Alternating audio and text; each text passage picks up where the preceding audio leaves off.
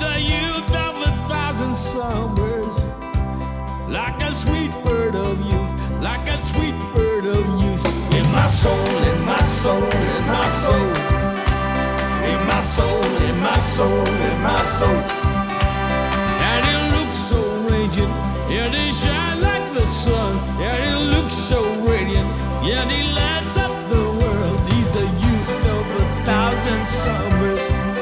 He's the youth of 1,000 summers.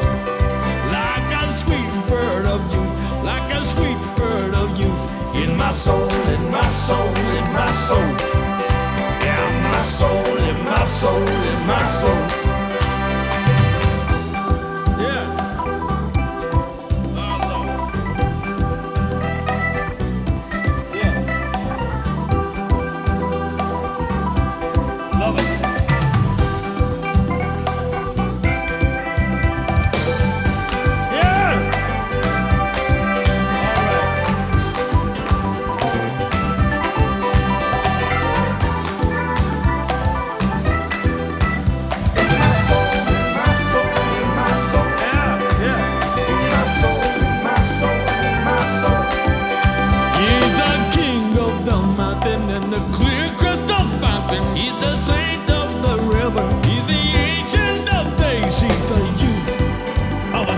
Summers, give the youth over 1,000 summers.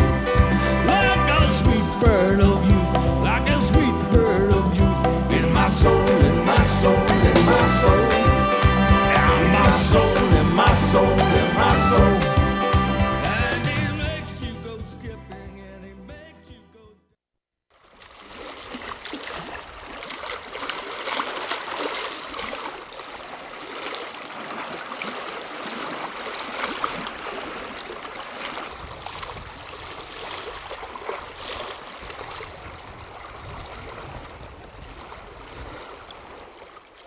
If a grizzly attacks, my strategy is to spray Sam with hot pepper and make my escape while the bear enjoys a Mexican dinner.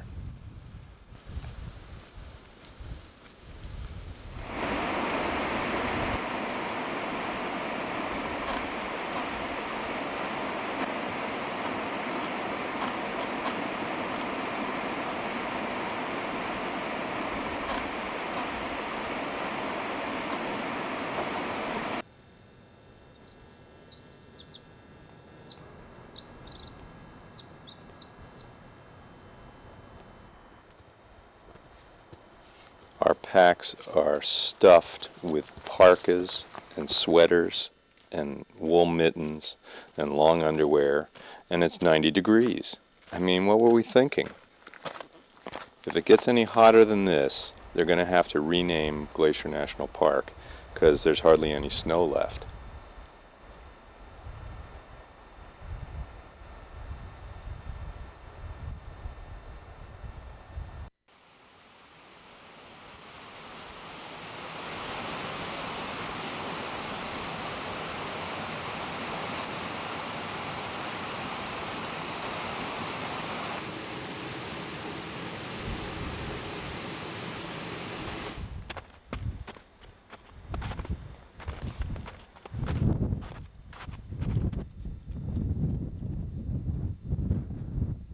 You know, I wish I could say that I was in the right frame of mind to appreciate the incredible terrain that we were going through, but we were so focused on the thirst and the heat and the weight in our packs that there wasn't really much room for thoughts about the beauty of the mountains and all the rest of that.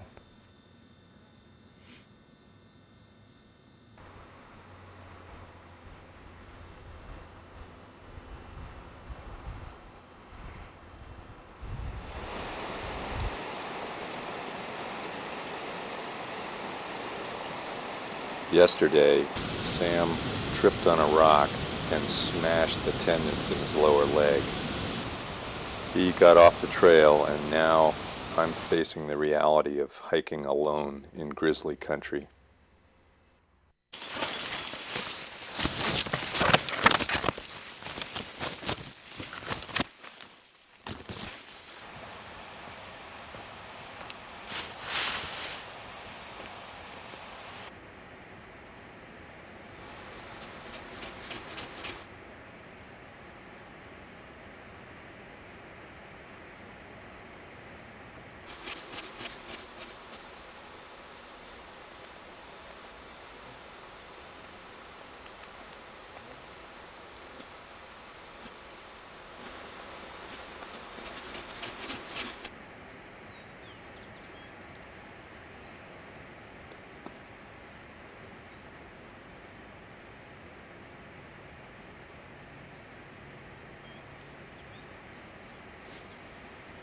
After seeing one bear, now I'm seeing bears everywhere, even when there aren't any to begin with.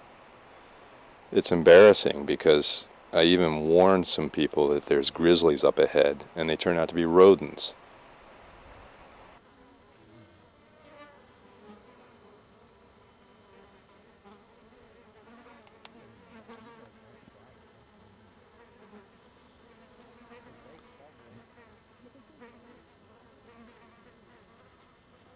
On the way into East Glacier, I was looking forward to not thinking about bears for a couple of days. But now I can see that that was wishful thinking because there's reminders all over the place.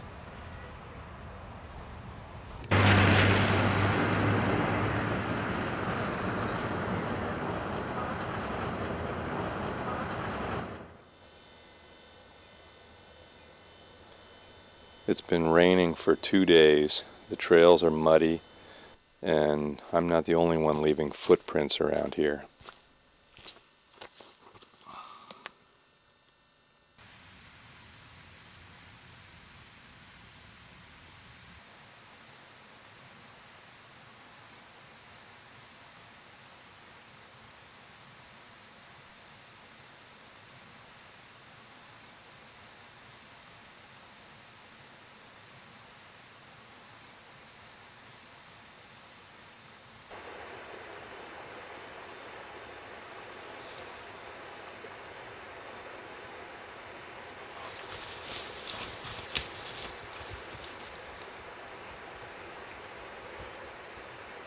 I've gotten into this pattern where every night I'm worried about a grizzly coming into camp and tearing into my tent.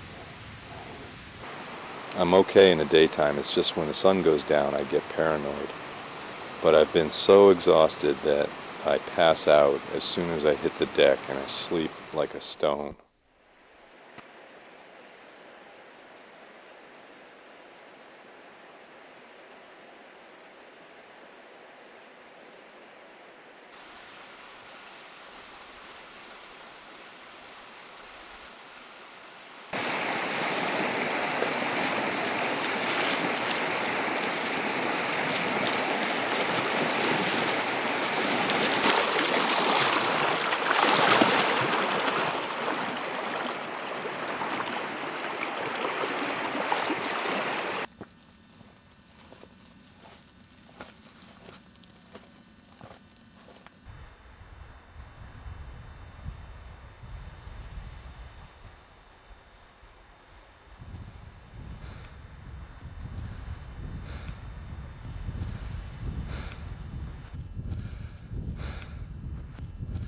I've been climbing all day.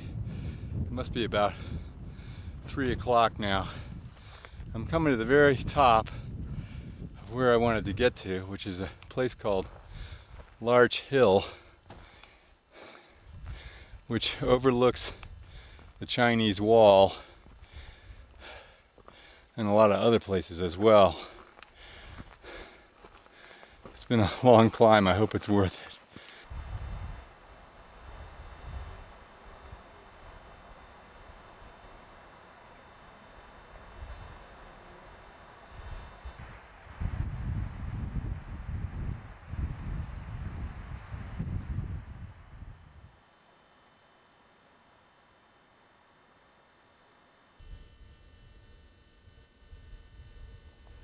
It's the afternoon of August 8th, and I'm looking southeast from Straight Creek Pass at more of the Canyon Creek fire devastation. It's like hellfire has been visited on this place. It's like walking through a forest of ghosts.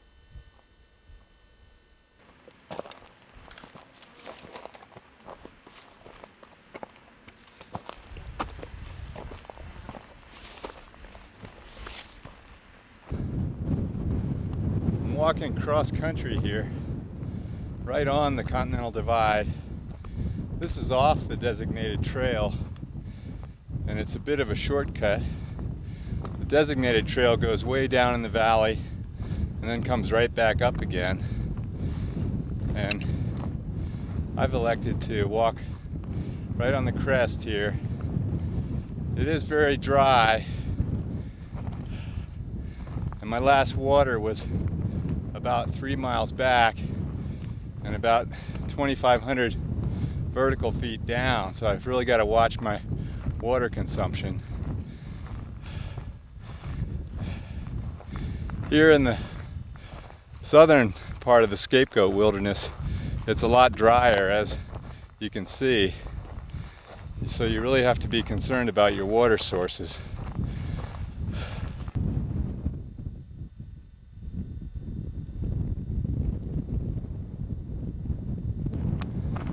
I've regained the designated trail after traveling cross country, and this trail is extremely steep. In fact, this whole day has been about as strenuous as I've seen on the CDT so far, and it underscores an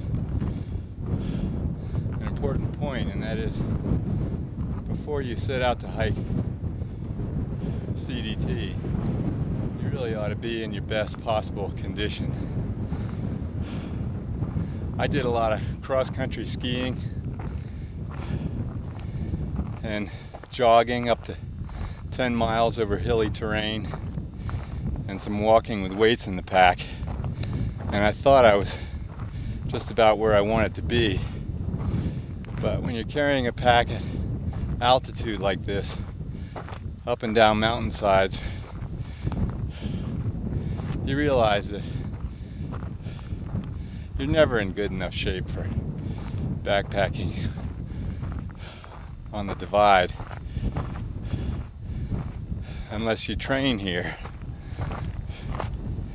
I live at low altitude, so this thin air is something new for me.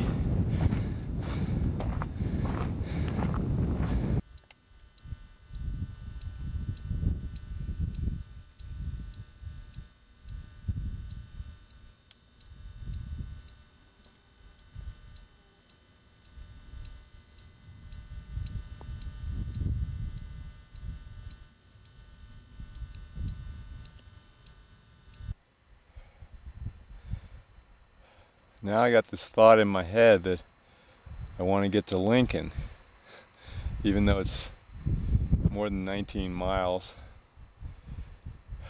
I got these thoughts of motel and restaurant in my head. It's pretty hard to shake. It's much cooler today, so I could hike a little faster, and there's more downhill than uphill. So there's a chance I could make Lincoln tonight. And after so many days in the wilderness, I am ready for burgers and salad and maybe even a beer or two.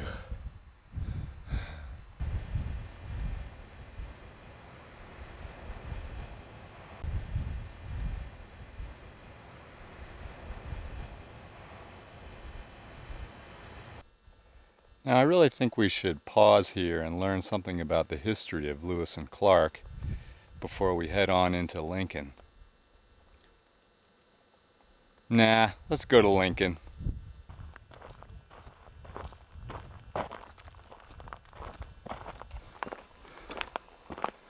Lincoln.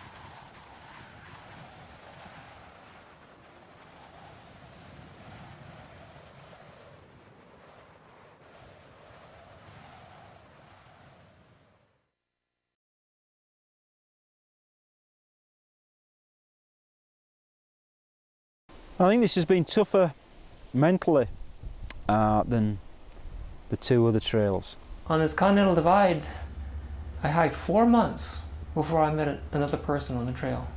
4 months went by. Yes, about 5 or 6 weeks in, Montana was just killing me. You know, here we are expecting a nice trail, and it was so much cross country, and I was getting so frustrated, and I was ready to quit. I would have quit, I think, had Sarah not been there. In the last 3.5 months, we have met 3 long-distance hikers out here. It's a long time to be out, 5 months. You know, it gets to the point where it's starting to be more like a job. And we've had a fair amount of more arguments and frustrations. More than anything, almost all of them are caused when we're lost on the trail. You know, you've felt in despair a little bit, you've not been able to find something, and you've been wandering around for a couple of hours trying to find a pass. I got it in my head that I wanted to get out of Wyoming. I didn't have anything particular against Wyoming, I just wanted out now. And it started to rain, and the mountains got higher, and I started fighting it, and basically I got a very bad attitude for about 24 hours. I've never really felt like giving up. There's times when it's been uncomfortable and I thought, well, it'd be nice to be home, you know, in a nice warm house and things like that.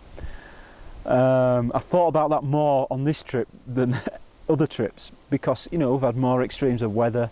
It's been pretty uncomfortable sometimes. I do think that mental preparation is probably one of the most important aspects of your whole preparation regime.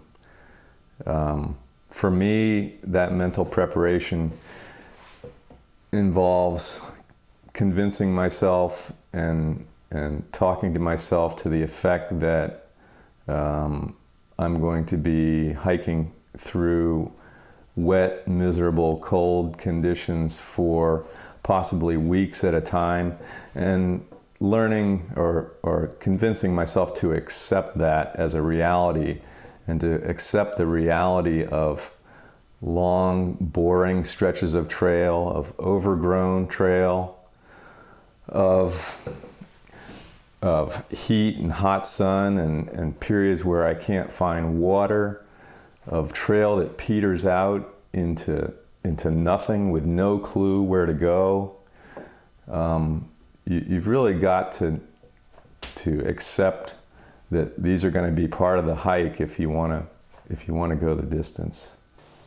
I just got to the point about a month into it where I just had to say, okay, this isn't going to be fun every day, and there are going to be plenty of days where I'm miserable or don't feel like walking, but that's part of the experience and you go with it. And just like anything else in life, you might not be having the time of your life, but you continue. And I think we would both say that we're glad that we've continued, even though we've had our share of really rough days. 80% of the time, it's going to be either too hot, too cold, too wet, or too dry.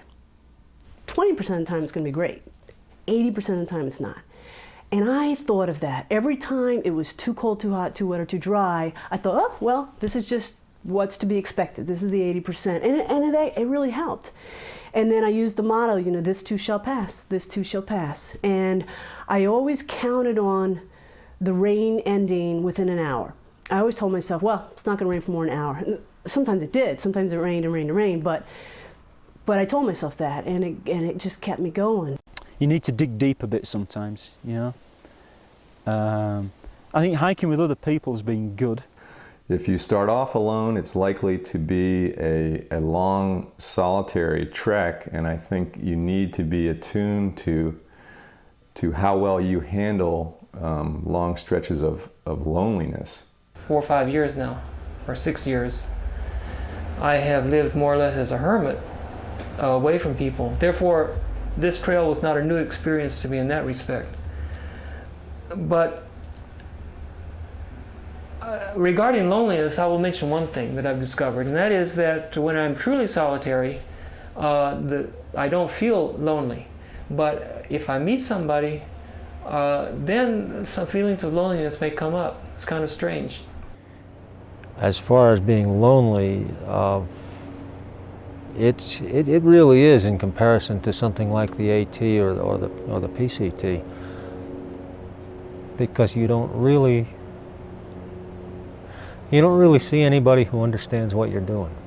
At first, I really believed that the isolation was one of the bigger attracting features to the trail. If one enjoys the outdoors, it's usually not the notion of a crowd or of even a small group of people. There's this sort of psycho-spiritual notion of getting out there and wrestling with the elements with oneself or one's partner. And the CDT seemed like it offered a lot of promise for solitude. By the time the thing was done, it offered too much promise for solitude. You're in a period of quiet that is soul healing, that restores your equilibrium. And I didn't feel oppressed by that solitude. I welcomed it. Your horizons are much greater than when you are solo and you're walking through the wilderness. You're not really limited. Your body is not the limit of your personality. You are really part of all the surroundings. And there is it's a larger dimension. I can't express it in words. You really need to experience it yourself. I think some people also make themselves lonely in the trail, and I don't know if this will exactly make sense.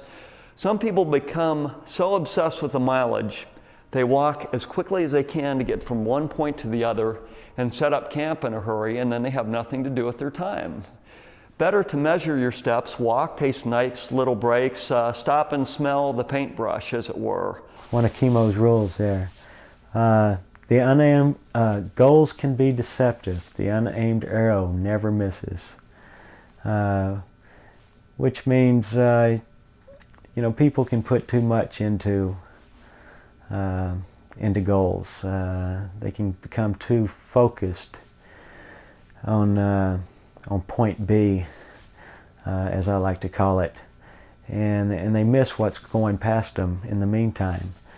And so if you focus less on that main goal of getting to where you want to get to, and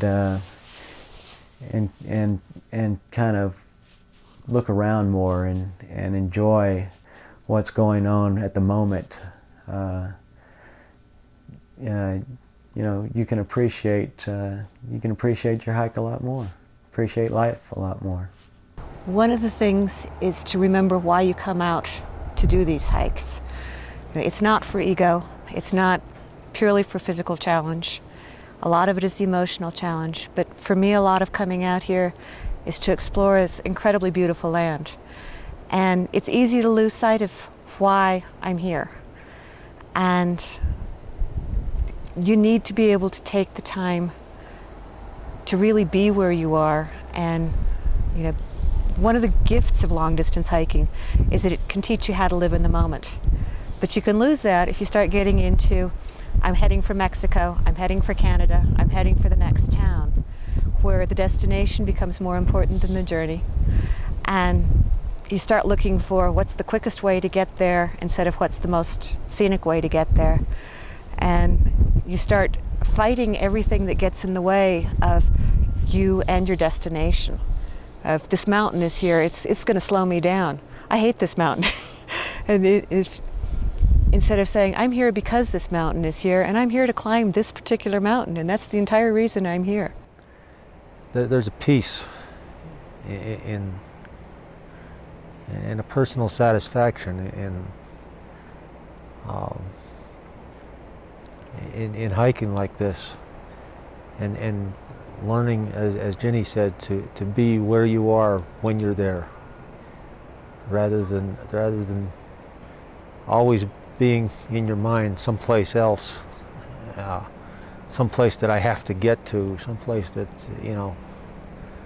and missing now.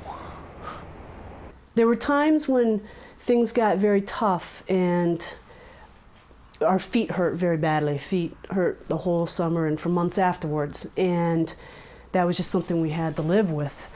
And sometimes we would sing, and we would sing for miles when the pain got really bad, and that helped a lot. And I've been a meditator for quite a while, and I actually had a form of meditation where I would observe the sensations in my body, and I got into a habit of doing that when I was climbing uphill, and that was really helpful. Long distance hiking and jogging have a lot in common as far as getting your cardiovascular system, your legs, everything going a certain tempo, a smooth tempo that maintains. And this enables you to get in what they call a runner's high. Enables you to concentrate more thoroughly, more deeply. I often go inside, maybe concentrate on, maybe my ankle's hurting, I'll concentrate on that ankle for a while and think about it, and it's amazing how much better it'll feel after that. About halfway through the summer, we had done about 1,000 miles. We just snowshoed off and on for 3 weeks in Colorado, and that was tough. We ended up taking a 3-week break for a family reunion of mine, and then we got back on the trail, and we were fat and sluggish when we got back on the trail, but it was good. I think it was really good, because before that, it was starting to get to where you wake up in the morning and you're like, you know, you don't really want to get up and hike 18 miles. And the only time I felt that I got to push myself out of bed was right before the 3-week break, and then near the very end of the hike. So it seemed like I could go 2.5, 3 months before I started hitting that kind of lethargic feeling about hiking. You hit a low point now and then,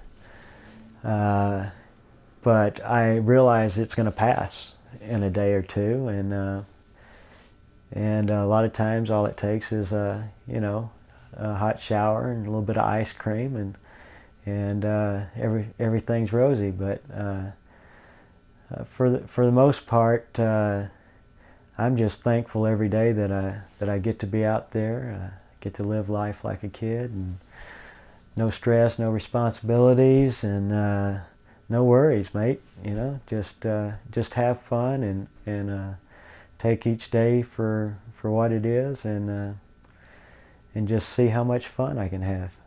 If you feel that you're not enjoying yourself, stop, examine your basic premise. Why am I out here doing this? Take a day or two off, try to get back on the trail. But if you find that you're not enjoying hiking, then get off the trail, because life's too short to pursue something that you don't enjoy doing. And you should only be out hiking the mountains for 2 reasons I look at it. 1, because you enjoy walking, and 2, you love the mountains. Or we can simplify and say because you love walking in the mountains.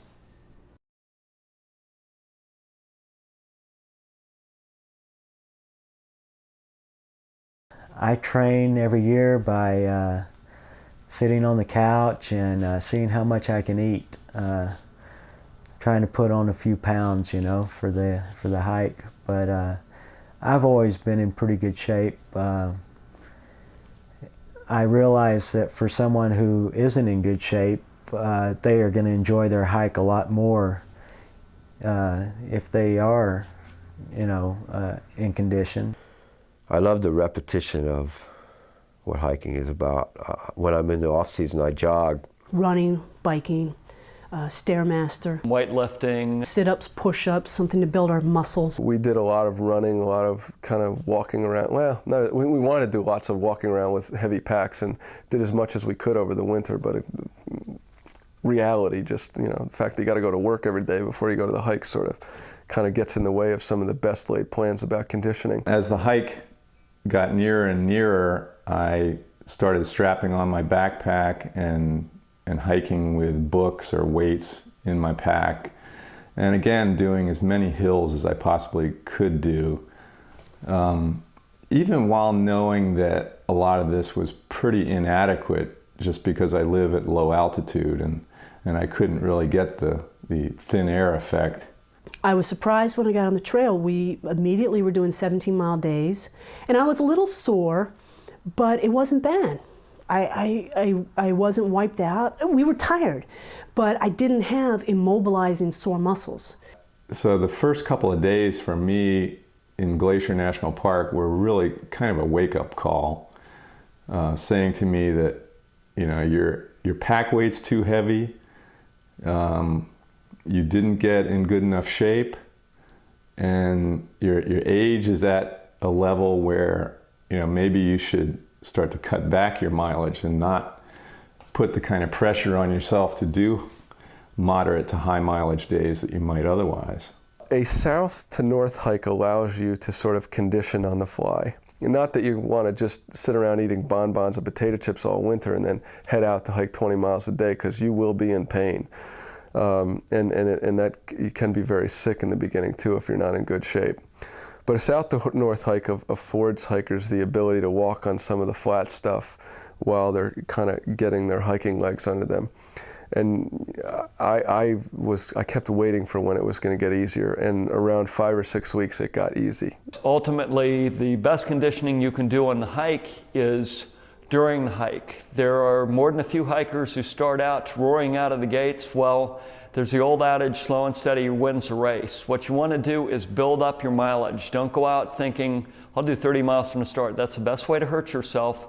Condition as you go. Start slow, build up to your mileage. Maybe start doing 10 or 15 miles a day, and then over a course of a week, add a couple miles. But don't go out there intent upon doing 25 miles a day, because two things are going to happen. Is one, there's a good chance that you're going to sustain an injury because you're forcing your condition, your physical condition, too fast. And two, if you move too fast in the CDT, you're going to be heading into the bad weather. You got to give the snow a chance to melt and everything. And I guess the other thing I would say is you want to give things a chance to happen naturally too. So don't hurry life too much in this. Condition up to it.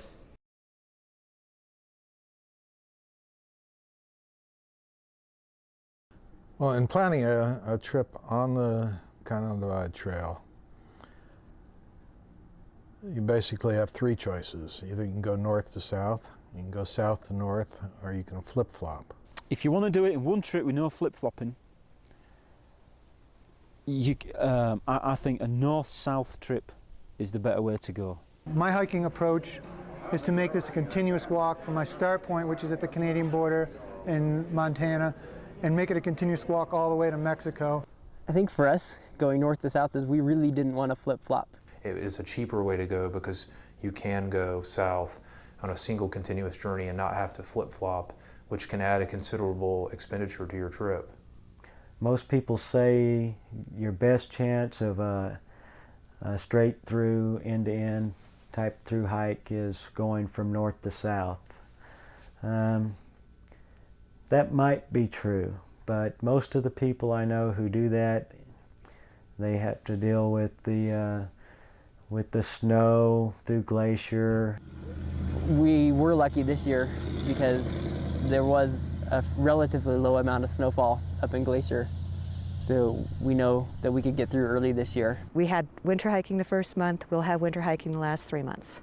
Then they have to take a lot of shortcuts and, you know, race to get through southern Colorado. And before the snow hits there. There's certain parts I don't think anybody did this year. You can do the Anaconda Cutoff, which cuts out a loop of the Continental Divide that goes around Butte, and that would save you 300 or 400 miles. Haven't quite decided on whether to do the San Juans or Creed Cutoff. Probably going to do Creed Cutoff because of so late in the year. They're already getting snow. As to what to do in the Great Basin, depends what you want to do, you know. The dash straight across the centre is quicker, but it's problematic with water. Then you go through the Great Divide Basin in the hottest part of the year in August, another disadvantage of the southbound hike. Fording some of these streams in early season, if you're going north to south, could be really treacherous with high snow melt.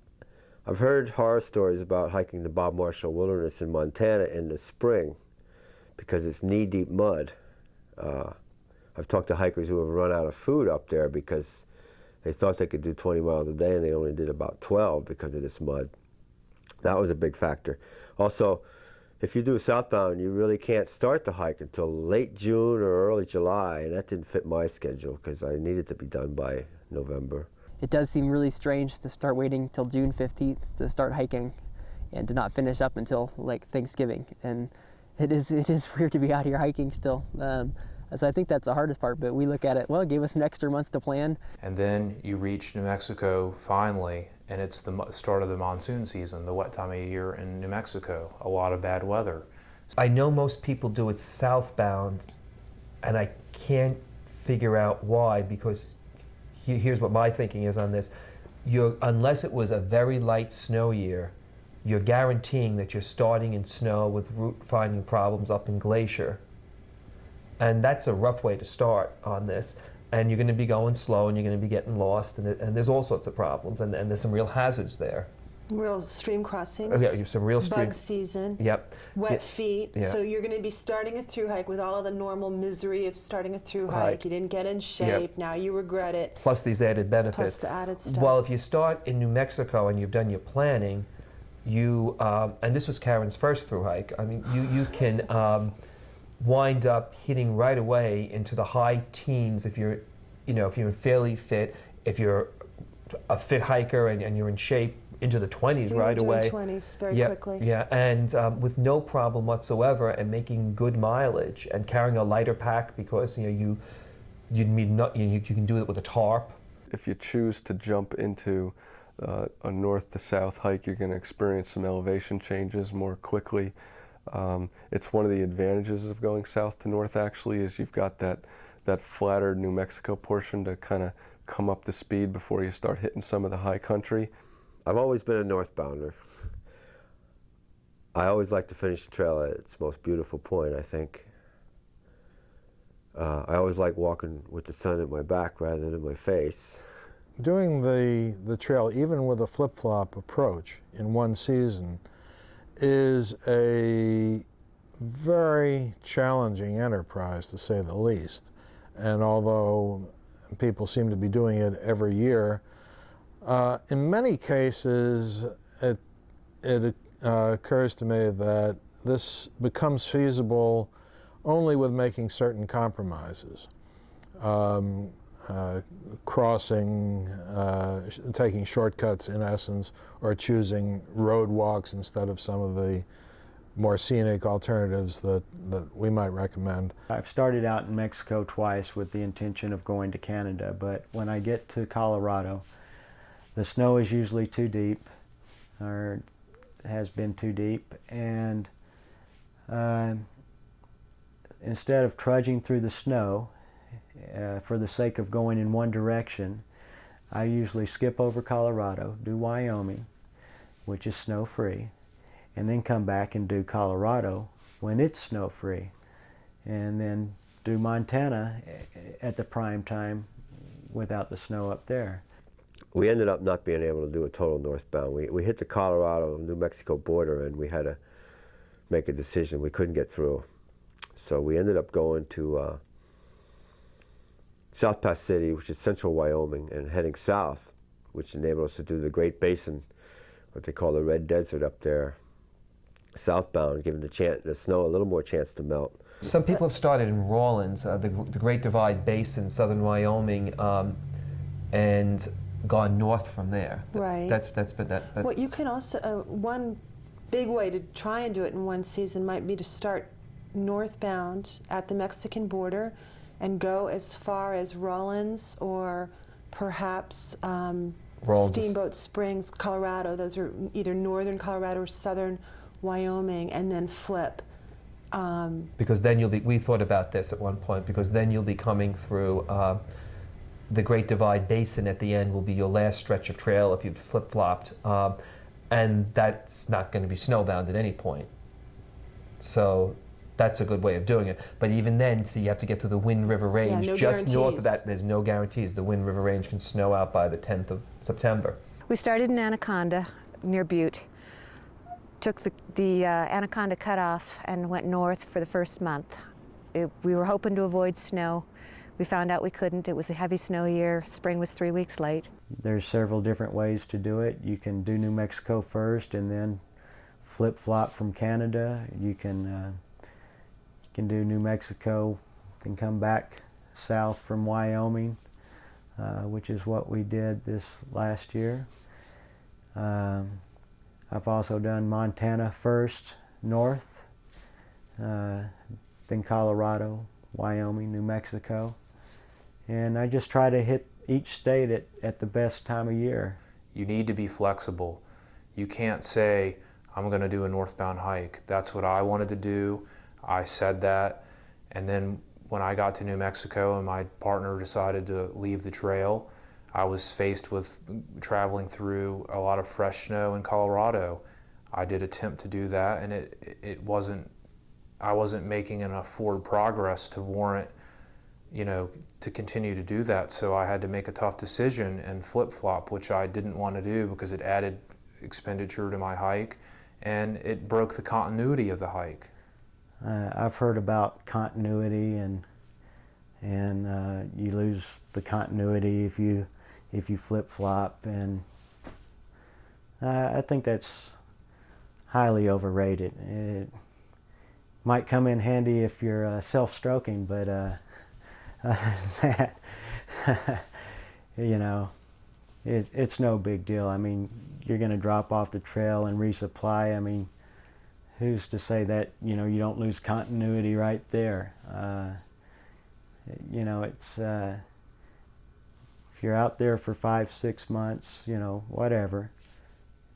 You're out there for 5 or 6 months. If you walk every step of the trail, matter of fact, most people who flip-flop walk a heck of a lot more of the trail than these people that walk the roads and take the shortcuts in order to boast that they did it in one direction. The choice I made was to bypass Colorado as a leapfrog, and then to do it after I had completed the northern portion in Colorado in a southbound direction. The result of leapfrogging is probably not as psychologically satisfying as doing a continuous trail from one end to the other. When I reached Canadian border, I really couldn't claim I had finished the trail. I hadn't finished it, even though I was at the Canadian border. And conversely, when I reached Cuba, New Mexico, finishing Colorado southbound, I was at neither border of the continent, so it didn't feel the same. The other way to do the trail is to do it over 2 years, and then you can do everything that you want to do. If you choose to break it up into pieces, even in 1 year like we did, we broke it into four manageable pieces so that we could just literally hike the high country. We wanted to hike the high country, so we decided to divide it into pieces so that we could get on into those high hills when the snow was gone.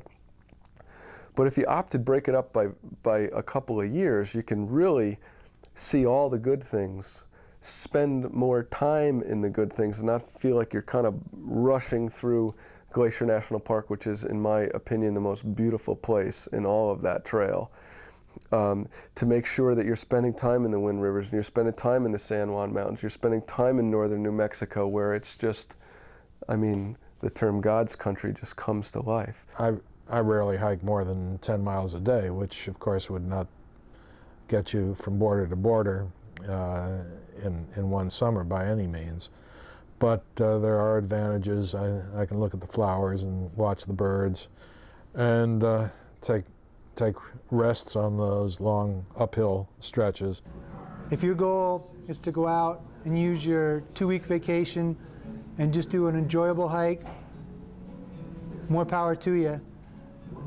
What I'm looking to accomplish here is a walk from Canada to Mexico continuously, primarily following the Continental Divide, being on the divide where it's feasible. It's not always. Dropping off the divide where it makes sense to resupply or to skip a section where mining, logging, or gas wells are. When someone gets it in their head, well, I'm going from Mexico to Canada or Canada to Mexico in one shot no matter what, they start to sacrifice things right away. Like skip the South San Juans, which are wonderful, glorious, some of the best hiking I've ever done in my life, are very slow, and the trail does a 270-degree arc, well worth doing. But if you're saying, well, I got to make tracks here, the tendency is to cut that arc by going straight up on some Forest Service roads and some lesser trails, and you're throwing away some very beautiful things. Or they say, well, the hell with the planning in New Mexico, I don't have the time, I don't have the money. And New Mexico was wonderful because we had a backcountry route we didn't have.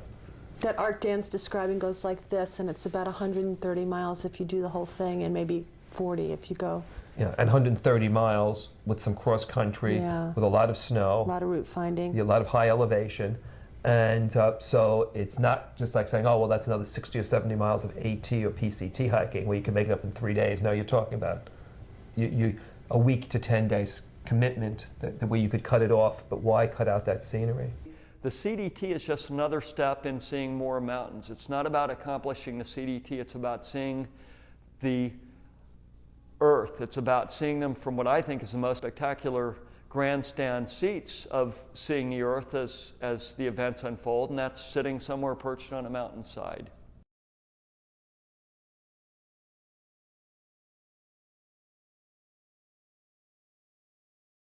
"5 months is really the limit that we see as reasonable. I know that people have done it in 6, 7, 8 months. People have done it in 4 months.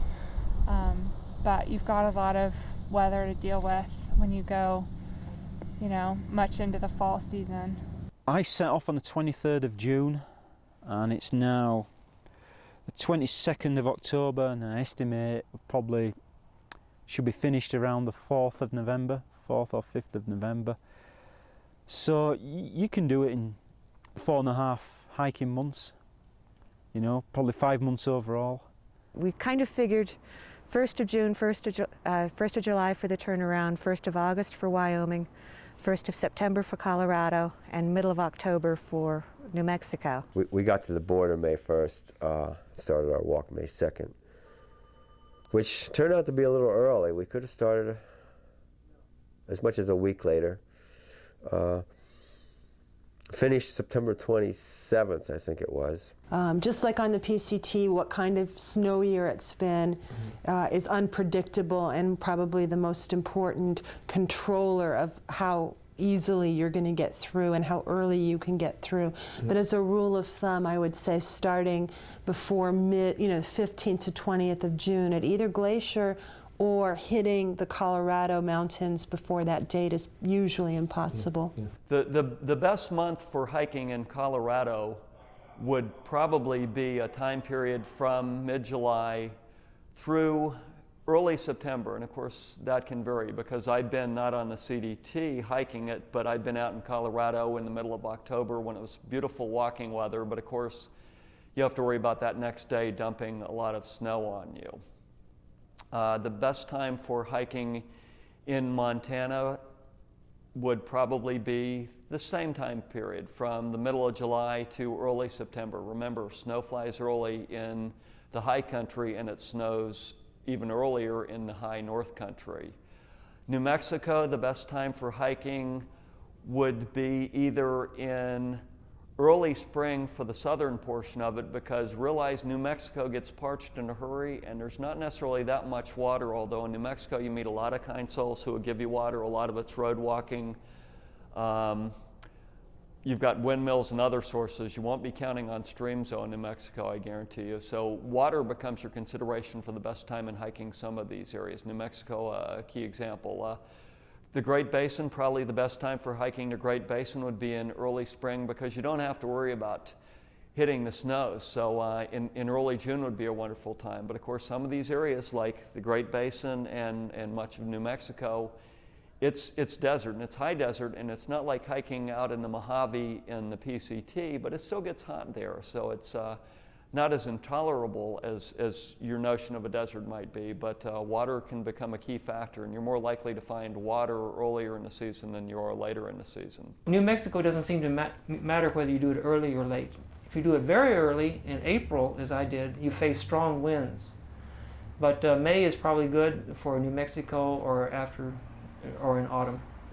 My thru hike commenced on the 11th of July, which is a little late, but due to record snowfalls for the last 27 years up in Montana. Had to wait till about then to get a clear trail. I wanted to hike the Highline Trail in Glacier National Park, which is the CDT trail there, and so that's why I had jumped to Butte and gone north instead of starting at the Canadian border and just going south for everything. As it turned out, I was there August 2nd is when I hit the Canadian border. So I was hiking through Glacier right at the end of July, and the Highline Trail was not yet cleared. I chose to do a major section of Montana starting in late July and August when the mosquitoes were down and the level of the streams was down, so fording was not a problem. And the weather, unfortunately for me, was quite hot and dry during that period, so I encountered some problems with water and dehydration.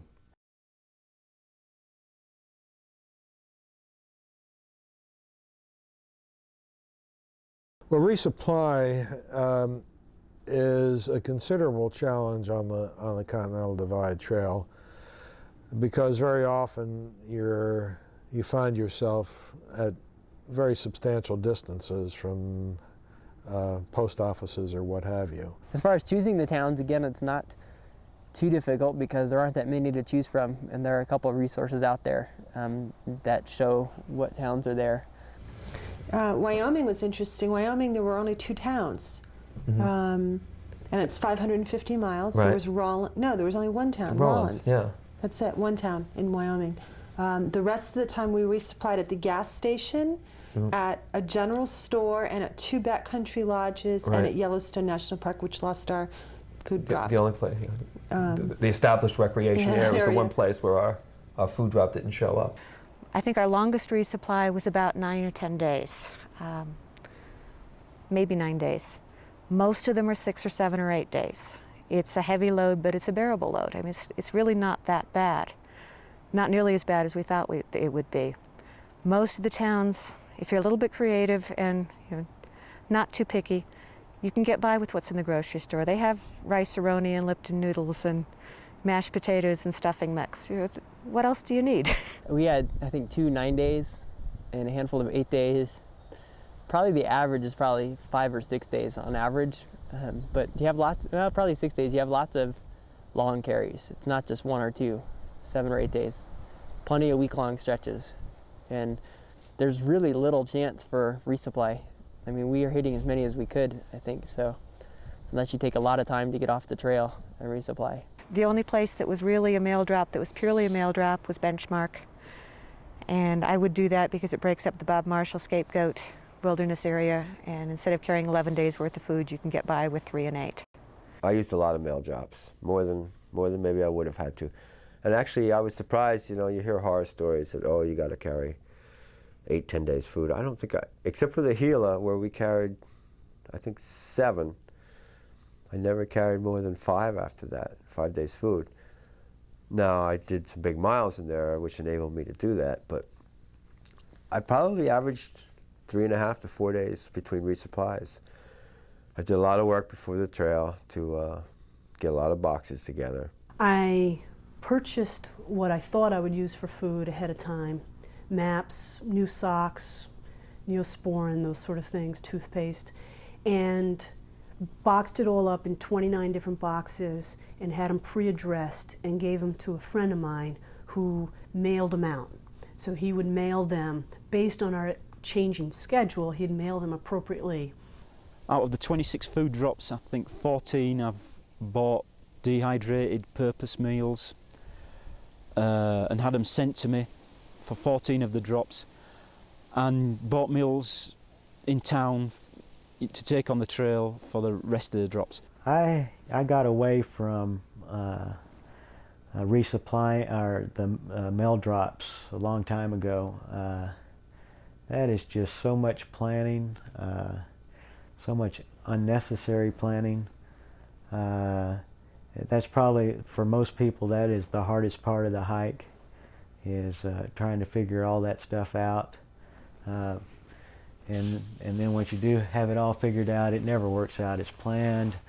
You get tired of what you have in your box, and that's why hiker boxes are usually overflowing. But what I do is just resupply in towns.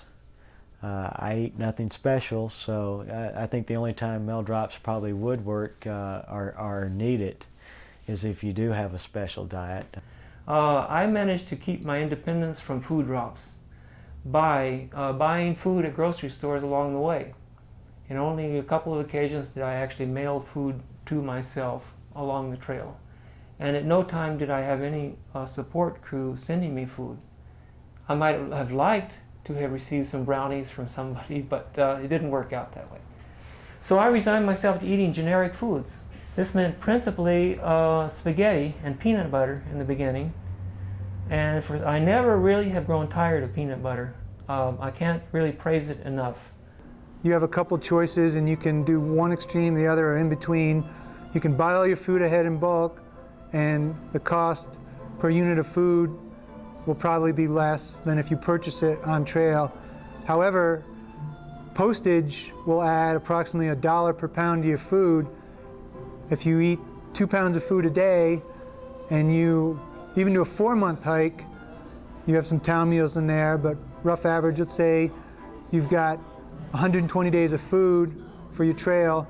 That's 240 pounds of food. You might be going through $240, $250 just in your postage to get it there. So another good option, where it's feasible and for variety's sake, is to purchase your food in town. When you reach a place or know of a place ahead that doesn't have the full selection of what you want, I recommend boxing up something in that town and mailing it ahead to the post office or care station. Twin Lakes, Colorado is a very, very small town. All they have is a little tiny grocery store and a lodge. You know, we bought in Steamboat and sent it on down. It gets a little bit more complicated that way, but you know, so far it's worked. You can't just assume if you're mailing something to a post office that this post office has ever heard of the Continental Divide or ever seen a Continental Divide hiker. So like you wind up writing away to all of them. I wrote a form letter and it said, yes, we can hold your package until you arrive. Sorry, we can't do this, because by law they only have to hold it for so many days. And I gave them a stamped addressed envelope, and I got back the answers from all of them. And only one or two said, no, we have no space and we can't hold packages that long. And since you're going to lose time and get off route, you know, you do need that flexibility. So you have to figure out that, no, on the other end is some entity holding this package, you know, that's definitely going to be holding it for you. I developed a system later on where I had a pile of goodies that I wanted to have when I was in town. So for example, my Tevas and a cotton t-shirt, toothpaste, I didn't carry any toothpaste on the trail, toothpaste, a brush, and actually not a brush, a comb, a particular book I was reading, a magazine that I wanted to read, an article, and I got in the habit of, I'd pick it up at the mail post office and I would use it on my town stop, and then I would package it back up and send it to the next town stop. So I had those same things at every town stop, and that worked really well. When you mail first class, you're buying a service, and one of the services you're buying is free forwarding. Well, what you could hypothetically do, and there's nothing illegal, there's nothing morally wrong, take a box with extra clothing in, maybe an extra pair of boots, maybe some spare toothpaste if you think you're going to need it, maybe an extra sweater, maybe some extra socks when you roll through socks and you finally start to wear out the back of your sock. You mail it up to your next town ahead. I mail it up from Cuba up to Chama. I find, well, I don't need anything in this. So what I'm going to do is change of address with the post office. That way I'm not opening the box. I give my change of address and they will forward it up the line to the next city as long as you don't open it. I went through about 5 pairs of shoes or footwear on the trail, and when mine started to break down, I would just call and order another pair and have them mailed to my next stop. That's why the planning is important, because you don't have a book telling you where the backpacking stores are just off the trail. Like, there are no backpacking stores just off the trail in almost all circumstances. So you have to be sure you've shipped yourself the right equipment, and that you've done a reasonably good job of estimating when is it you're going to need that warmer bag or that lighter bag, depending on which direction you're going in and what's going on, because there is no access to all of this gear.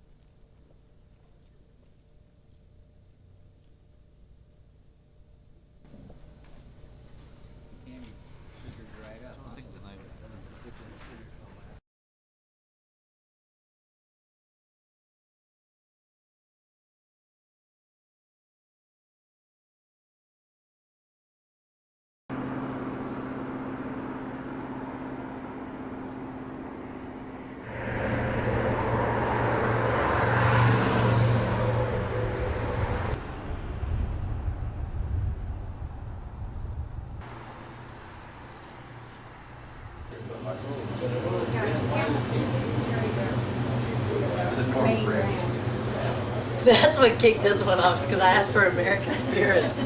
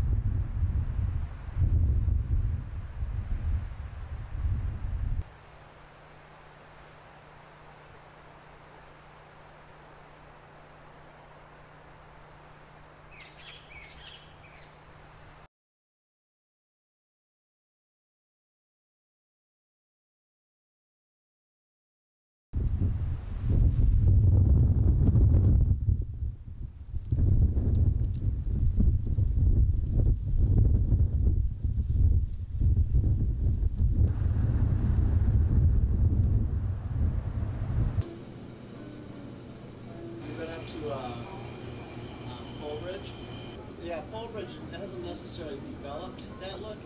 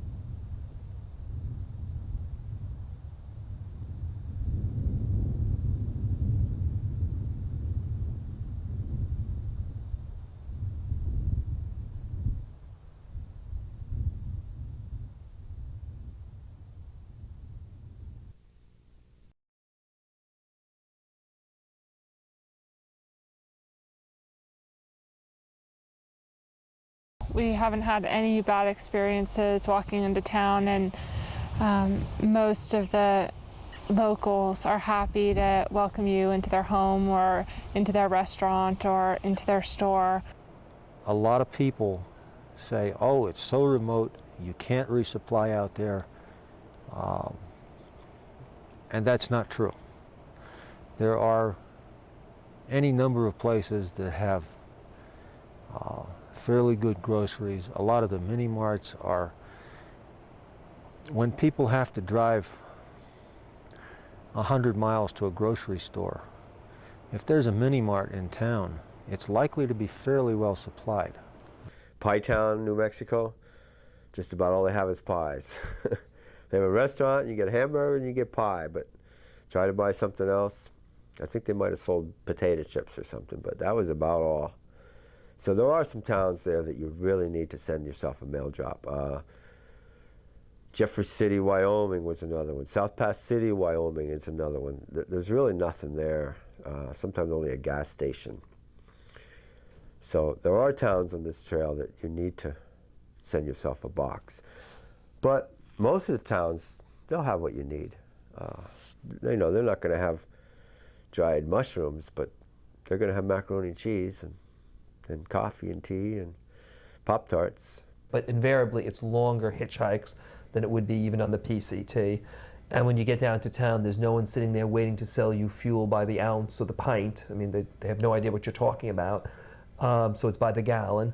And there's no place that is there to service the need of thru-hikers who has the right type of food and the right type of equipment, because there are no thru-hikers. So, it's kind of a fun adventure, but again, it's time consuming. What you tend to do is you have far fewer town stops, certainly than the AT or probably even the PCT, but they're longer. They're longer because it's been so long since you've been in a town that you're going to spend 2 nights there, if not 3 nights there. There are a couple of places where you have a choice between a local lodge that will take your mail drop or going 30 miles into town. As it's turned out, I think most of the time you really would rather go that 30 miles into town anyway, because of partly what Jim talked about of being, you get so hungry. And no matter how much food you carry, going into town and having a real meal, or preferably 3 real meals, and a hot shower and doing laundry is worth the extra time it takes to go into town. And so like Du Bois, Wyoming, Lander, Wyoming, they're way off trail. But if I were doing it again, I'd schedule those towns. I find the biggest challenge to stopping in town is what am I going to wear while I'm washing my clothes? I think that is probably the biggest challenge each time. Which piece of clothing is going to stay dirty this time, or am I going to wash in the sink? Or who's going to stay in the room naked while the other person runs out and washes the clothes? And which one of these many restaurants that have been recommended am I going to go to? Because, God, I don't want to go to the wrong one and miss the best food in this town. There's just so much to do. You go to the laundromat, do your laundry, stop at the gas station, go to the unleaded pump, fill up 8 cents worth of fuel, go to the grocery store, buy the peanuts and the jerky and the, Chucky Alarms, Lucky Charms, what I knew I'd want to fill out my food bag, make phone calls, pull out my maps, figure out my route, trim the maps. Boy, there was just so much to do. What can eat into your budget is a town stop. You come in, and all you think about for the last 3 days is what you're going to eat, and you're going to pig out, and you have to pay for every item you order, and you end up with a $30 food bill, which can easily happen. Or you get a little more trail-wise, and you end up in a nice plush establishment like this Pizza Hut, where you pay $5, and you sit here all afternoon, and you just keep eating. We've actually found laundry and camping or hotels pretty much everywhere on this one, which has been surprising. I would have thought it would have been less so because they're not established as hiker towns, but it's been pretty convenient that way. We kind of thought these are small towns out in the country. They can't be anything like the big city prices back east. And we found out that actually things are a lot more expensive out here. Not so much sometimes the grocery stores, but the restaurants, hotels and things like that. And we found out from talking to people that the problem is they have a 3-month season to make all their money to live on for the entire year. And so during tourist season, yes, they'll add an extra $1 or $2 to the price of a hamburger. And it is part of the game that, you know, if they're going to stay in business, you have to pay what the prices are. Town stops were not restful at all. They were very busy, and I looked forward to getting back on the trail. But it seemed like every time I get back on the trail, when I was alone, I'd have a little accident on the first day. It just started to spook me a little bit. Like I had to get my animal instincts back, almost like I had been tainted in town. Not tainted, but sluggish and fat. And I'd get back on the trail and I'd slip in a stream, you know, or something. Or I remember one time I got a cut on my leg. It always happened on the first day out. And it was almost like that needed to happen to get me back on edge, like get me to be just vigilant and cautious and careful and smart and get my sixth sense up. I'd be like an animal out there. And so anyway, I was just kind of peculiar about town stops.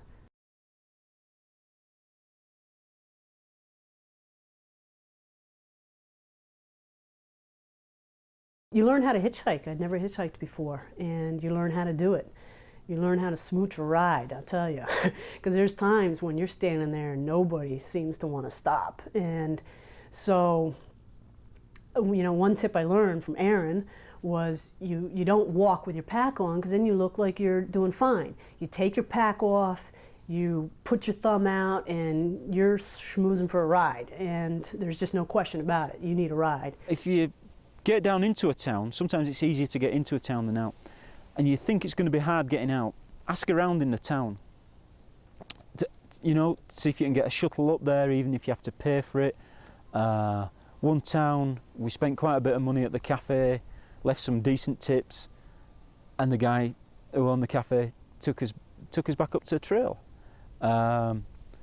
We had a couple of rides off government agencies, who shall remain nameless because I don't think they're supposed to do it. A sign, I think, helps, especially when you're coming out of town. Wisdom was our longest, I think, 43 miles one way. So literally it's a 2-day hike if you don't catch a ride, but you catch a ride. Wyoming, it's just there's just not that much traffic there. There's not a lot of people live in Wyoming, so you might wait a long time between cars. Montana, same way. You're up in these areas where there's not a lot of traffic at all. I remember going into Leadore, Idaho.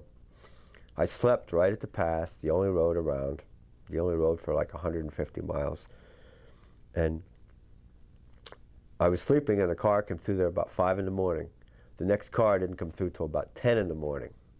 Just be aware that some of the roads that you come to at the passes are dirt roads and very lightly travelled. So allow some time for getting rides. I think you'll get a ride eventually. People, generally speaking, are pretty good. They'll help you out if they can. You know, the big thing is when you're hitchhiking, don't take it personal.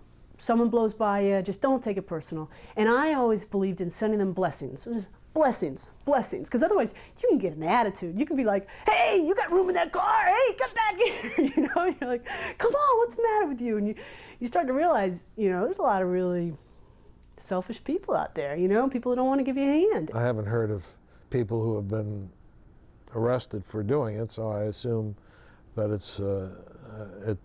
at least is tolerated. Of course, whether or not it's safe depends upon your own individual perspective. You don't want to offend people, but if there's a ride you're leery of, I wouldn't take it. I would make up a story. I would say, well, you know, I need to wait for my friend, or, oh, geez, I just realized I left something back there and I need to go back. But, you know, don't be afraid to offend someone. Intuition's sometimes a good thing, and that holds true for hitchhiking. But on the other hand, on the positive side, there are a lot of nice people out west. It might take a while for them to pass by and for fate to make your paths coincide, but they will stop for you, and they'll go out of their way to help you in many ways. I did not hitch at all, never at any time. I would walk into town.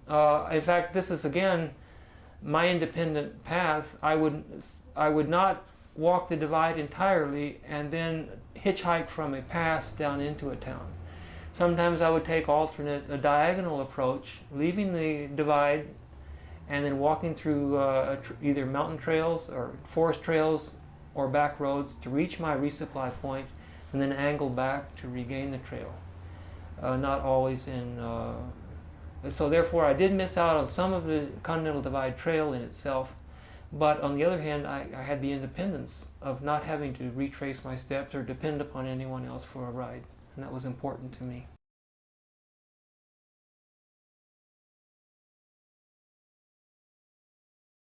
To get to the starting point at Waterton Lakes, you can either fly into Kalispell, Montana, or Great Falls, Montana, and get ground transportation to the trailhead, or you can also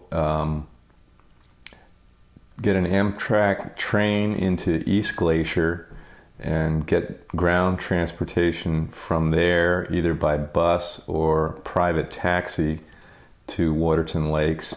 Another option is to fly into either Calgary or Lethbridge, Alberta, and arrange some kind of ground transportation from there to Waterton. Train travel to East Glacier is a good way to go. From there, you can stay just across the tracks at the Backpacker Inn near the Mexican restaurant. And my approach was to hitchhike up to Two Medicine with Bill Gurwell. We got there early afternoon, squared away our permits, got a ride back, had a good meal, hitched a ride up to the Canadian border the next day, and we're on our way. Tourist buses will take you up to Waterton Park in Canada. The season for that, you might need to check if you're going to be there at the very beginning or very end of the season. And then they have the coaches that go around and will take you around to the international border, and even depending where you want to start up there at the international border at Chief Mountain or at Waterton. It was difficult to get a ride out of the Canadian border. The only thing I could find, there was no buses that go up there. The only thing I could find was a tour that was coordinated by a tourist hotel in East Glacier, Montana. And so we got picked up by this tour bus, which was a cute red bus that didn't have a top. It was like a convertible, and there was all these tourists in there. We tried to clean up a little bit before we got in, and we got a tour of Glacier National Park on our way back down, which was a nice little treat. So it cost a little bit more, but it was a fun tour. And we got back down to East Glacier. We were trying our best to figure out how to get out of there, and we had called the train station. There was a train that left each day, and the train would get to, I think, Whitefish. But then there was no bus from Whitefish to Anaconda. So then, then you'd have to somehow get from Whitefish to Kalispell, and then in Kalispell pick up the bus to go to. So it was really not simple. Most people try to go in from Waterton Lakes and then climb up and go on the 50 Mountain Trail. If there's too much snow up there, you could go in at Chief Mountain. You don't even have to go into Canada and go down the Belly River, either over Red Gap Pass or, if it's possible, through the Ptarmigan Tunnel, which is a great trip. So you know, there are ways around things. You know, don't be a little bit flexible. You know, it tends to get bad weather up through Waterton Lakes, up those valleys, and that's where we got snowed out. Now on the south end, as I said, there are two options. Either consider yourself starting the trail at Columbus or at Antelope Wells. If you're starting at Columbus, you're quite close to Deming, which is on the interstate. If you're starting at Antelope Wells, I guess Lordsburg is probably the closest city. I think that's on the interstate as well. And then you have to figure a way to get down to the border. And I think it's easier to get to Columbus than it is to Antelope Wells. Columbus is probably a more scenic route. It lends itself more to resupplying. There's Antelope Wells. Antelope Wells remains more close to the divide. You can get public transportation probably easier to Columbus than you do to Antelope Wells, because Antelope Wells is in the middle of nowhere. You could lay in the middle of the road there for 4 hours and no one would hit you because traffic there is very sparse. We drove from New York to Chalma, New Mexico, which is on the Colorado border, and had made arrangements with the motel owner to leave our car there. Then I had a friend who lives in southern New Mexico come pick us up, and he gave us a ride to the border. I started in New Mexico. Through no planning of my own, I flew into Albuquerque, which was my plan, but fortunately I had friends who had lived in Salt Lake who moved down to Socorro, who were kind enough to take me down there. But to get to this Antelope Wells is not easy. You could take a bus to Deming, and you could hitchhike, or you could have somebody drive you down there. There's no easy way that I know of to get down there. We had a friend come to Deming. 4 of us met in the Deming Motel over a 3-day period. That's where we grouped up. And a friend came over with a car, and one guy, his father, came over, and we had 2 vehicles, because there was 7 of us to start, so we had 2 vehicles take us down there to the beginning.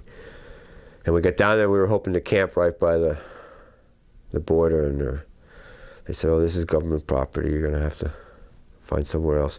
So we ended up going 7 miles to a windmill, and camping there that night.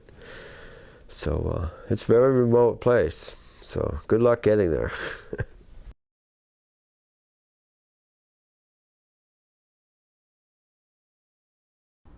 I never would have gone if I hadn't been going with my husband. I wouldn't have done that. I just would have been too intimidated by it. I don't know if I would do this trail as a single, to be quite honest. I thought at one time that I could, and maybe I could have back then, but that was, you know, a few years ago. I can't imagine hiking a 2,600-mile piece of wilderness by myself, just because of my own makeup. I just simply can't imagine that. I prefer hiking with a partner, and on the CDT, I highly recommend that people don't head out by themselves unless they're really attuned to their own thoughts and can in the long haul know that they can tough it out on their own with no other resources to draw on. A lot of hikers that are southbound, especially, or doing sections, will start with a partner up north for the snowy sections and for the grizzly bear sections, or we'll have a partner to go through Yellowstone because of the grizzly bears. The more people you have, the more noise you make. And it is provably safer to have somebody with you. You know, mentally, it helps a whole lot to have somebody on the bad days, or on the really good days when you stand on top of a mountain and you want to shout your hallelujah. It's nice to have somebody that understands that. Sometimes it was her that would get low and I would bring her up, and sometimes I would get low and she would bring me up. We only had to carry 1 stove, 1 tent, and we could reduce our weight accordingly. Even something you wouldn't think would be much of an issue, fuel consumption. I mean, when you're cooking for 2, you're going to use less fuel than if you're cooking multiple meals for 1. There's so much to see out here that 2 eyes are better than 1, so we always hike within 10 or 15 feet of each other. When you're dealing with navigation problems, it can be really helpful to have somebody saying, well, I think it's over that way, not over that way, because the 2 heads or 3 heads really do help. I wouldn't set off on a long distance hike with someone that I had not spent a reasonable amount of time in a tent with. I mean, imagine that you're in a snowstorm somewhere in northern Montana, and your food supply is low. You've been boiling snow for water. You've got quite a ways to go to the next town, and the person laying next to you in this 3x3 cubicle is bugging the hell out of you. You need all of your resources to dedicate towards the hike, and if you're constantly psychologically distracted, it's not going to work. He got us up earlier than we were happy with. He had to start later than he was happy with. I loved making miles. I loved just getting up and hiking and hiking and hiking, and I didn't want to slow down for anything.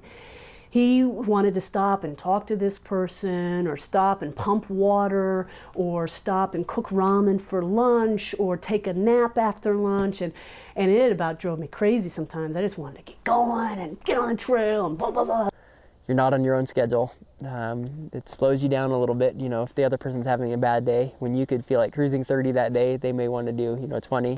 In the beginning, I would hang back and she would go first and we would hike at her speed, and that worked. And then toward the end, we were working out where it was okay with her for me to get there first and for her to follow afterward. But we had to keep changing our approaches to dealing with the speed issue. I mean, when trying to keep up with him, you always felt like you were running a race. And that was hard. And for him, he spent an awful lot of time sitting on his backpack waiting for us to show up around the corner. My pace and my partner's pace happened to be just about the same, and we were able to go the same mileage and got along real well. I'm slower on the uphills than she is, and she's slower on the downhills than I am. Big deal. You learn how to compromise. You make compromises. And that can become a very, very wonderful experience when worked out properly. Communication is most important. I started hiking with HH, Hungry Hiker. We hiked probably more than half this trail by just the 2 of us. And we would sleep at night in the same area, and we would usually eat lunch in the same area, but we were still on our own most of the time. Everybody has their own hiking speed. Didn't hike together a whole lot unless we wanted to talk, or sometimes we'd go separate ways for a few days and meet up in a town for one reason or another. But all my other hikes I've been with people, and this is the first hike that I really spent a substantial amount of time. I'm talking maybe I went 600 or 700 miles by myself on this one. Turned out to be something different and nice because it was different. Something I always wanted to do but was a little afraid of, as a lot of things on this hike were. Then I made the mistake of inviting a friend to join me in the San Juans because I was a little concerned about snow hitting me in the San Juans and doing it solo. And I'd made these arrangements way early when I was just starting to hike solo. I think if it had happened later, there's no way I would have planned this. But I invited a friend out from the east to hike with me, a woman. We'd been friends for a couple years. We'd never done any backpacking together, but we'd both worked for the Appalachian Mountain Club as ridge runners, backpacking along the trail. So I figured she's a backpacker. I tell you, through hiking is not backpacking. It's just not. And it was a big mistake. I mean, I was cruising on 20, 23 miles a day. She comes out, she has never hiked, not backpacked, she's never hiked more than 12 miles in a single day. Oh my gosh, this was torture for me. I met 3 wonderful people that I hiked with, and I wouldn't have traded that experience for the world. On the CDT, though, it's hard to find people. I was very fortunate to find people. There are not a lot of people hiking out there on the CDT. It's not a set route. So don't think you're going to see people hiking the same trail, because they're not on the trail necessarily to start with in great numbers. They're not taking the same route as you. Even if they are, they might have cut off on a different trail. So, you should probably prepare yourself to the fact that unless you plan ahead and try to find a partner, you might not find one, because there are people that don't see hikers out there.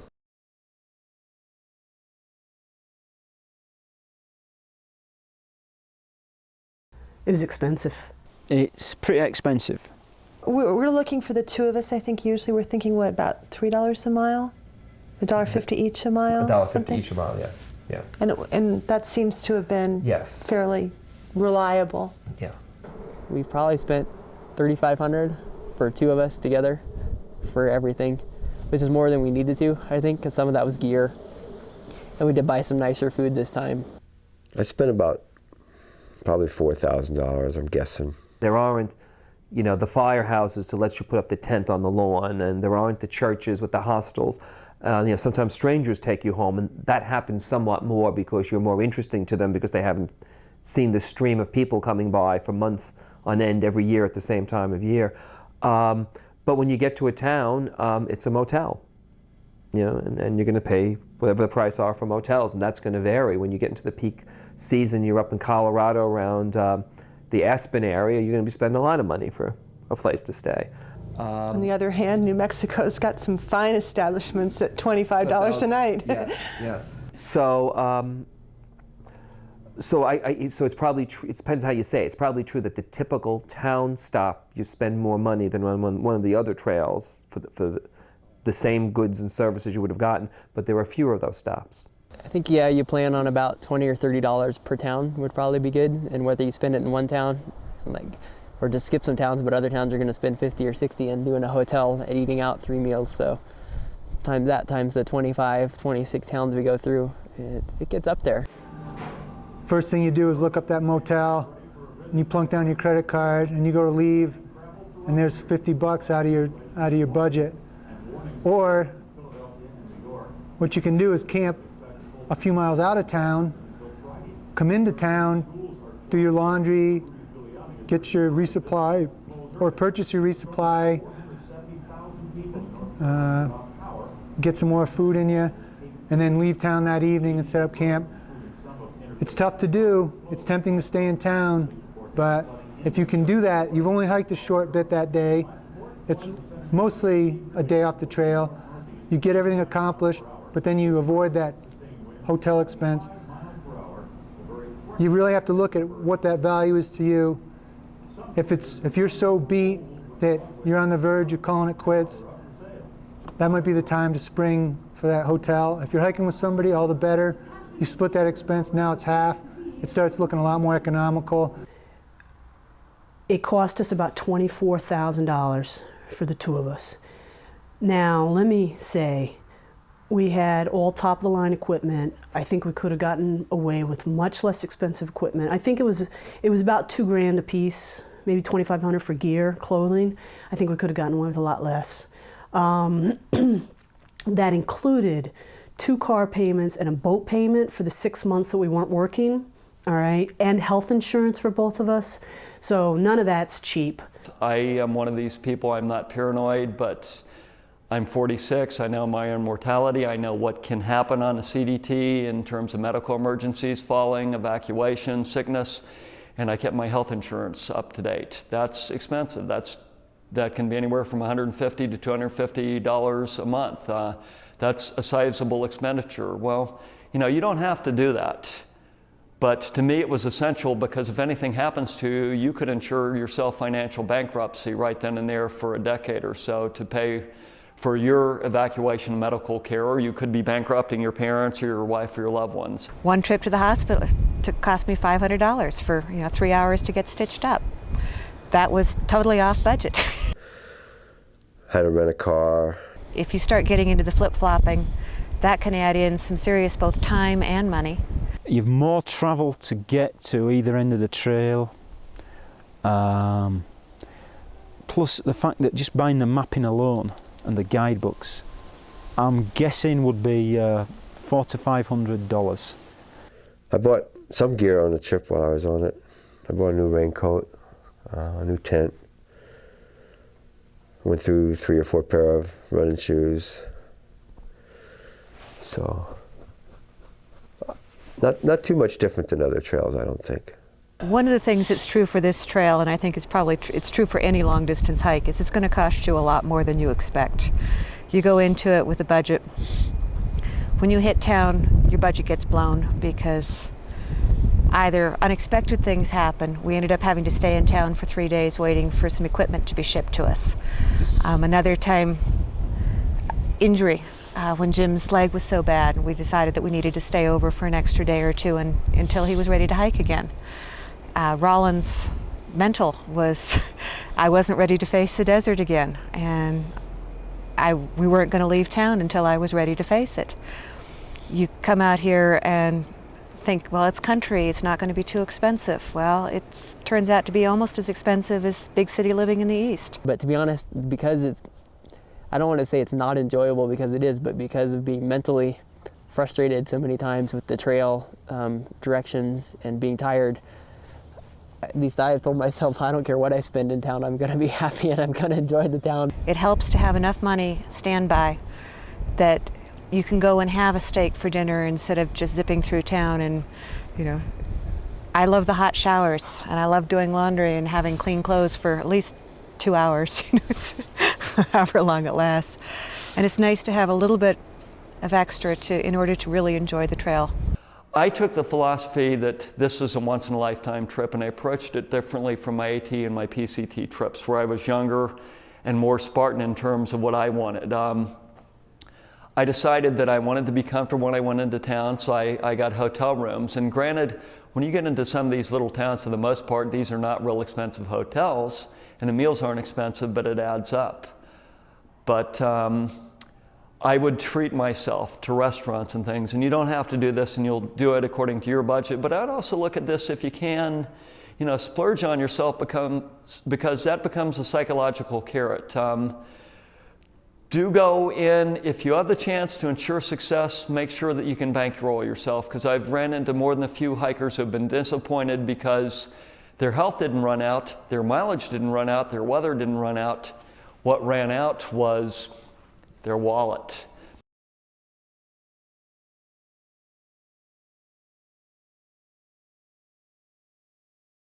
I got to Waterton Lakes, that small town there at the end of the trail. Happened to be open mic night, and boy, I played a few songs, and one of my favorites is Fearless by Pink Floyd. It's the words go, you say the hill's too steep to climb, climbing. You say you'd like to see me try, climbing. You pick the place and I'll choose the time. And we'll climb the hill in our own way, because every day is the right day.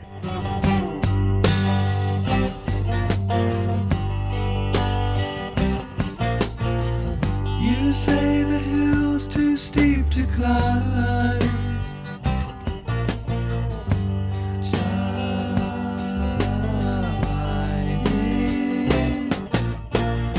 You say you'd like to see me try.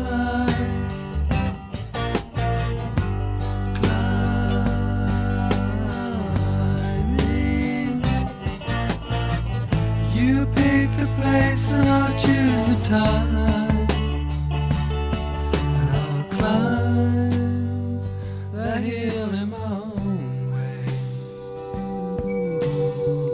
Just wait a while for the right day,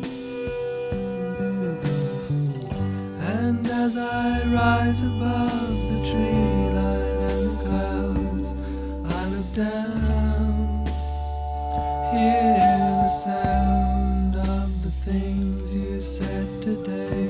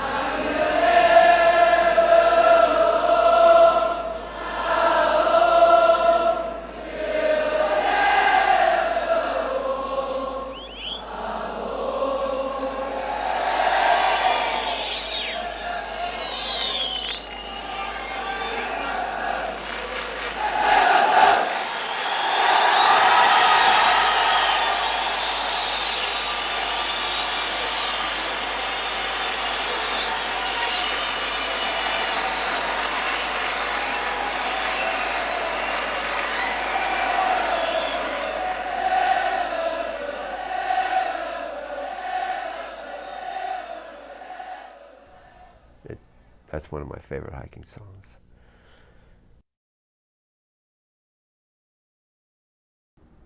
If you're actually going on the trail, the guidebooks are key. We have a whole series of them. I won't go through them, but they cover the entire trail from Canada to Mexico, with the exception of southern New Mexico.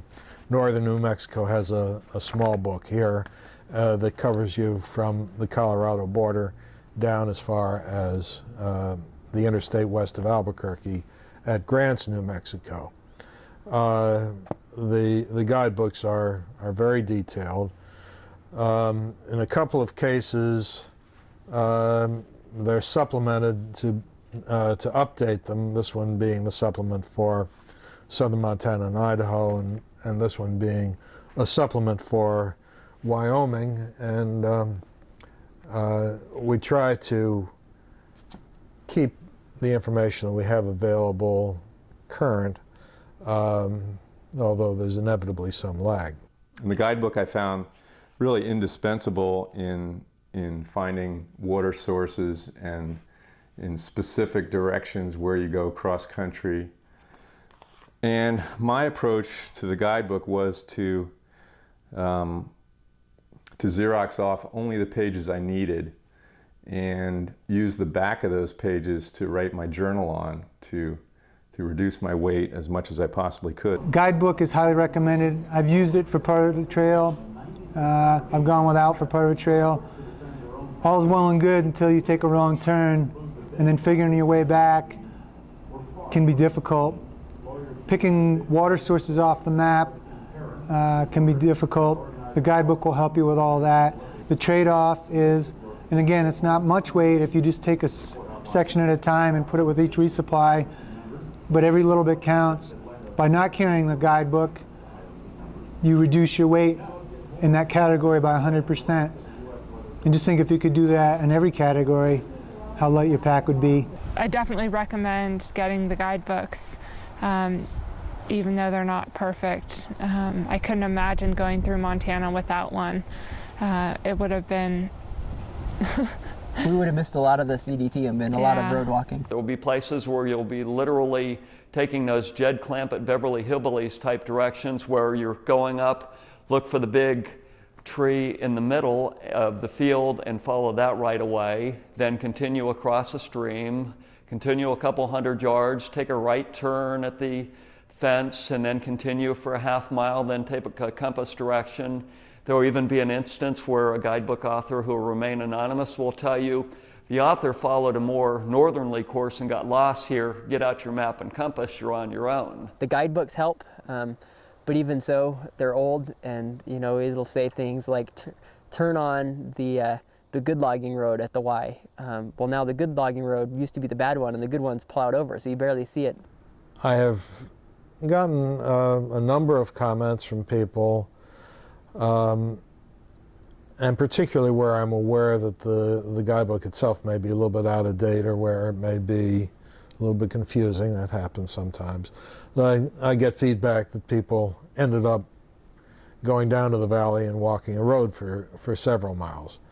And that's all right. I mean, one should perhaps retain the flexibility to deal with issues a whole variety of ways, and that's one of them. Now, of course, he did his going southbound and we were going northbound, so right was left and up was down and over was under, but you get real good at translating all of that very, very quickly. At the time, we thought we were going to do a south to north hike, and I looked at the guidebooks and said, if I try and turn this backwards in the field, given the fact that you have guidebooks, addendums, personal anecdotes from various friends, the updates that show up in Jim Wolfe's dividends, there's no way on the trail that I'm going to be able to put it all together and make any sense of it. So I decided to go ahead and create my own guidebook, putting together all the different sources that I could find and update, take the original guidebook and put in the changes, and then the changes to the changes, and the changes to those changes,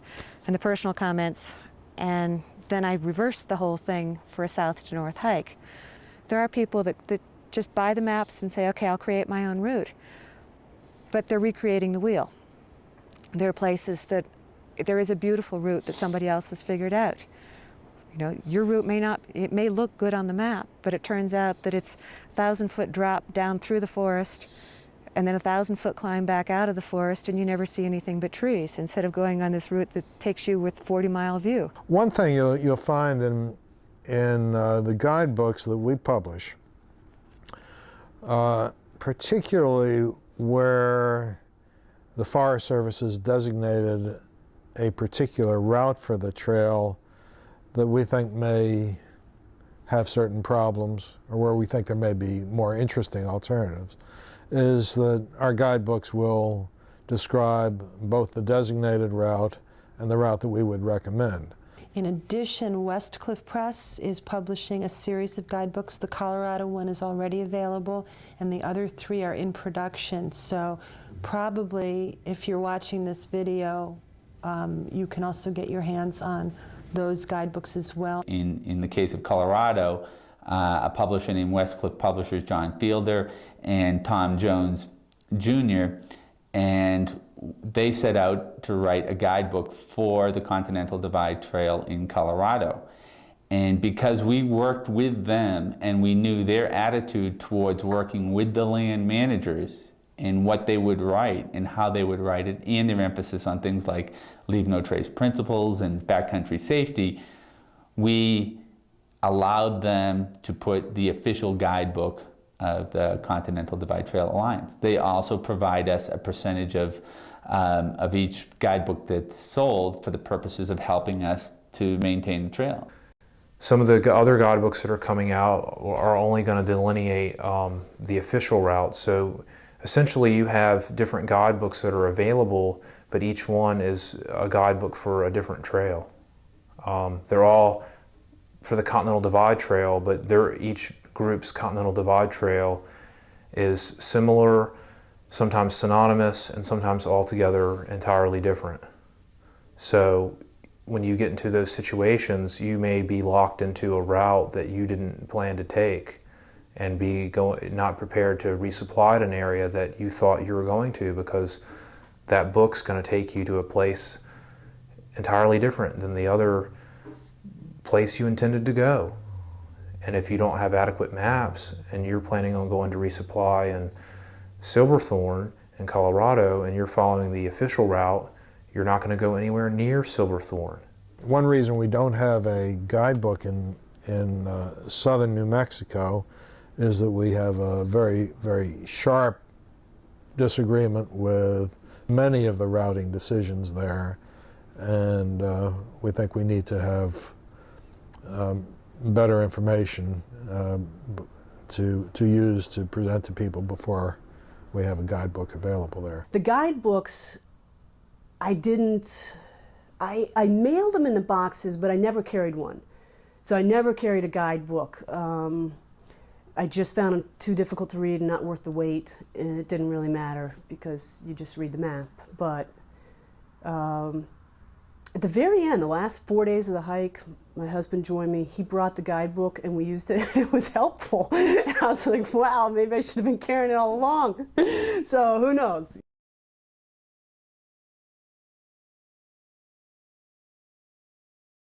The CDT, right now being in its early stages, is really not just one trail. The CDT is a number of choices. And I found that having good maps along allowed me to make choices between different trails. I began with the Continental Divide Trail Society. I ordered everything that they had. They sent me a box of maps. It was $350 and the guidebooks. And I thought I was done because, you know, I'd hiked the AT before. You order maps and books and you're set.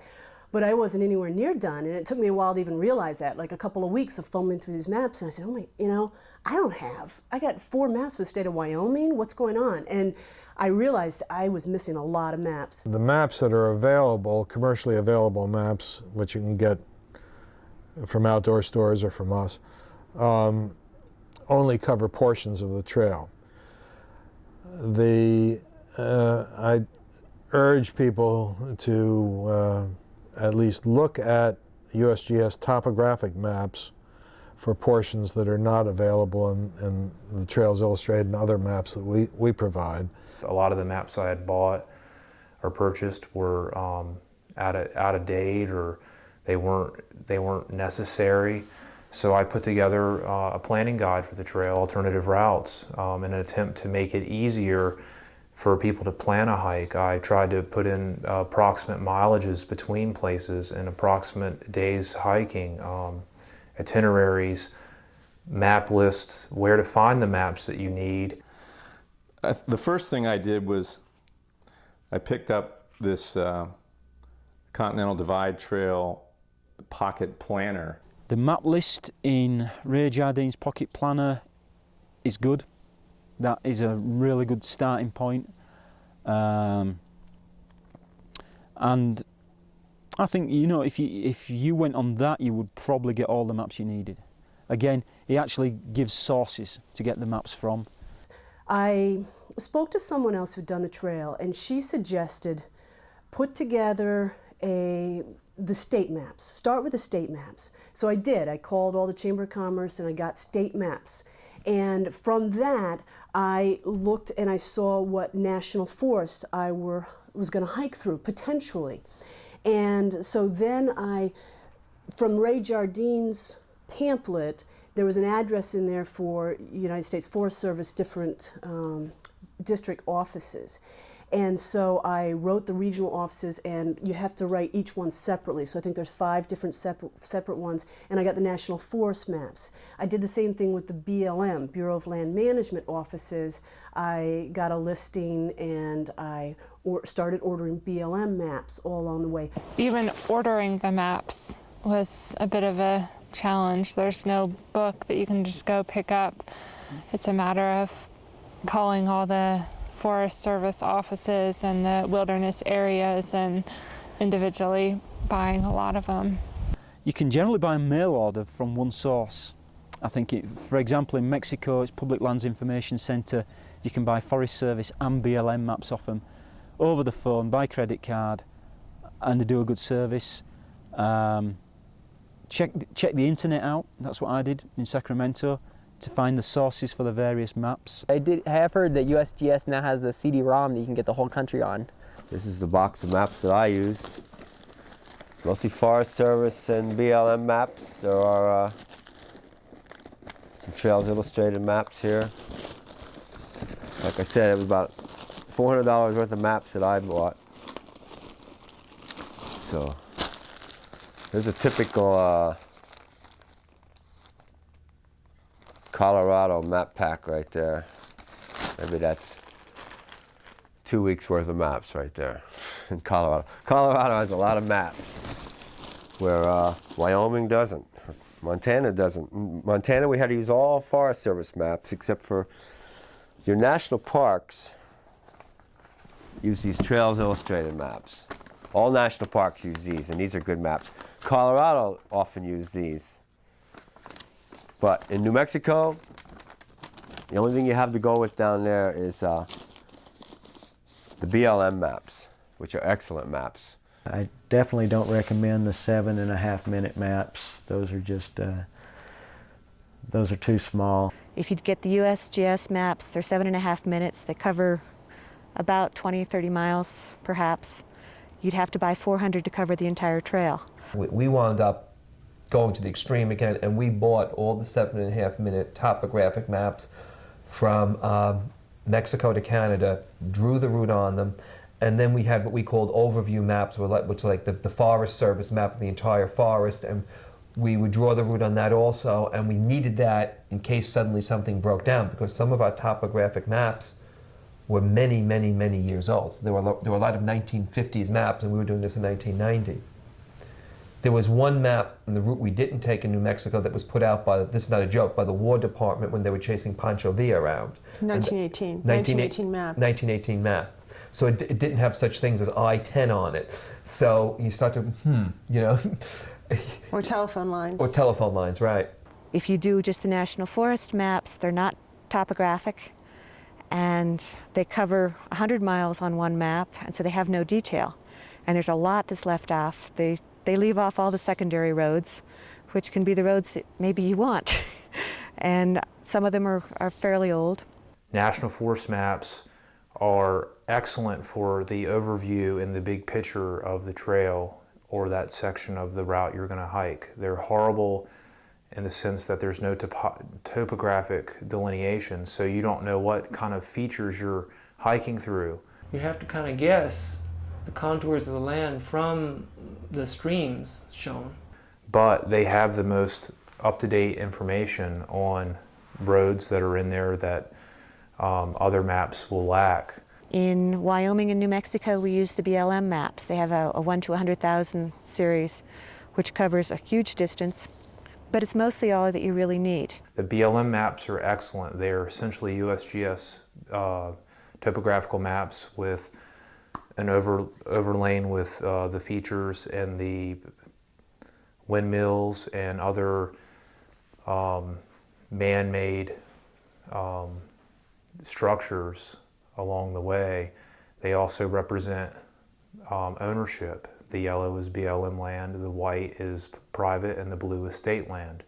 If it's a donkey trail, you'll find it on a BLM map, but there's no clue what kind of road it is. You have mazes of hiking alternatives to choose from. Colorado is covered by a company called Trails Illustrated that does small scale maps that are topographic. They're pretty maps. They have some glaring errors. They show the CDT in the wrong place in a couple of places. I mean, where it's just one place, the trail that the CDT follows isn't even shown on the map. It helps to have a combination. We use both the forest maps and the Trails Illustrated maps in Colorado.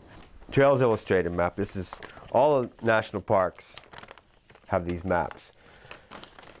They're plastic, they're made by National Geographic. They appear to be great maps. There's one little problem with them, they're not always accurate. But these maps, as you can see, have these ticks on the side. Every degree has a tick. These are new maps that are geared towards GPS use. In the future, all maps are going to be like this, and they're going to have those ticks. You won't need the template. All you'll need is a piece of paper that's square to find your points. However, they're very pricey. They're $9 a piece, whereas the Forest Service maps and the BLM maps are $4 a piece. I purchased the 4 DeLorme atlases, Montana, Wyoming, Colorado, and New Mexico, and I took out the appropriate pages for the trail where the divide goes, and then from there I trimmed them to get rid of the extra, because a smaller map's a little easier to handle on a windy day. Some are trimmed a lot more than this. Now, this is 160,000 to 1 map. The resolution on that is marginal, and I recommend supplementing it with whatever is appropriate. Some segments can be completed with these alone. I wouldn't recommend it for everybody. I'm only sometimes in need of a little more information, but I'm always shuffling a lightweight pack, and the best is cruising into town with a 10-pound pack and then picking up my resupply and leaving with not more than 30, food and water included. In Wyoming, in the Wind River Range, there's a company called Earthwalk Press that puts out a 2-map series of the Wind River Range. That was a really nice map set because there are so many trails. A lot of times you have trails that they don't really have signs at the junctions. The only indication of where the trail is a cairn that's 50 yards out in the middle of a meadow. And if you don't know what that is, you might think it's your trail. I traced out the trail from Canada to Mexico, numbering each map and highlighting it with my marker using the Continental Divide Trail Society, Jim Wolf's guidebooks. So I did that with the pink marker. Then what I did was read other guidebooks. There's a guidebook on the CDT in Montana, and wherever it was different from the guidebook I had originally started with, I highlighted that in yellow. So I was starting to get a sense of what other people were doing. There were large sections where there wasn't anything, like the whole state of New Mexico. And so I used Karen Berger's book and just noted what towns they went to, and then I tried to figure out a route. between those towns. And believe me, I was doing a lot of guesswork at this point. I would plan on spending a considerable amount of time. 100, 200 hours might be what you need. You might find that it's a waste of your time, but I like maps too. So to me, it's a nice investment to sit back and dream of the trip on paper. And totally immerse myself in the trail for basically 3 years. It's not necessary to do. I think it added to my enjoyment because I love the planning. So I ended up with about 130 maps, probably $700, maybe $800 worth, and it took. Some of the maps had not arrived yet when I left for the trail, and I had started in March the year previous. So I spent a good 13, 14 months, and I started with working on the maps and I ended with working on the maps. We probably spent $300 or $400, and all we have are these giant Forest Service maps that don't have contour lines, and the scale is so big it really doesn't help much at all. We spent over $1,100 because we bought every single topographic map. And I would say that that was to the extreme. Now, we were hoping to write a book on this too, so we wanted to have great detail about where we were. But there's many times when the trail just disappears and you need those maps to figure out some alternate route or how to get to water, especially. Water. Yeah, water is very, very important. You learn real fast how to spot the symbol for a windmill on a map. If you don't want to spend $400 or $500 on maps, it may be a good idea to contact somebody who hiked the trail the previous year or maybe the year before and pick up a set of maps at a, maybe for nothing, maybe for a few bucks. I was lucky. I bought my maps from a girl who had already done the trail, so it was just a one-time deal for me. I didn't have to track anything down. We get daily emails and phone calls and letters asking, people that are going to planning to hike the trail. Can we send them everything that we need, including all the maps? And we began to look at that and say, how do we respond to these people? First of all, the trail isn't complete, so obviously there isn't a designated route from top to bottom. Also, because there's so little demand for maps in certain sections of where the trail goes, because of the remoteness or because of the lack of sort of recreational opportunities in that area, it became very problematic. In some areas, you could only refer them to a road atlas as opposed to a series of topo maps. And so what we've tried to do is take a couple of steps to address that issue. One is we have come up with, when we get a request like that, we call it our thru-hiker packet. And what would be included in that, and what we try to keep updated on a pretty consistent basis, is a list of all the land managers who are responsible for sections of the trail from border to border.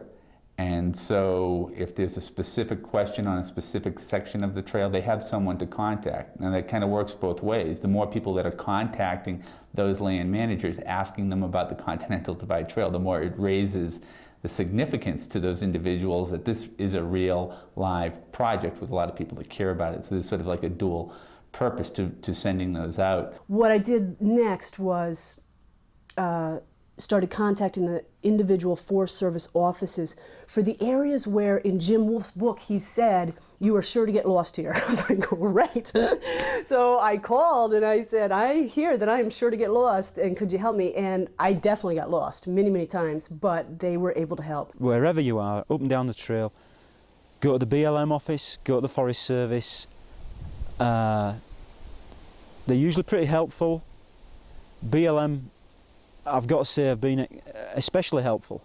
Our big joke was the other day, there was a new trail that wasn't on our maps called the Zuni-Yakima Trail, just south of Grants. And we only knew that trail because people we met at the Chinese restaurant there that night worked for BLM.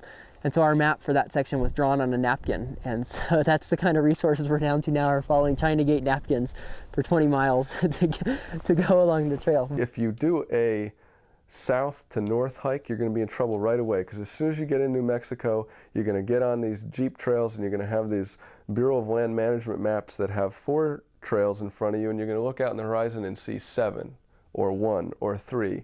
And the map is not always going to jive with reality. And that's a constant issue on this EDT, that you're going to have to figure out where you are based on a map that's telling you, that's looking like you're somewhere else. There's a painting by a French painter called Magritte, and it's a picture of a pipe. And in the bottom underneath it, it says there's a slogan and words in French which says, "This is not a pipe." Which is true when you think about it. It's a picture of a pipe. It's a symbol of the real thing. Same way maps are only symbols, and they're useful as a jumping off point or as something to get you started. But once you get into something, it's not the reality. It's better to pay attention to the forest around you, or the terrain, wherever you are. You know, you need some sort of waterproof map container, a good quality Ziploc or something like that, because it could be raining. I think it's one of the mistakes I made is I tried to put all my maps in my correct resupply boxes, but we had a problem and hit too much snow in Colorado, as many people do on a northbound hike, and had to change our plans. Now all my maps are in northbound supply boxes, and we decided to hike southbound for Colorado. So I had to get my resupply person to pull all my maps out of all my boxes and send them all to me. And then I had to deal with them again. So I had to send them out to different places, and it ended up I was getting 3 and 4 boxes at each resupply point, where I think maybe Namie's method was better, where he had one box. He called it a drift box, and he had all his maps in there. He had some street clothes in there. He had some foods that he couldn't buy in these small towns, but he bought most of his food along the way and had his drift box with his maps in it. But I ended up carrying a substantial amount in order to reduce the amount of mailings. Therefore, not to burden those people that were helping me out, especially my parents. I carried all of Colorado, for example, at one time. And I was glad every time I would get through a map, it was delightful to burn it or to discard it. I remember this in south of Wamsutter. We went for, it wasn't too far, a day and a half, I think, without a map. And, I knew I needed to head south on this county Jeep road and then head west towards Muddy Creek, and, it worked out fine, but that was only a few times, thank goodness. Most of the time, one is actually following some kind of a path. 80% of the trail is waymarked. I hope this is right. Is waymarked, and you won't have a great deal of problems. The trail is becoming more and more defined every year. They're really doing a lot of work in marking it, and it's easier to find. This year, well, a lot is because I've been there before, but I hardly use the maps this year.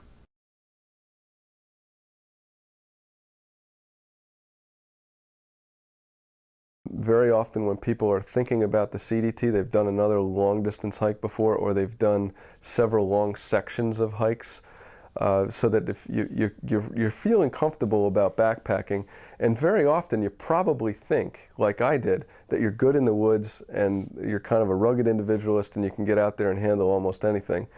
But when I really took an assessment of my skills, I realized I did not know how to use a map and compass. I probably didn't even want to admit that to myself, nonetheless my fellow hiking companions. But most of us, when we think about it, we get a map, we find a trailhead, and we hike to the first shelter, we stay overnight, and then we follow the blazes until the trail comes out on the other side or loops back or whatever. If we've done, the AT or the PCT, we follow blazes from point to point. And it does not really require a lot of navigational skills, if we're honest with ourselves. The CDT is a very different experience. It is an unfinished trail. In many, many, many sections, there are not blazes to follow. Or you'll get on a Forest Service trail, there'll be blazes for about 300 yards into the woods, and then there's no more blazes. They mysteriously disappear. And you're left with country, map, and compass. Map reading is a whole new ball game, because I had never done it where my life depended on it. If you can't read a map, if you can't relate the terrain that you're looking at to what's on a map, on a topo map, you probably don't belong out here. you probably need to put some time in learning map reading before you come out.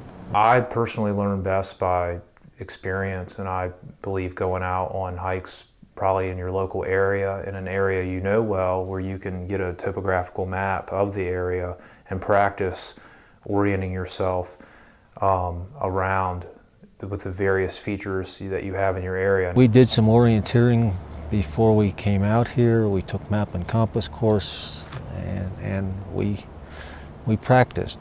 Probably not as much as we should have, but you definitely need to know how to use the compass to know the difference between magnetic north and your grid north and your compass north. And you need to know how to make adjustments to adjust between the magnetic north, which the compass needle points to, and then subtract or add the right azimuth to align yourself with the map that's in front of you. And you just need to practice it until you trust it, because when you're out there, you don't want to be going around in circles, and you don't want to be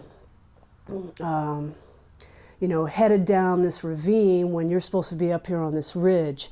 So I definitely think practice, but it's not just a compass. It's land navigation, terrain analysis, to be able to read a map and to be able to look at it. Hopefully it has some contour lines, and to know this is a ridge, this is a valley, this is a hill, this is what the landscape should look like.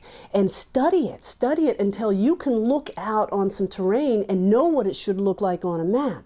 And then use all of this, balance what you see on your compass with what you see on the land, with what your gut feels right, and keep walking. Keep walking, and you'll figure it out eventually. to a large degree, it's the compass is used for bearings, and it's used for which direction am I headed. If you have a topo map and you see a mountain over yonder, and you can guess what that mountain is, you can start taking some bearings, and you know what your elevation is. And that's not to say you don't get confused from time to time. I tried the triangulation and figured it had its limitations as far as, sure, it works when you can see two mountains that you know their names and you can find them on the map, but that's not always the way it is. A lot of times you can't see the mountaintops. You don't know for sure which ones you're looking at. A compass is so important, with some correction for magnetic declination, that I sewed a special pocket for it in my pants, so I always had it available to me once when I needed it. And I learned how to adjust for declination. The question is whether to add or subtract. And I remember it this way: when you're going to go to a direction, it's like going to the bathroom. You're losing weight, so you subtract. Whereas if you read a bearing, it's like you're accumulating knowledge, so you're adding. So I don't lose it, I put my compass in a little Ziploc.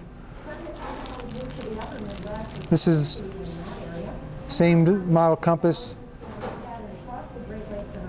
that I used on the Pacific Crest Trail, and it's the one I'm using on the Continental Divide Trail. I did try a 2-degree compass with a mirror, one of the real orientation compasses, such as people use in contests when they do have to find very specific locations. And I found it just wasn't necessary. In fact, I couldn't even read with my old eyes the fine readings on the dial. So a 5-degree compass is fine. I personally use a wristwatch altimeter, which is a very helpful tool, particularly in conjunction with the information that's in the guidebook, which is telling me that I should be at 9,400 feet or whatever at a particular time. This watch is an altimeter, and we brought that. I bought it for my husband for his birthday, and I thought it was kind of a expensive toy for him. But it turned out I used it a lot, and I found it to be very helpful, particularly when we were snowshoeing in Colorado, because there was all indication of the trails, the trail markers and things were 3 feet beneath the snow, buried in the snow. We had a 9-foot base, so we were very much on our own to figure out navigation, and particularly there, knowing our altitude was very helpful in determining where we were on the map, even with the GPS. So it just helped. And I hate to be an advertisement for global positioning systems, but they're cheap, they're relatively light now, and you can fix your position on a map, which is I cannot tell you sitting here in this living room how much comfort that is when you're out there in the wild and you don't know where you are. There was one time in the desert when it saved us because we had to cross country to our water cache, which we marked with the GPS. And that was very nice to walk directly to our water cache, which we probably would have missed going map and compass. We would have hit the road, but we would have missed the water. But to be honest, I think overall, map and compass is much more than the GPS. In part, if you had the 7.5 minute maps, the GPS could be good, but to try to punt on the map, figure out where you want to go to, and try to get a longitude, latitude bearing on these giant maps. If you're off half a degree, you may miss it completely. So I went out and bought a GPS and started trying to use it, but I knew I needed to find a way that I could put a point on the map and put those numbers into my GPS without having ever been there.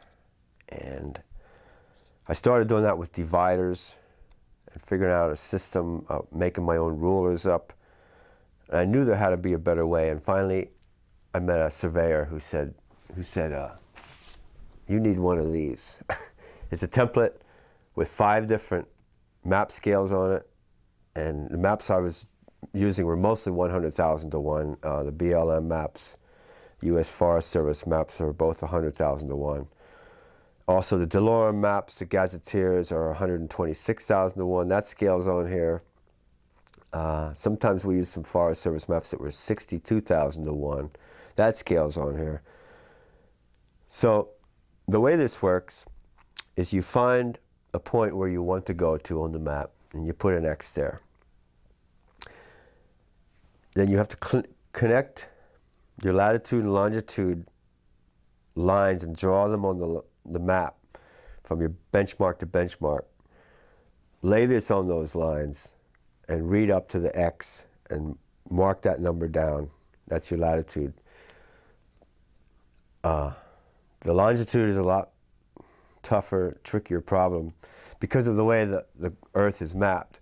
If you look how a globe is and the lines on it, the equator, of course, goes around the middle, and then the latitude lines are always parallel to the equator here. They're always parallel. Even up here, we have a circle like this. So they're always equal distance apart, the way it makes sense. The problem is longitude lines always meet at the North and South Pole. And so they're never parallel to each other. They're always getting closer and closer as we go up. What this means is your latitude lines are an equal distance all the time, and this scale will work fine on them. The longitude lines are never the same. So we need to find a way to measure with a template between these two. And the way we learn to do that is, here's a BLM map. I think this is Wyoming somewhere. Here you can see, maybe, where I drew these lines connecting the benchmarks together. So I have a longitude line here, which is 109.15. And I have one here, which is 109.7.5. I have an X here between the two. I want to figure out what number that is between 7.5 and 15. Instead of laying my template here like this, it's way too big now because these lines are getting smaller and we're further from the equator. I put it on an angle between the two. Have the 7.5 hit here, the 0 here, and see what number my X is on. And here it's 333.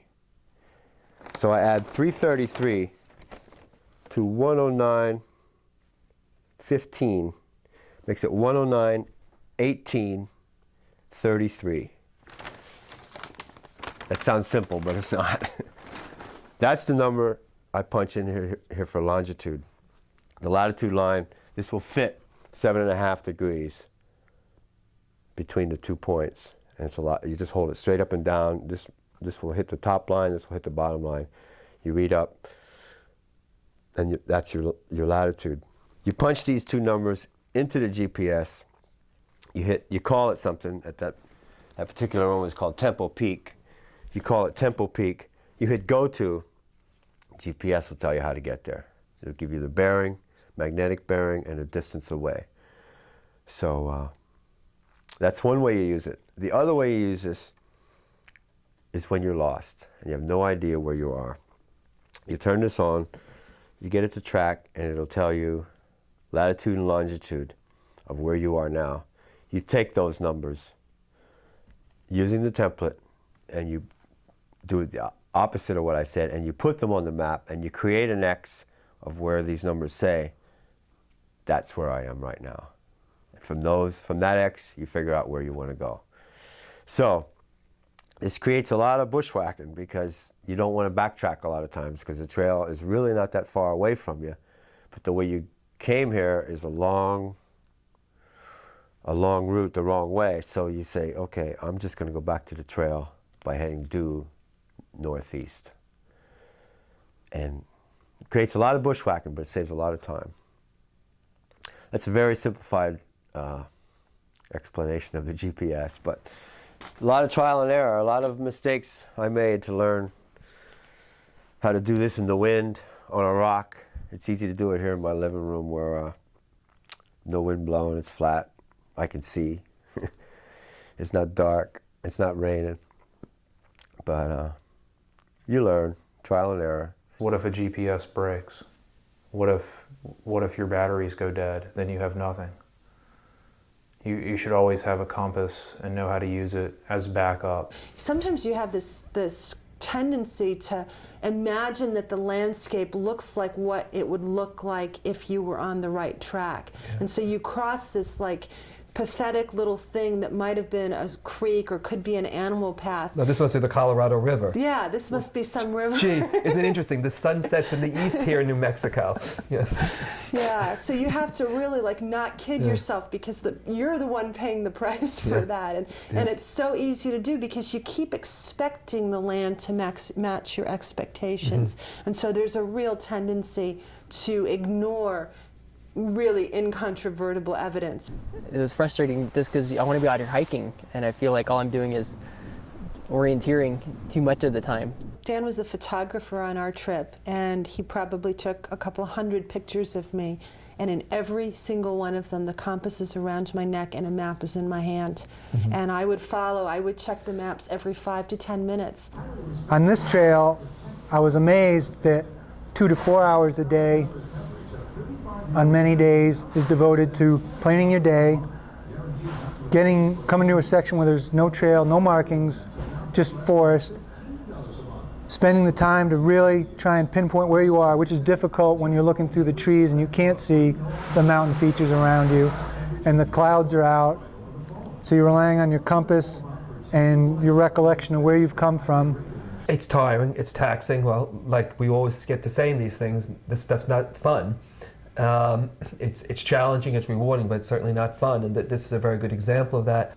I spent at least an hour every night in camp going over the next day's route. I did most of the navigational work with the people I traveled with. When you're traveling in a group, there's sort of a momentum. There's like a pressure to keep going, and I was the one, with the map, so I really felt so intensely the pressure of not saying I think there's something wrong, because every time I said I think there's something wrong, I would stop the group, and if I was right half the time, that meant that half the time I had stopped the group unnecessarily.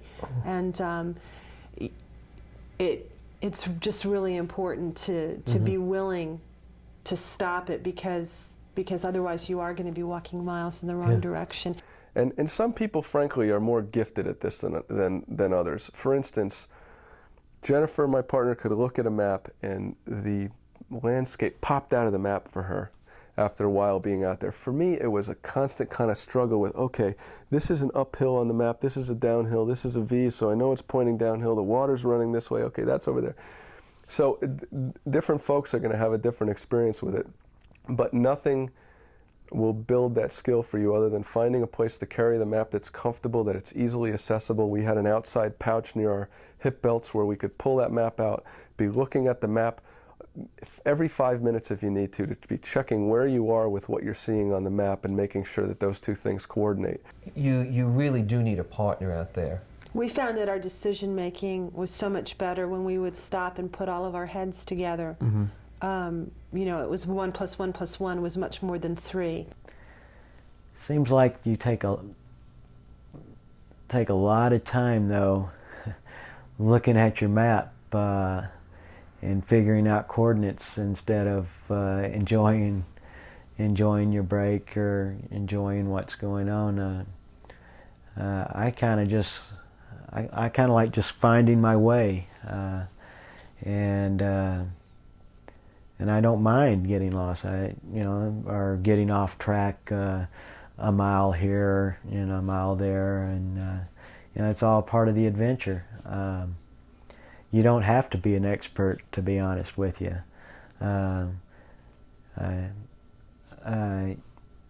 I've always been able to just to find the trail, and if I do get off, I've always been able to realize where I went wrong and just head back up the other way. Although I don't like to backtrack, I can usually cut across and pick up the trail again and find my way back. It's never really been a problem.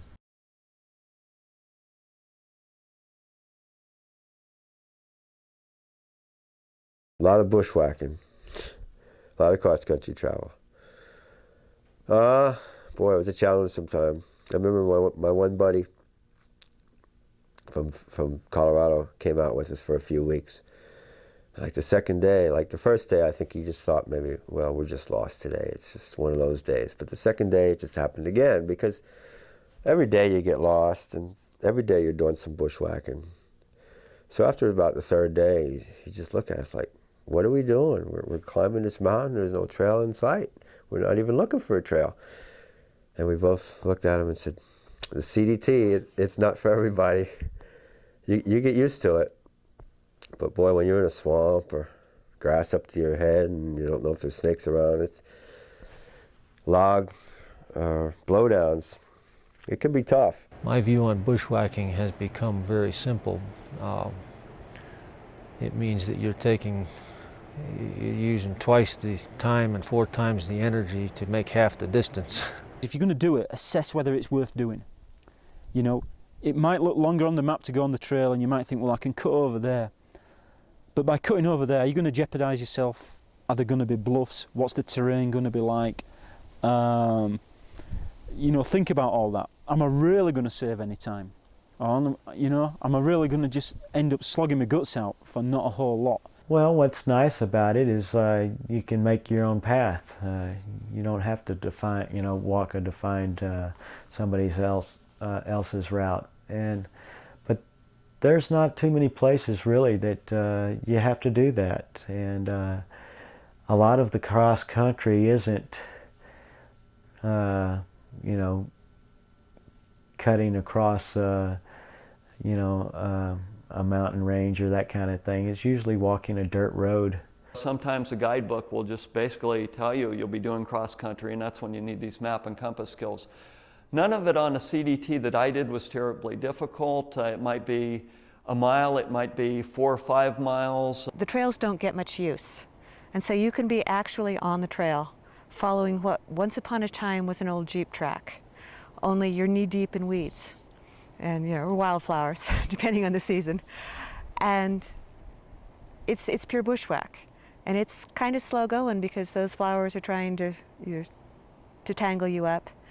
And sometimes you're not really sure exactly where you're going. You're heading up to the divide or you're heading along the divide, but there's no treadway. Sometimes it's surprisingly easy. It could be just rolling grasslands. We went through several hundred miles, multiple 100 miles of places where the sagebrush is no more than knee high. A lot of times it's just beautiful. You can just see the divide right in front of you for miles, and you know exactly what you've got to do. And I've got some pictures like that. It's just incredible.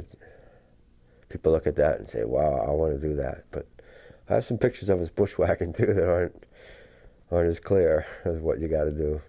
One place where we bushwhacked was north of Rawlins, and it was through miles of prickly pear, which is something that Jenny did not enjoy at all. Well, we went down, and you're actually dropping down. You could sort of see where you needed to end up, but you have to go about a mile down to get to this road at Peach Creek Divide, and you're literally thrashing through brush. I mean, it was terrible. It's like being a tiny little 2-inch man walking through 100 feet of pickup sticks. How many would you think? I mean, 40 billion. I don't know. A lot. So many barbed wire fences, and you have to pull them up for each other and get your packs over them and squeeze yourself under them. And, yeah. And these are not barbed wire fences a lot of other people have gone under because there's nobody out there. So it's no stiles, no AT styles going. No gates for hikers. And you are never, ever on a bushwhack or even for a lot of the trail, walking on something that could be called smooth, or if you were to find a rock field and walk across it for 100 miles, you'd have a good idea of what the ground is like out here. Going through the meadows. That's going through the meadows. It's not, you know, and a lot of this. Let's face it, this is the Rocky Mountains. But don't be afraid of doing it, you know, I have a go at it.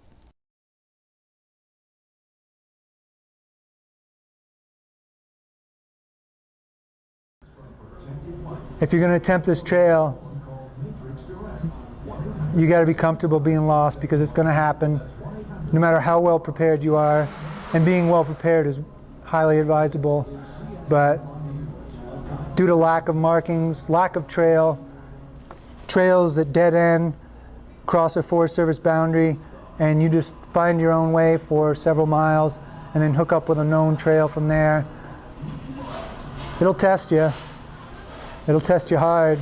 I camped a lot of nights not knowing where I was, and that was a little unnerving at first. There were times we were lost a part of every day. And then it may be only half a mile that we were off trail. Or, you know, it could be, there are sections where it's 150 miles between CDT blazes. You have a lot of trails in there. Some of them may be the trail you want. It may not be the trail you want. Or you have jeep roads heading off in all directions. One place that we were following a trail that was on a map. It wasn't the official trail. It wasn't Jim Wolf's trail. It was our own creation. And we were so excited when we found the trail, and then we discovered that the area was used by cows. And you had these beautiful cow paths that led in every single direction. You go down to a draw and you'd have a choice of 6 different directions of which way you were going to go. So we got out the compass. Well, this one's heading southeast. Okay, we'll try this one. Gunsight Pass, just before Green River at the start of the winds. Everybody takes a different route up there because everybody gets lost. Looking back, my mistakes, I've made a few of them.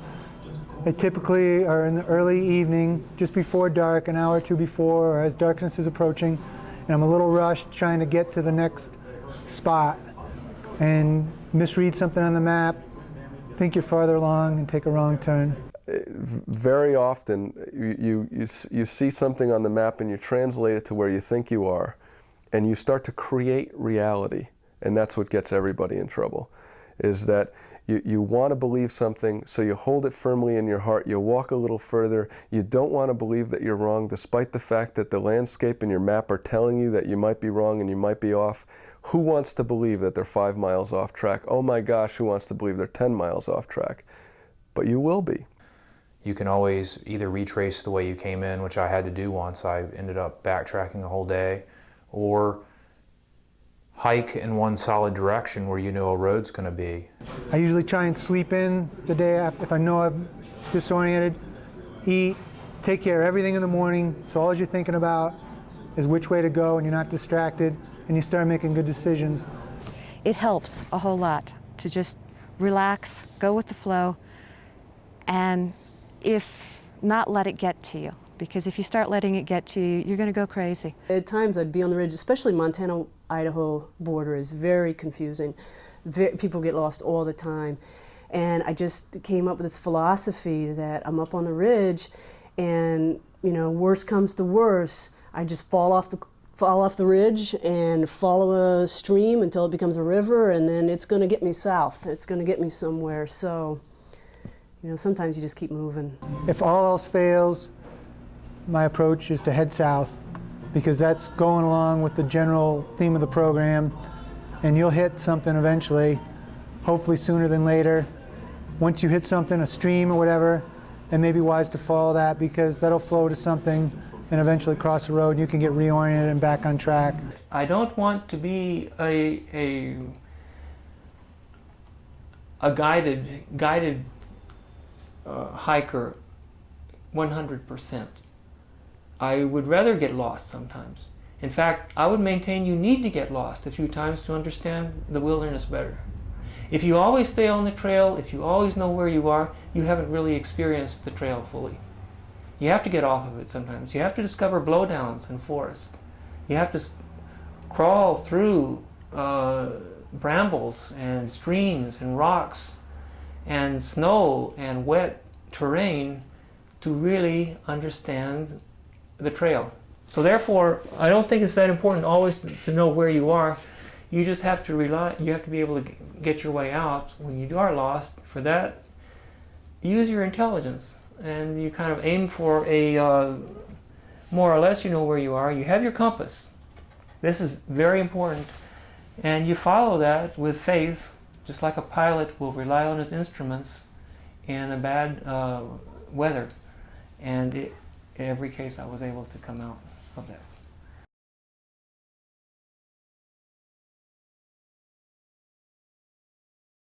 A great source of information is the internet. The national parks all have their own websites, and you can get information on reserving backcountry campsites. A lot of the Forest Service area or the national forests have their own website, and they have both maps online, which you can get printed off, and also tremendous amount of information and resources to contact. So a real powerful tool in planning a CDT hike is to use the internet as much as you can for contacts, for where to order maps. You can even see daily or you can see real-time video of the weather conditions at least one site that I know of. There's kind of a grapevine now these years that was not available 6 years ago, and that is the internet. And it allows you to know who's ahead of you and who's behind you, and to stay in touch with other hikers, and sometimes even to arrange meetings. So it turns out that there's internet in most libraries in the country, and sometimes people also have internet access from their homes or trailers along the way. Take a look at our homepage, where you'll find a variety of resources mentioned, or sometimes in full text. And that's www.gorp.com/CDTS/.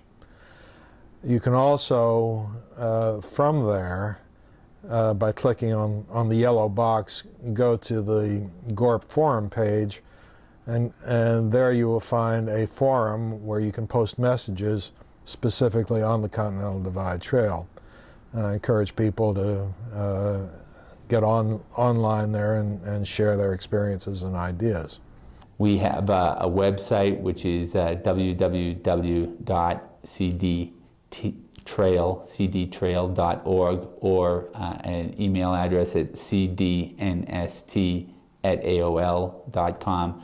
And we have a toll-free number which is 888-909-CDTA. Get a hold of every resource you can and use them all. Like right now we're using the adventure cycling CDT maps just because we're doing a lot of road walking in New Mexico, and it's the best map out there for that, better than the guidebooks. You can get a lot of good local information, and some of it is using the government agencies that are there, getting on the phone and calling the Bureau of Land Management office, calling the park office, asking the rangers what their experience is, particularly if you're entering the desert at tricky times of the year when the water sources are low. I guess what I'm trying to do with the book is really inspire people to do this, but also to give them more of a personal sense of the hike, because I haven't read too many books about it, about any trail that really gives you a personal sense. Some people are very technical and very logistical, and they tell you all the details. Other people give you a lot of history about the trail, and so what I'm sharing is really my personal experience. There's a lot in there about my relationship with my husband.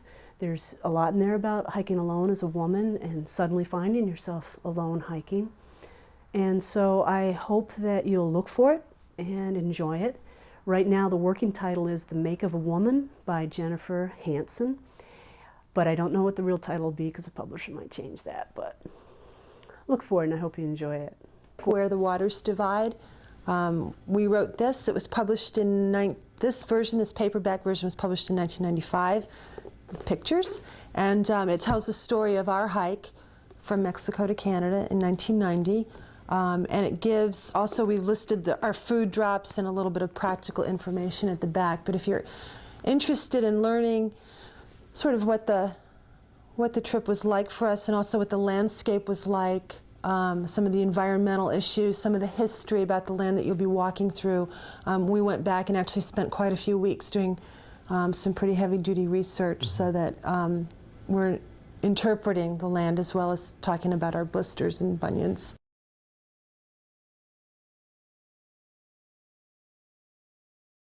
The permit system in Glacier has recently been overhauled, and we now have an advanced reservation system intact. We've used it the last 2 years, and it seemed to be working pretty well.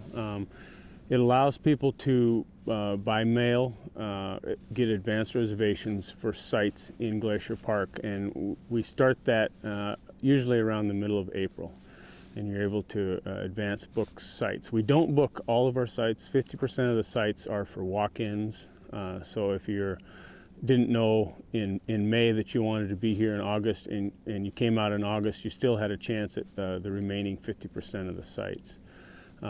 We also, with that advanced reservation, there's a $20 fee for that service, and then everyone is charged $4 per person per night when they're in the backcountry. On the first possible date of sending in my reservations, I express mailed my itinerary to Glacier National Park, and along with the fee, and did not have any trouble at all getting the campsites I wanted. There's information available on that, both on the internet and by telephone or writing Glacier Park. We'll issue walk-in permits 24 hours in advance. The main problem up in Glacier is that it can be either 12-mile walk-in to the first ranger station that theoretically is allowed to give you permits, or it's a 40 or 50-mile drive to a place where they actually have a computer and can issue you official permits.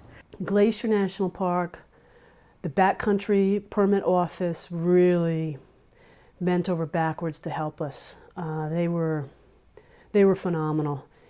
We wrote ahead of time, we called ahead of time. The permit that I carried on my pack was checked several times by rangers.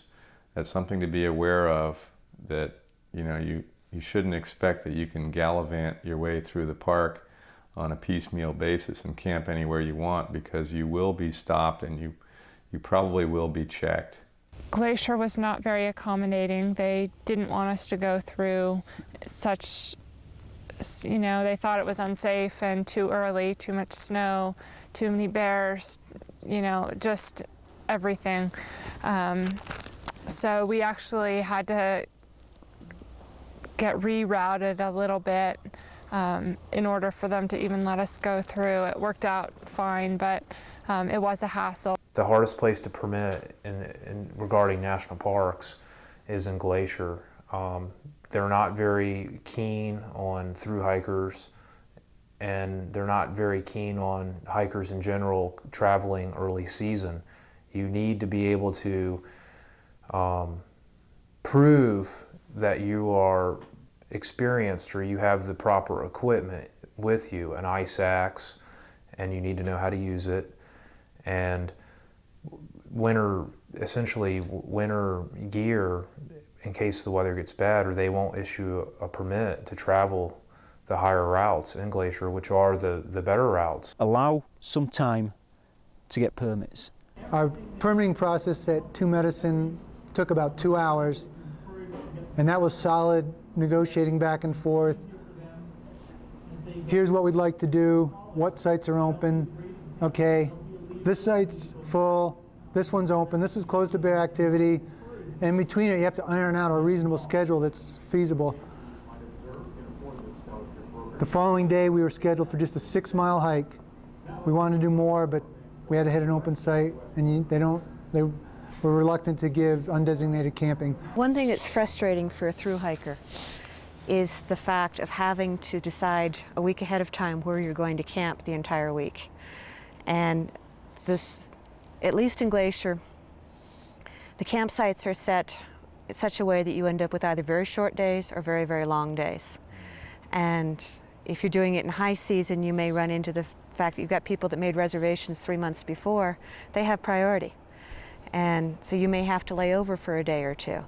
And for a thru-hiker, it's really hard to say, okay, I will do a 12-mile day, even though I'm fit to do an 18-mile day. In Yellowstone, there's also a permit system, and they are making a special effort to accommodate thru-hikers on an individual basis. And so what you need to do is actually call the backcountry office at Yellowstone Park and discuss with them what your individual plans are. And I think you'll find that they try to work with you, and that's been a big help. What you'll find in the lower 48 is that the areas that have grizzly bears have designated campsites and a fairly strict permit system. We realize that our site system doesn't work very well for CDT thru-hikers, and we've made allowances. But the thing that makes it work for everybody is if you call us ahead of time. Here's a guy from California who wrote us in January. Yeah, here's one in May. That's a little bit late, generally. Here's one March 3rd. Generally, if people will call ahead, March 24th on this one, a woman from Olympic Valley, California. Like I say, if you call ahead, we will bend over backwards to make our permit system work for you. Generally, the time to first contact us is when you're first thinking about this trip. And that may even be a year ahead of the time when you're planning to do it, or it may be 6 months ahead of the time. It generally is probably the winter ahead of the summer you're planning to hike. Make your first contact with us then, and then stay in contact with us. And what we'll ask you to do is, we'll probably go ahead and issue you a permit at that time. We'll issue it by mail. That way, that gives us a chance to talk to you about all the different things we'd like to talk about: hypothermia, river crossings, bears, that kind of thing. If you will call us ahead, we will make every effort we can to make your trip successful. After you call ahead and we issue a permit, we ask you to go ahead and call us when you get near a phone, either to Togarty Lodge or to Max Inn over on the west side, and let us know how close you are to your expected itinerary. If you're off, we'll reissue you a permit, or we'll update your permit and make it work. Now, my understanding prior to going through Yellowstone was that it was $15, excuse me, irregardless. What I found out at Old Faithful Ranger Station is, in fact, that's for reservations well in advance, 2 days prior, unless they will reserve your spots if available for free. We were hiking west into Yellowstone, and we camped just outside, about an hour's hike from the boundary, and hiked right in to Old Faithful. So we didn't need a permit. The permits are to camp, not to hike. Once you get to Old Faithful, you can go to the ranger station and get permits for the rest of your time in Yellowstone. We call up and it worked fine. They gave us the permit over the phone. The only problem is we wanted to do 20 3-mile days, and they said, oh, have you considered the altitude and all this stuff. I think they would only give us like 18-mile tops, and so we ended up spending like 6 hours at Old Faithful and enjoying the day. There's also a permit requirement if you were to go through the Indian Peaks Wilderness. The designated trail actually bypasses it, but one of the alternative routes would take you into the Indian Peaks Wilderness, and if you were to do that, you would need to have a permit. Also in Rocky Mountain National Park, it's possible that your schedule would be such that you would need a permit there. The park system is it's highly regulated. There's a lot of rules and regulations, and I think as long as you're reasonable and are willing to work with them within their system, they'll be reasonable with you.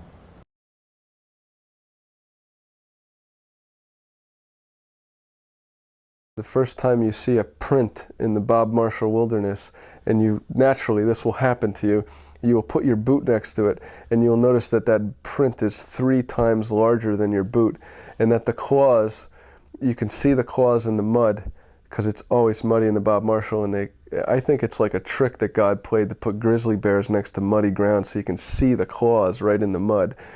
As soon as you see that, it's a life-changing kind of thing. Their presence is definitely felt, especially in Glacier.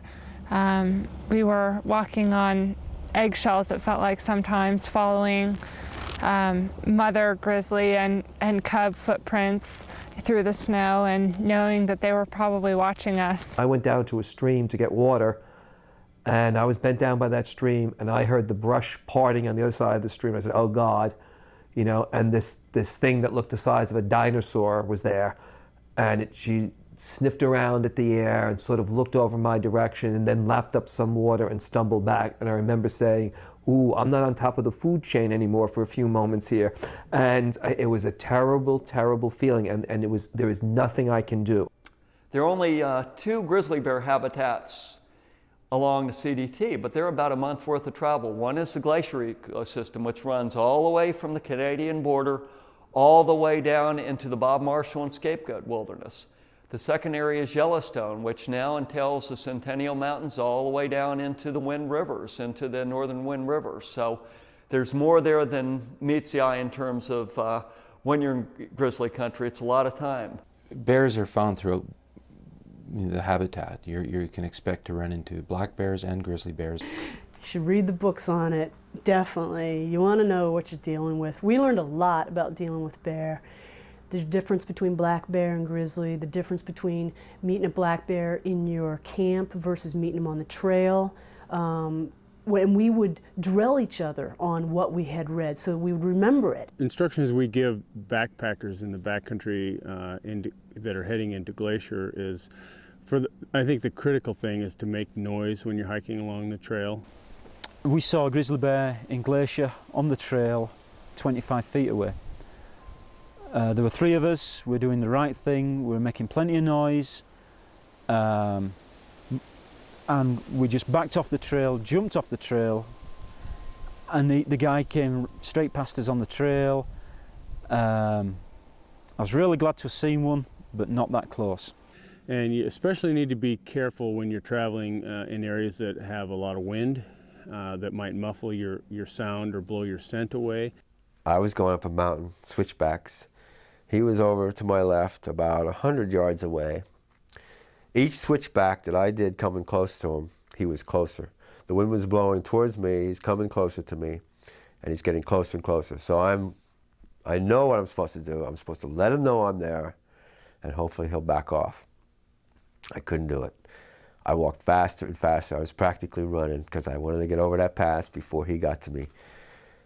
I was successful.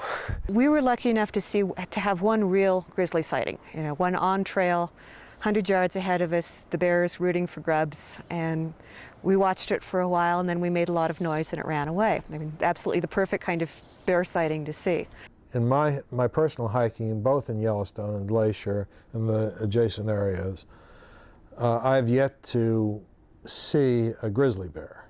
I was more worried about it before I came out here once I was out here, I realized how few bears there actually are. If you have 200 bears over 1 million square acres, or whatever it is, you're lucky to see a bear. In Glacier, you're going to have to get a permit to hike, and you're going to have to camp in specified camping areas every night. And, you know, it's part of their bear management policy. It seemed to be working, although there was a fatality just before I got into the park. So I think you would be better, you know, not to think it's smart to get one up on the government or something like that, but, you know, to camp where they ask you to camp and to obey, you know, the rules or precautions or whatever you want to call them. People who get mauled are, number one, they're off trail, and number two, they're in parties of 2 or less. So to make your trip as safe as possible, stay on the trail and travel in parties of 3 or more. Now for CDT hikers, generally the party size is small. It's 1 or 2 people. So so that advice isn't going to help you. What I will say is that there are things you can do to reduce your danger of being mauled by a bear. One is to travel only during the daylight hours. Don't get going too early, don't stay going too late. We do know that bears use the trails after dark. We find bear tracks on the trails all the time, and yet we don't have a lot of bear sightings by people in the backcountry, and that's because bears tend to avoid people, and they know when to use the trails and when people aren't using trails, which is generally night. Another thing you can do is, if you're in an area that visibility is not good, for instance, you're walking by a creek, say, with tall willows, or you're walking through one of our thick lodgepole pine forests and you're rounding a bend or going over a rise in the trail, then I would make noise. I generally yell, "Hey, bear," out ahead. Just, you know, when I run into people, I feel a little silly about that, but if I have run into bears before and that has scared them off, you know, it's been my experience that bears are generally afraid of people. They don't tend to want to get into a confrontation. Where we have people get in trouble is this sudden encounter type of thing where you come over a rise or you come around a bend in the trail and you run into a sow with a cub. And that's been generally our pattern of maulings over the last several years.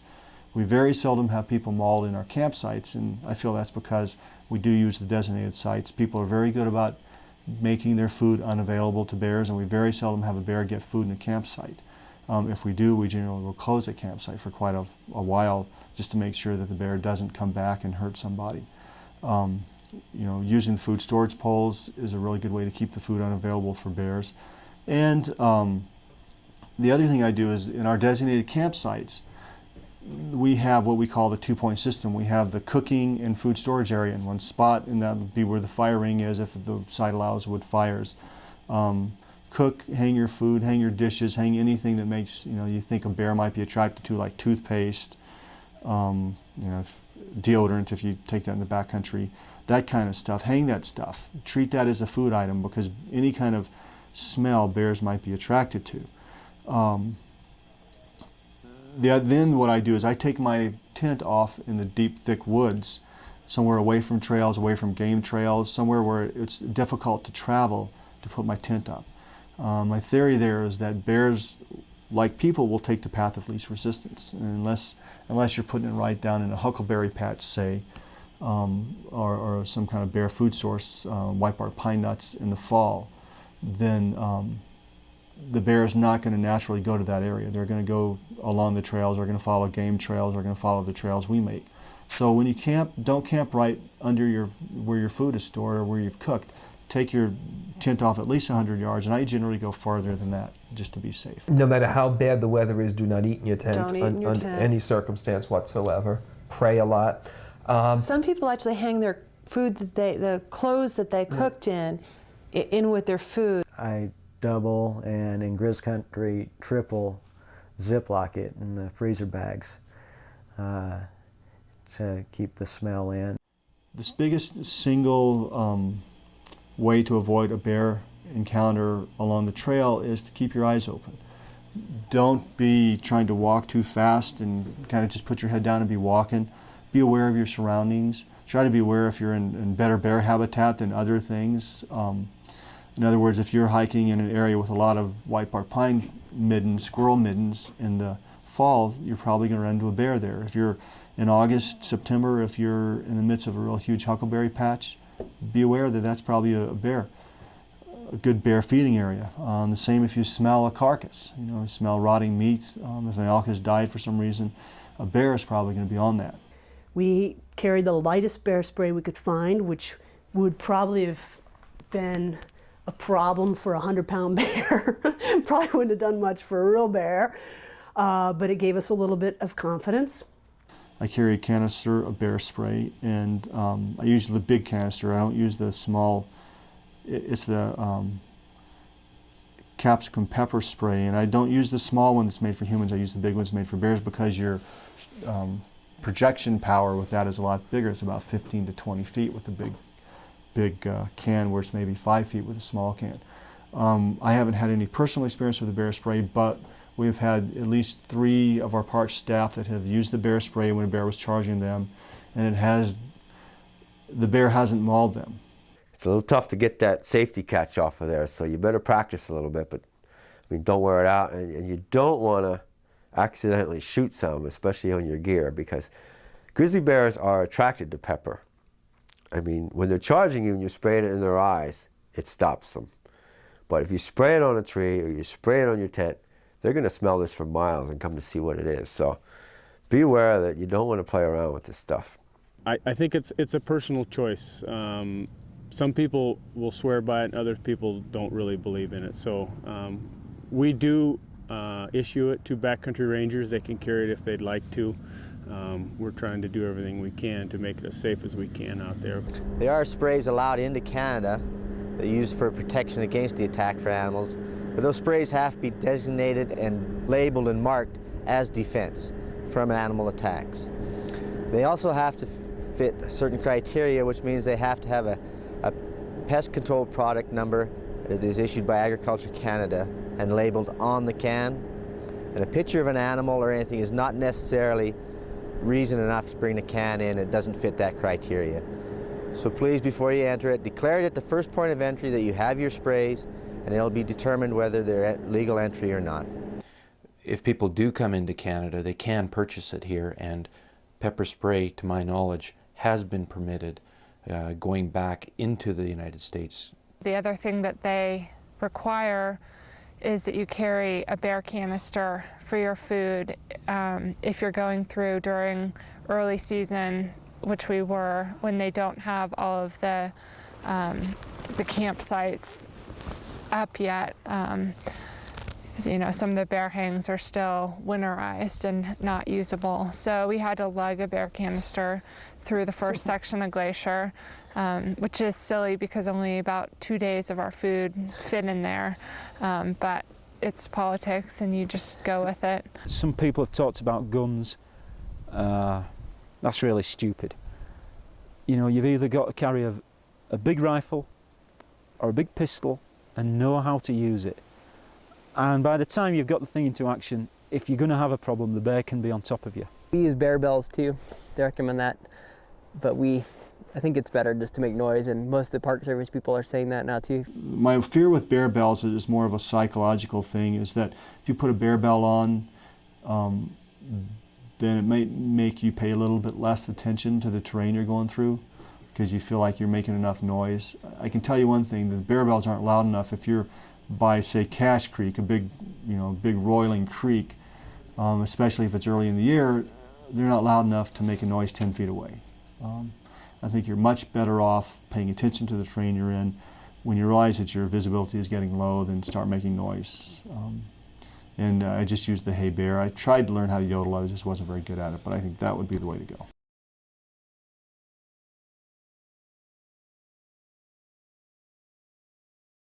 The big thing that people should always be aware of when hiking and backpacking in a mountainous area is that your weather conditions can change very rapidly, and they can change at any time of the year.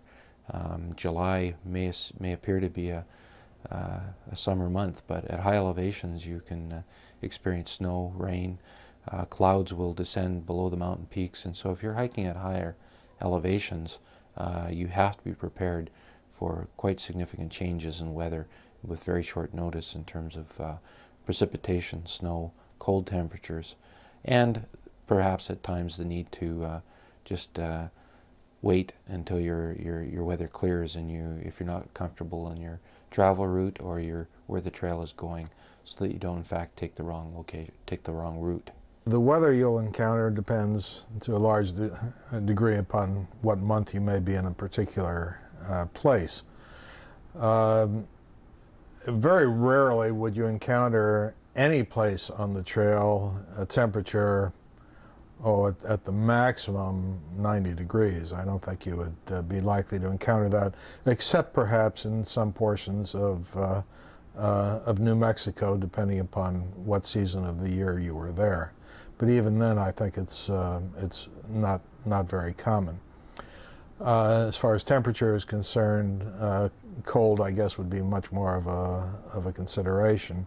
And there in the Colorado mountains, you would be, even in midsummer, you could easily get down into the 30s at night.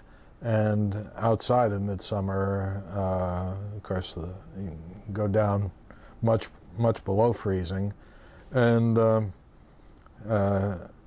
if you were there in October, for example, you could get temperatures, I should think, down around 10 degrees or maybe even less. Unlike the AT, you're not burdened with intense humidity. To me, that's the toughest thing in the AT.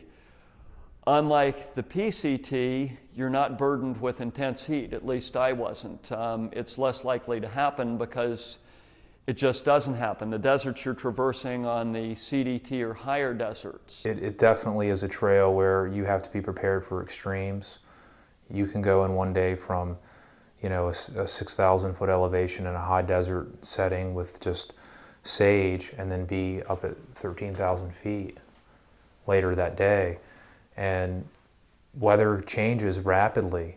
Lightning is a serious consideration. Snow, it can snow any time of the year, almost anywhere on the divide, and it does. Seasons are so much more abrupt here. If you're doing a northbound hike, you go from the high desert in New Mexico to sudden snow in Colorado, back to the desert in Wyoming, back to the high country snow in the Wind Rivers, back to semi-desert in southern Montana, back to the high country snow in northern Montana. You kind of, this back and forth that it's not a gradual transition from easy to hard, or summer, spring to summer to winter, or winter to spring to summer. It's back and forth within a week. You should be prepared for any condition at any time. However, you can take your chance on going lighter weight and try to get through, and just suck it up if you encounter bad weather or go to town.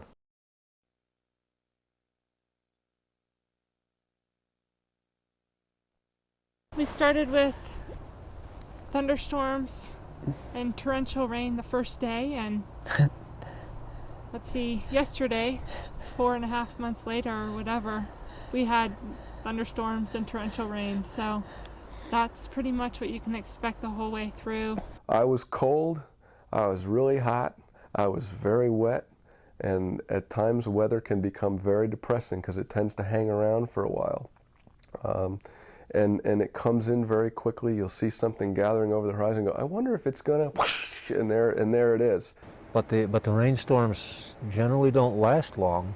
The clouds may last a couple of days, but the actual rain will be a short-term event.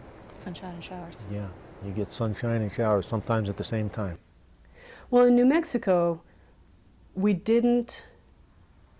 anticipated just a little bit of snow, and that's what we got. I mean, we didn't get any rain, really. Actually, we lucked out a lot of times. I think there were a number of times we're in the hotel and it's pouring. Usually you don't have to carry a tent through New Mexico. The weather's nice, and especially in April, May, even in December. I think this is true for most northbounders that go from the Mexican border. You will experience some heat if you start later than May or the end of April.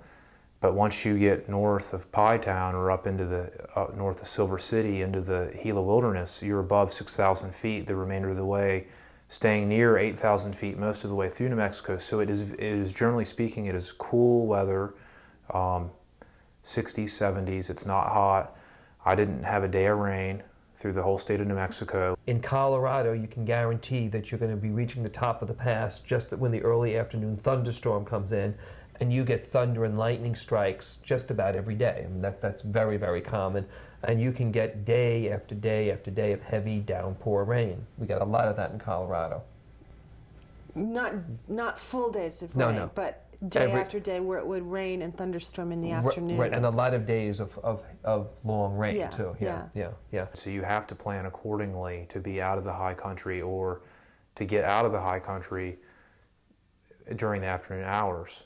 If you're heading south, the chances are in Colorado where there's a high, as you get into September, it settles down and it's not as stormy as say July and August.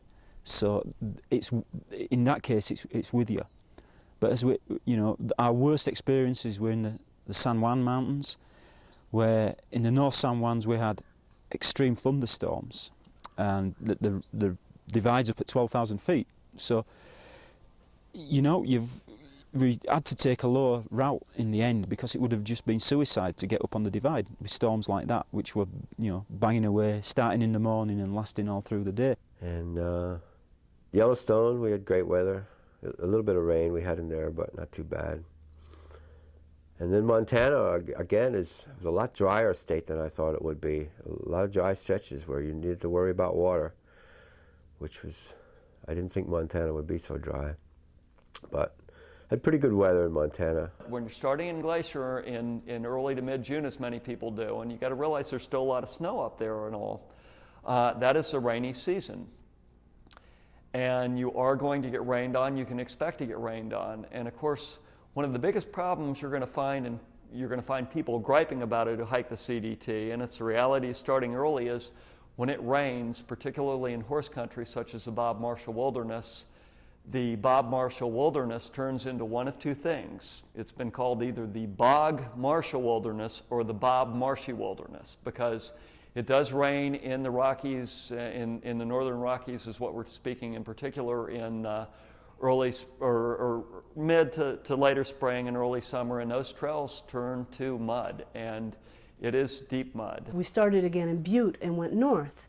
Well, at that point it was early July, and it was rainy in Montana. We hit rain for 5 or 6 days. After that, it was gorgeous. A lot of bugs in Scapegoat and Bob Marshall. So the bugs was like more of an issue, definitely, than the weather. The weather was fine. It'd rain, it wouldn't rain. It was, it's just summer in the mountains. Wasn't a big deal. As a South Mountain hiker, you will encounter an abundance of rain or precipitation in the form of rain or snow, until you reach Lincoln, which is, I guess, about 350 miles or 400 miles down. And once you reach that point, the topography changes and it gives way to more drier, rolling country. I think in one of the books I read, it said the annual rainfall from that area south in that immediate vicinity is only 3 inches annually. The other thing that comes with the thunderstorms sometimes is heavy hailstorms. We've had occasions where I've had to crouch in a ditch at the side of a road with our backs towards the storm because it was hurting. They were like the size of marbles, big ball bearings, and there's just no way you can stand that. It just bruises you and it really beats you up. But above all, they can kill you. I remember one time it just starts hailing and just pounding, and I threw on my Gore-Tex rain jacket and huddled under a tree. I mean, it is just a deluge, and the trail just becomes a river, and there's rain and hail and everything's coming down, and lightning is crashing, and I'm huddled under a tree, and I was there for I remember watching it, it turned into like 30 minutes, and by now I am shivering, and it's raining hard, and you don't want to take the jacket off and fumble around your pack and try to find something. I mean, you're just like, you don't want to move an inch because some cold water is going to like trickle on your cheek or something, but you got to do it, and then that's tough. So you got to watch for hypothermia, even if it means taking off your pack, taking off your jacket, getting a bit wet, but then you got to put your fleece on. You got to stay warm. I found the most difficult thing about rain, especially on a non-sheltered trail, was eating. I mean, I found that you get, number one, you get cold when you stop walking, and yet you have to eat. So usually what we would try to do is if you couldn't find a nice dry spot under a tree to sit in, we may pitch the tent, or we'd just try to really plan in the morning for if we could deal with it, a non-cooked meal, so that you can either eat on the way or just rest as briefly as you can under something dry. When it would get really, really cold out, we would opt to do hot meals in the middle of the day. I think psychologically it helps, and so sometimes we just opt to throw the tent up, cook in the vestibule, get a little bit dried off for maybe an hour, and then get back out there and do it again. And I mean, thankfully, one of the nice things about doing the CDT is that you don't have this typical protracted rain that you do on the PCT, and there's a lot of dry hiking. But you get up in the mountains and you will get into rainstorms, and sometimes they're brutal. I mean, the rain just comes pouring down on you, and you just every hiker has dealt with rain. Sometimes you just have to suck it up and keep going.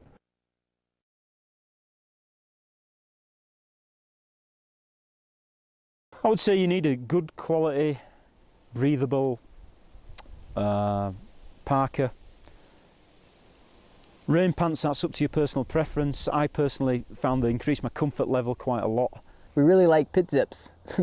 I know that's not a piece of gear, but both our Gore-Tex jacket, we use a windstopper fleece jacket. And just because I think the sun comes in and out so much, or you're up at high elevations and it can be so cold 1 minute and the wind, and then down, and if you're trying to temperature regulate by having to take on and off stuff all the time. I know it sounds silly as a piece of equipment, but we love the fact that if it gets hot out, we just open up our zips and drop our arms out, and all of a sudden we're in a t-shirt. I don't know if you can see, pit zips are just down in the elbow area, and they ventilate because you vent so much in the underarms, and so you can just unzip here, and that helps too. But the big thing we do, Sarah taught me this one, is if say now it gets hot out, you can undo both and then just pull your arms out and just tie them up here, and now you're walking with a vest on and you're cool quick. And then as soon as it starts to rain, it's just a matter of dropping it down and you got your rain jacket on. Prior to this hike, I never used a pack cover. I bought in Colorado, I bought a good pack cover, and I think you may not agree with them, it's just up to you, but I've been pleased that I got it. It's just helped, you know. As I say, some of the rain's torrential, so you need to be confident all your equipment's going to be dry. As far as rain gear goes, I don't wear rain gear when it rains, unless it's just really, really cold. I might put something on, but that is very rare. But what I do is I carry a poncho, just a regular big old poncho, and I tie it onto my pack. I just take the corner here and just tie it here like this. Bring it around my sleeping pad, tie it onto the other side, and then pull it up tight here. Use my extra strap here, and then I just get a piece, pull it through, and tie it here. So that happens pretty quick. You can do it pretty easy in a storm. And then a lot of times I'll even tuck it up underneath the little fanny pack up top. Just roll it up and tuck it in, and it just stays right up there and keeps everything dry. And if it starts to rain, I'll just pull the poncho over my head, and that's my rain gear. And then when it stops raining, I'll just tuck it back behind my neck there, and I can do that all day long, and really works well. You don't have to worry about stopping and taking out and putting on a rain cover, and the extra cost of that, and the extra cost of rain gear. I'm sold on Gore-Tex. I'm sold on a Gore-Tex jacket. I didn't carry Gore-Tex pants, and most of the time it was warm enough to deal with just either nylon pants or shorts. When it was really cold, I had, if it got real cold and rainy, would wear Lycra tights with wind pants over them sometimes just the Lycra tights. But I had a Gore-Tex jacket and a hood, lightweight gloves, lightweight synthetic gloves. I had a pack cover, I had a rain jacket, 3-layer Gore-Tex rain jacket. I wouldn't do that again. Frankly, I wouldn't bring a pack cover. I'd have a trash bag and punch holes in it for the arm sleeve, something like that. I saw someone else do that. I don't think I'd bring a Gore-Tex jacket again. I think it was just too much weight. I think I would have brought a pullover, you know, like one of those real lightweight running parkas. I had Gore-Tex pants, but I didn't bring them. They're too heavy. I had one pair of long polypro bottoms, I had one pair of shorts, and I had a very lightweight, they were wonderful, wind pants. I think they were probably called wind pants, and they dried like really quickly, but they kept the wind off and it kept some body heat in my legs, which was really helpful. I wore those a lot, particularly September, October. I had a lightweight rain jacket.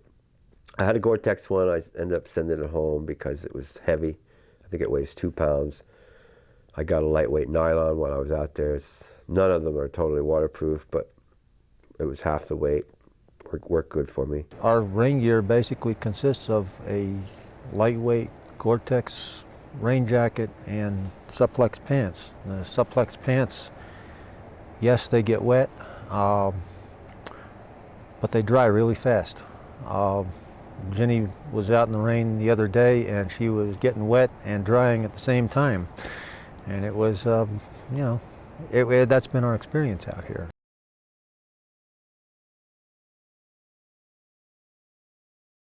Anybody planning for the CDT will hear all the stories about bears, and you'll be thinking about grizzly bears for most of the beginning of the hike, but I'll tell you, the lightning is the one thing that's going to palpably scare you. All the way through the summer and into the fall, we've had it every single week. You can experience them all the way down the trail, and you've got to keep an eye out all the time. Watch the clouds. You know, if you're heading up towards a ridge or you're on a ridge, and you've got to be prepared to get off that ridge. The most dangerous pieces that we experienced, though, were right out in the open, giant rolling thunderstorms coming in across the desert, especially in the Red Desert Basin in Wyoming, where you are literally the highest thing, and even if you lay down on the ground, you'd still be the highest thing, and you just kind of keep moving through it. And we just did simple stuff, put our hiking poles away, didn't want to have those nice big electrodes right there. If it does catch you up on the ridge, I'll try to get down as low as I can and get behind a little tree or shrub or rock to, you know, protect me from the wind and rain, and let it blow them past. In some cases, there haven't been any trees nearby, and in that case, we just dropped down, you know, a couple 100 feet off of the divide itself, and basically just crouched in talus fields and hoped it didn't come our way. I don't know if anybody could actually stay true to the divide. If we did, we would have been exposed so many times just above tree line. So primarily we just tried to plan our day or the times to drop down low. There were definitely times where we would try to make a window and be up top on a ridge, and we'd be running down to get as low as possible. We do things like with our trekking poles at night in thunder showers, I'll climb up somewhere and make simulated lightning rods, putting the poles about 20 feet apart, so that hopefully if the lightning is coming near us, it'll be more attracted to high metal poles than our tent. We did one time get out of the tent at night, actually right in the evening, because it was so close to us and we had too much metal around us, so we crawled under a bush and just laid down pretty much under the bush for half an hour or so, feeling a little bit more secure on the foamies. I didn't have any closer to me than lightning strikes any closer than 6 seconds, which is still, to me, a safe distance off. I think when they get closer than 2 seconds, I'm getting off of there. Go out and read books and learn about lightning. If you have to, contact your local meteorologist and say, hey, can you give me some good tips on reading clouds and what to do in the event of lightning? And we prayed a lot. I mean, you develop this relationship with a higher power when there's this lightning storm coming crashing in all around you. We pulled into Wamsutter, Wyoming one day in the middle of a storm that just, I was terrified, absolutely terrified. And we were running down in these gullies. There were no water. It was a desert. And running in the gully, and still our head was the highest thing on the horizon, watching lightning crash all around us. And it didn't have a logical reason why it wasn't hitting us. One more point about lightning, it is the #1 cause of death in Colorado.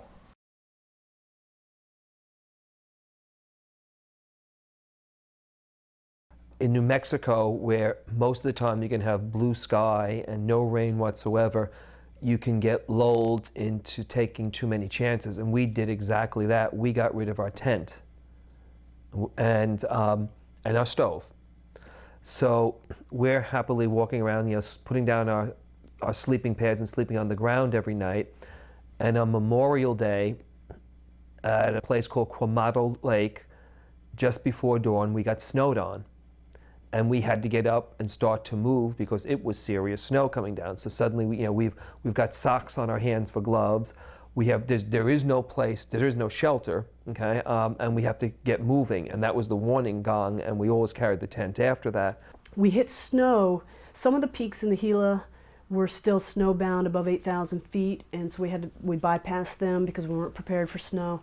We didn't have a tent through New Mexico. We just had one tarp between the two of us. We hit snow in the Amalpi, which is just south of Taylor, which is the central part of New Mexico. And it snowed off and on for about 2.5 days. And that was problematic. And there's a lot of snow on top of clay, and it was very slippery. But anyway, and then when we got into northern New Mexico, there was snow above 8,000 feet, and we were up on San Pedro Peak, Magoti Ridge, all along up there. And that was tough. It took us 1 hour and 20 minutes to do a half mile because of the snow, not because of anything else. If it had been hard snow, it would have been one thing. If we had had snowshoes, it still would have taken us a while, but we would take one step, punch through the snow up to here. We were second week into our trip in tennis shoes or running shoes. We ran into a lot of snow in the Gila wilderness area. We were on snow for 2 or 3 solid days in running shoes, which we weren't expecting at all. And depending on which way you go, you'll definitely get some snow in Colorado. It'll either be on the ground or it'll be coming down on you. It's the middle of September. I'm in Colorado, and the snow may be falling. It already has fallen. I'm just fortunate that I only got dusted a little bit a couple of days ago, but it was a sign of the times. South of here, at above 10,000 feet, it's accumulated and then melted off as the sun came up in the morning. Even if you're a good mountaineer, I don't think you want to linger through Colorado snow for months at a time, or a month, or the Montana snow, because in addition to route finding, and in addition to the avalanche danger and everything, you got to pick your battle. So I sort of cheated, and I hiked around the snow. I hiked around Colorado, and I hiked around the Wind Rivers. We ended up not being able to do a total northbound. We hit the Colorado-New Mexico border, and we had to make a decision. We couldn't get through. So we ended up going to South Pass City, which is central Wyoming, and heading south, which enabled us to do the Great Basin, what they call the Red Desert up there, southbound, giving the snow a little more chance to melt. And we got to northern Colorado, and yes, there was still some snow there, but it was hard packed by now. It was walkable. The very end of May, we were walking in a brand new snowstorm that dropped 8 inches of snow on us and on the Wyoming-Colorado border. And it was one of the most cold, depressing, difficult periods of the hike. I just had kept waiting for the winter to end, and sometimes it just doesn't end up there in the Rockies. So May in Wyoming is still cold. There were 3 snowstorms in the first week I got there. I was in the Wind Rivers early September, and about September 5th. And I was told by natives that the year before they'd been hit with some ungodly amount, like 4 feet of snow or something in the course of 24 hours up there in the Wind Rivers. Now, I wouldn't have been prepared for that at all. That would have been major ditch the Wind Rivers. So I'm glad it didn't happen to me, but it could happen. When I got up to the Wind River Range, then it's still late May, the snow was unpassable. I tried to climb up into the Wind Rivers and I could not. I was post-holing in that soft snow. And therefore made the decision not to abandon the hike, but to go up alongside the Wind River Range through the valley, through the South Pass Valley. July 4th, we had what we call snail in the Anaconda Pintler. Snail is a combination of snow and hail. It looks like hail, but it falls like snow. The middle of July, it can snow on you, and it can snow on you hard. The winter before we opted to do the hike, they were between 200 and 400% of snowpack across a lot of the Rockies. It just got hit real hard that year. So it was late July in some places before all the snow had kind of melted off. So it was July, then I was getting up through northern part of Montana, Anaconda Pintler Wilderness. I was still running into snow. When we were up north in northern Montana, we were dealing with snow every day. You'd look for a trail, and it's the AT syndrome. You look for the blazes, okay? And well, the blazes up there are axe-cut blazes, and some of them are 20, 30, 40 years old. Maybe even older than that. You're walking on 5 to 10 feet of snowpack. You're looking for the blazes at eye level. The blazes aren't at eye level. The blazes are down in the tree wells. I would just stay out of the mountains if it meant going into snow, heavy-duty snow. Yeah. Lewis and Clark, they made camp for the winter. I mean, folks, this is not a good place to be. When we started this, I knew that it would be basically a winter hike. And as Jenny said before, we've had at least 3 days of summer.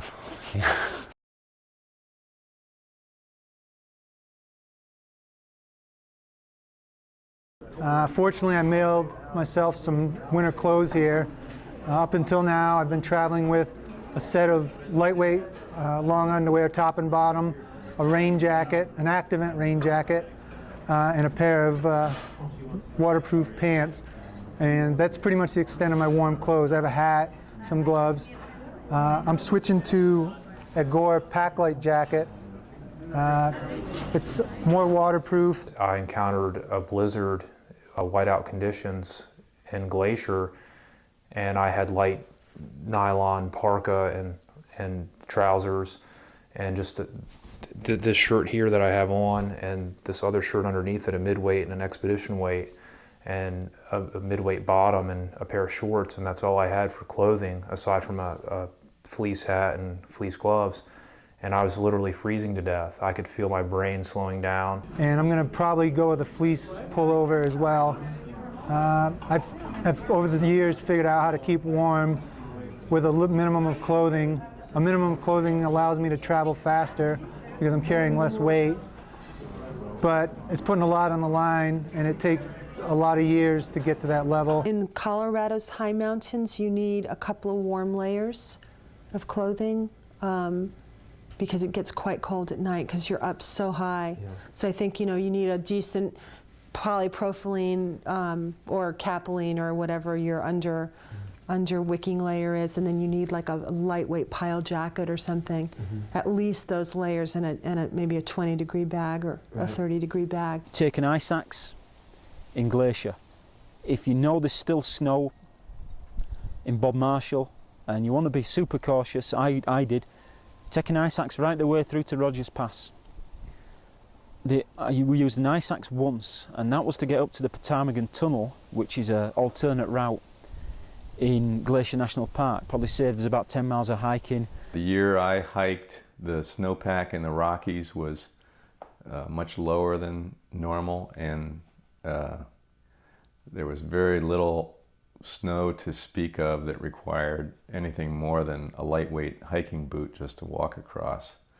So in a low snow year, I think you probably can get away, at least in northern Montana, without carrying an ice axe. We had just about zero ice axe experience, but we learned very quickly because we used them nearly every day. And you need to know how to use the ice axe, and it's not my intention to tell you how to use it, because that's not something you can pick up in a book or a video. It's something you need to go out in a snowfield with someone who's qualified in how to use an ice axe, who can show you how to use the ice axe, and who can practice. The other thing is, keep it handy at all times. Either carry it in your hand if you know you're going to hit snow, or poke it down between your body and the back of your backpack so you can just pull it out like that. That works pretty good. But what we usually use our ice axes for was sliding down on our butts and steering with them. You lose most of your body heat through your head, right? And this is an OR gore stop hat, which I really like. It'll fasten around the neck, and it also has something for the nose, and if it's really windy and bitter outside, and the wind doesn't penetrate this at all and really keeps me warm. Further north, like when we were in Colorado, and we had snowshoes and we had a 2-person tent, full leather boots, warm clothes, you know, warm hat all summer long. We hit snow, southern Colorado, heading north, and tried to get through it. 2 out of the 7 of us had snowshoes. I think if we all would have had snowshoes, we could have gotten through, but we would have only been traveling about 10 to 15 miles a day. I remember one day there I wrote it in my diary, where I think we did 14 miles and it took us 17 hours because we were sinking into the snow. I had snowshoes, I wasn't, but the other people were sinking in up to their chests on a lot of steps. So you look for solid snow and you learn to find it. Snowshoes make perfectly good sense for new snow. They're useless on old consolidated spring snow, so don't even think about having them in June in either Glacier or Colorado. That's when you need an ice axe. You absolutely have to have an ice axe for that. Snowshoes can make a huge difference. I can't imagine getting through Colorado without the snowshoes. But they're heavy. I wouldn't want to do the whole state in snowshoes.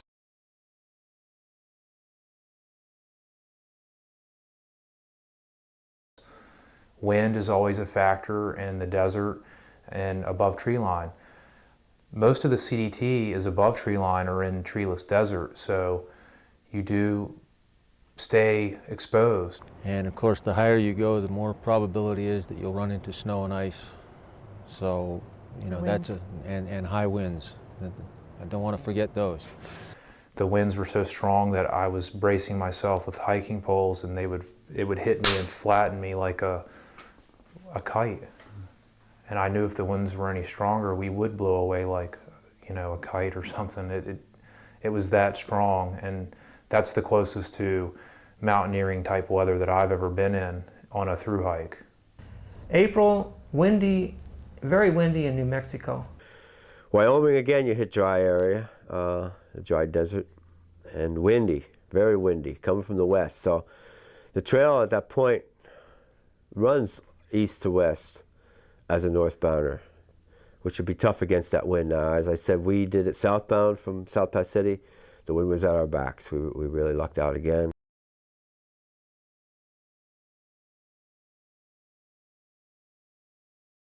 Being an Easterner and being used to hiking through green tunnels and not carrying sunscreen or lip balm or much in the way of protecting my nose or my ears from severe sunburn, I was not real attuned to the Western reality of unrelenting sun and heat, blistering sun, and the possibility of sunstroke, heat stroke, and dehydration. New Mexico, it's very hot.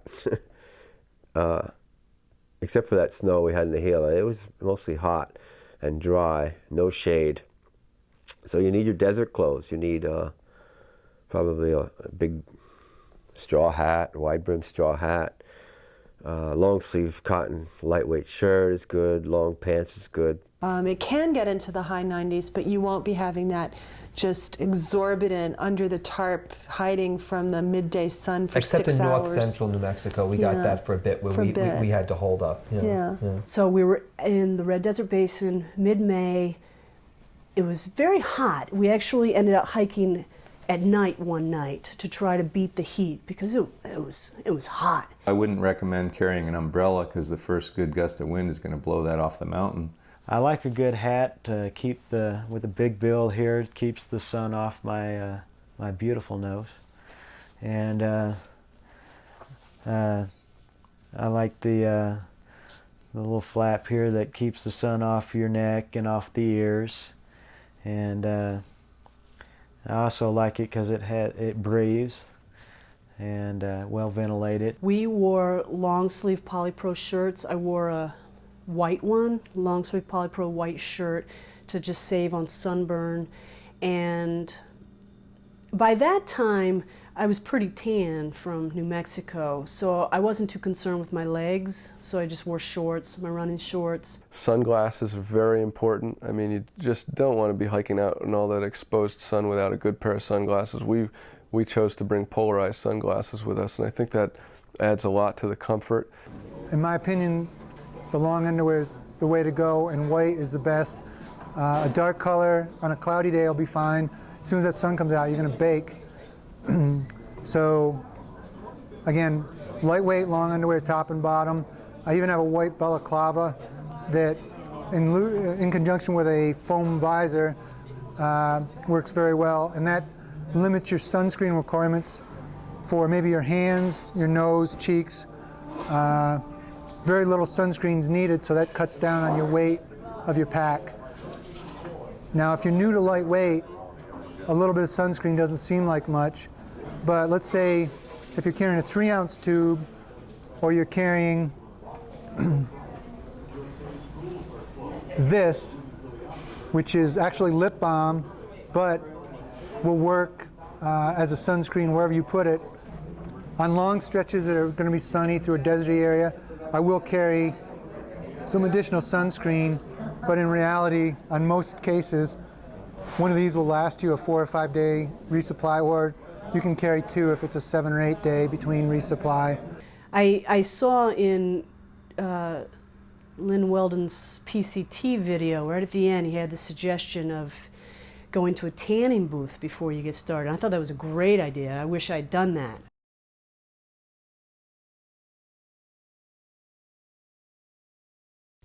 True desert, you know, without any shade, you will encounter in the Boot Hill region of southern New Mexico.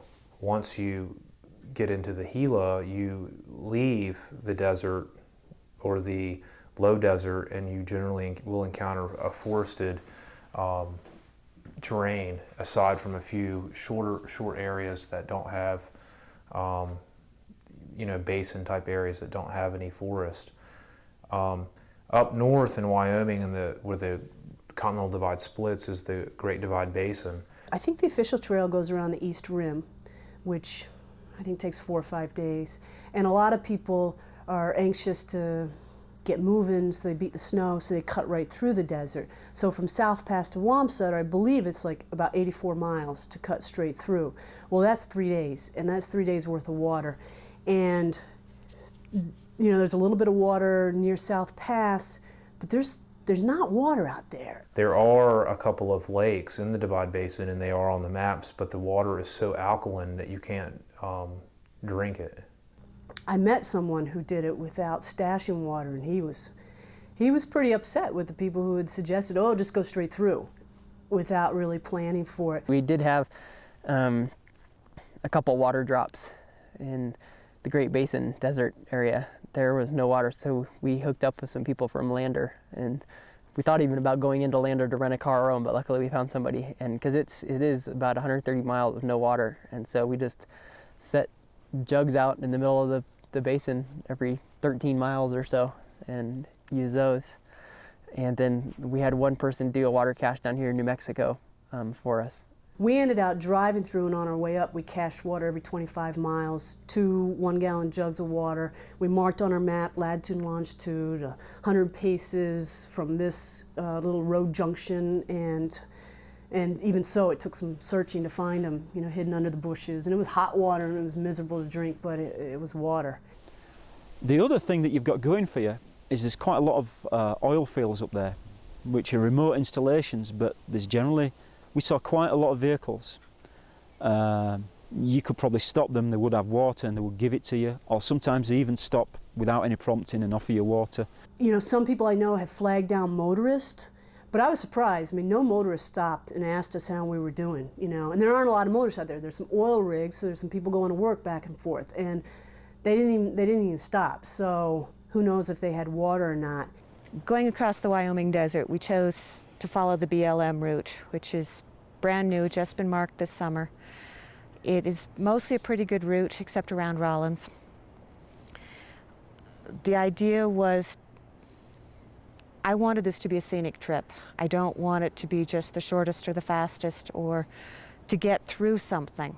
I wanted to experience whatever there is to experience, and that includes the desert.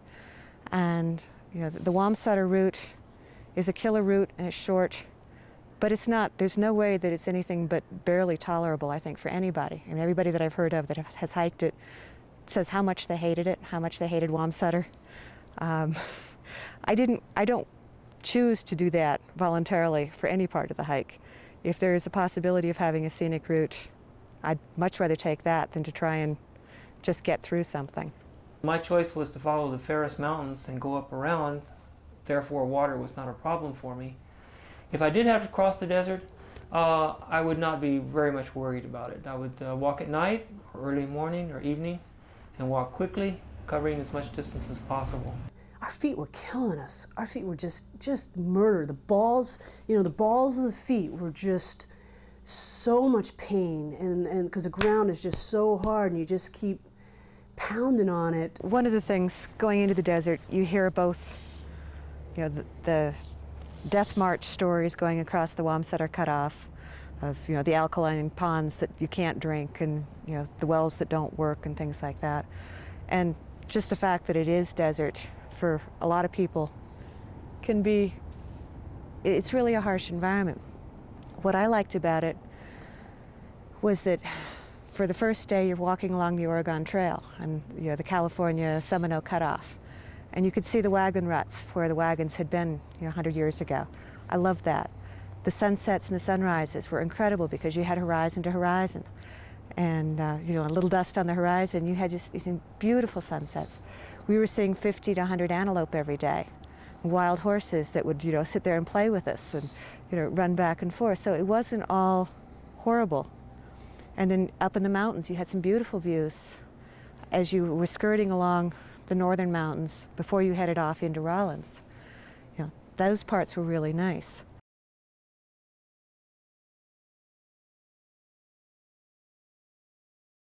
The desert isn't the only place where water's a problem. Northern Montana, you have 25 and 30-mile stretches without water. Northern Colorado, we had, the water was basically every 12 miles. And so that's going to determine your day of, you know, whether you're going to push for a 24-mile day or pick up water and go 4 or 5 miles carrying water, cook dinner at 3 o'clock in the afternoon and hike on afterwards. In New Mexico in particular, water sources can be quite far apart.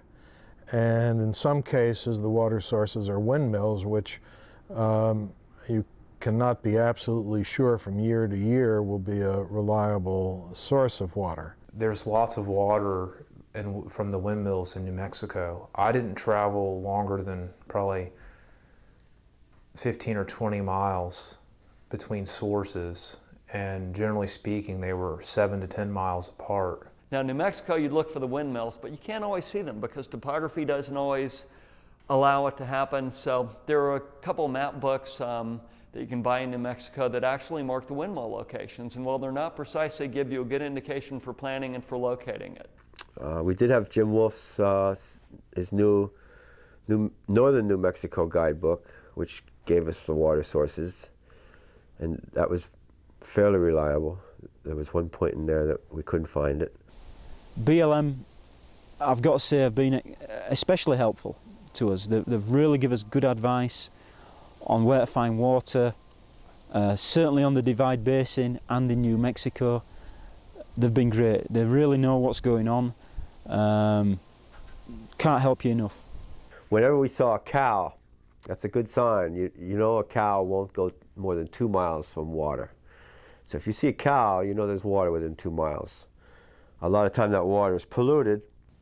There are old grazing allotments, even in the wilderness areas of Colorado, Wyoming, and Idaho, Montana, and quite often the water is polluted by livestock, whether it's sheep or cattle, and that's a serious consideration. I had to filter water out of a stream that had 20 cows in it, and they were, drinking and defecating at the same time. A lot of times you have stock reservoirs, which are, they've dug a big hole in the ground and all the cows gather around. And the ducks and the coyotes and everybody else is also gathered around in there. And you look at it and it's this brown-green water with this kind of silvery film over there. You look, okay, the water filter is already getting a little difficult. We're going to use the bandana and the water filter and the iodine and still pray that we don't get sick. They're super saturated with dirt. You can't filter the water. I've tried to run that water through a bandana and it comes out just as brown as it was in the ground. If you're lucky, if the windmills are blowing, you can get water gushing from the pipe directly. Otherwise, get it from stock tanks and don't worry much about it. Why, if you're lucky enough, you'll find the one stock tank with goldfish in it. Turned out we got a lot of our water from passing vehicles. Even in the Rockies, you're up on the divide so high.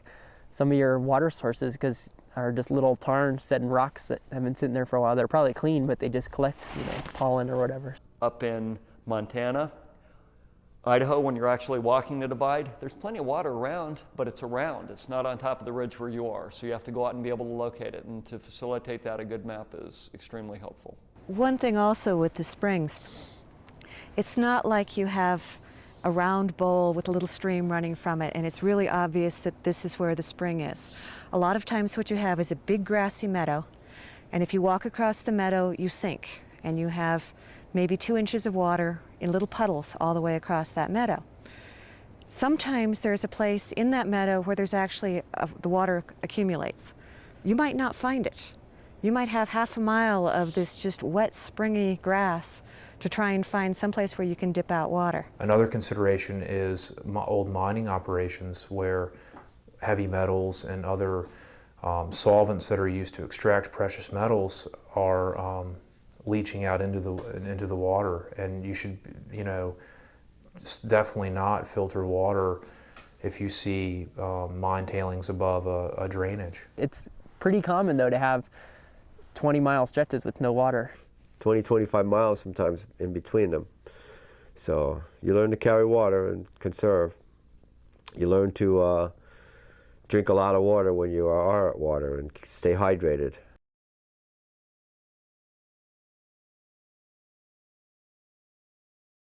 Although I carried double the amount of water that I normally do in the East, it was far short of the amount I should have been carrying.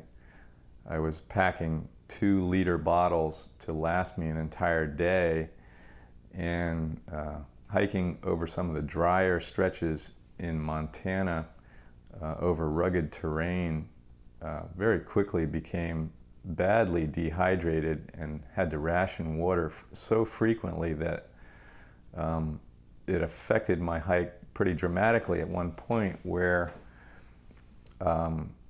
while rationing water, I had to reach for my guidebook at one point, and looking at the guidebook couldn't focus my eyes and couldn't even read the print. and was very lucky to find a couple of trail angels who not only took me into the nearest town, but gave me some fresh cold water. My state at that point being so bad that I ended up collapsing in town and having to be rushed to a hospital because of lack of fluids. And in the emergency room, I had to be hooked up to an IV and pumped full of fluids to get me back in shape to get back on the trail. I've drank as much on this trail, possibly more, than I ever did even on the PCT in Southern California.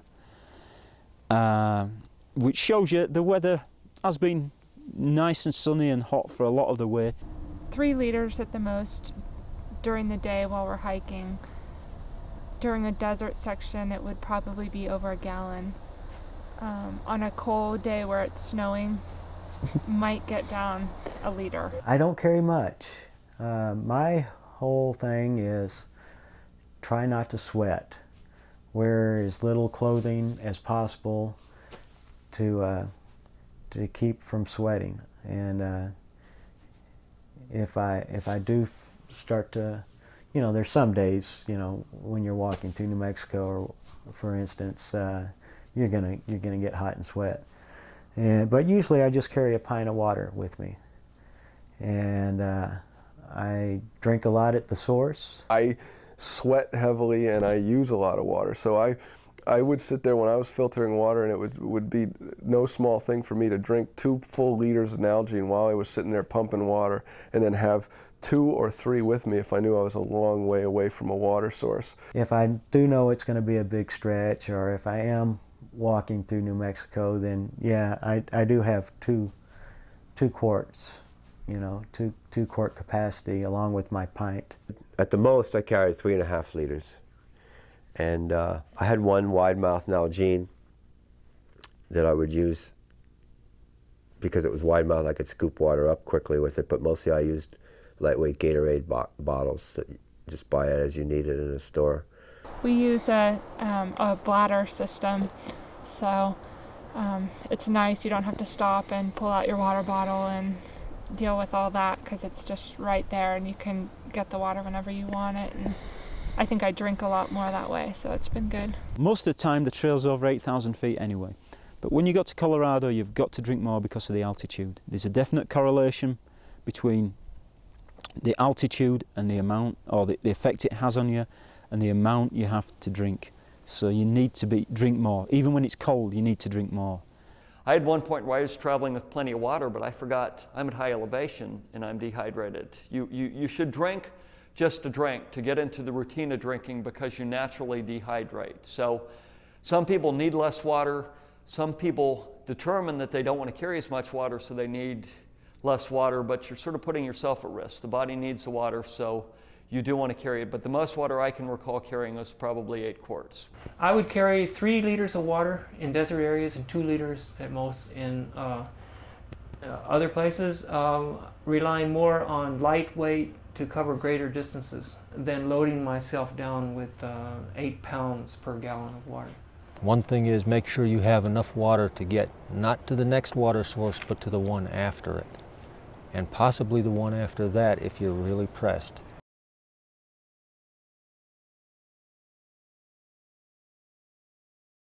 I'm a microbiologist, so I'm fairly well familiar with some of the things that you can contract from drinking untreated water.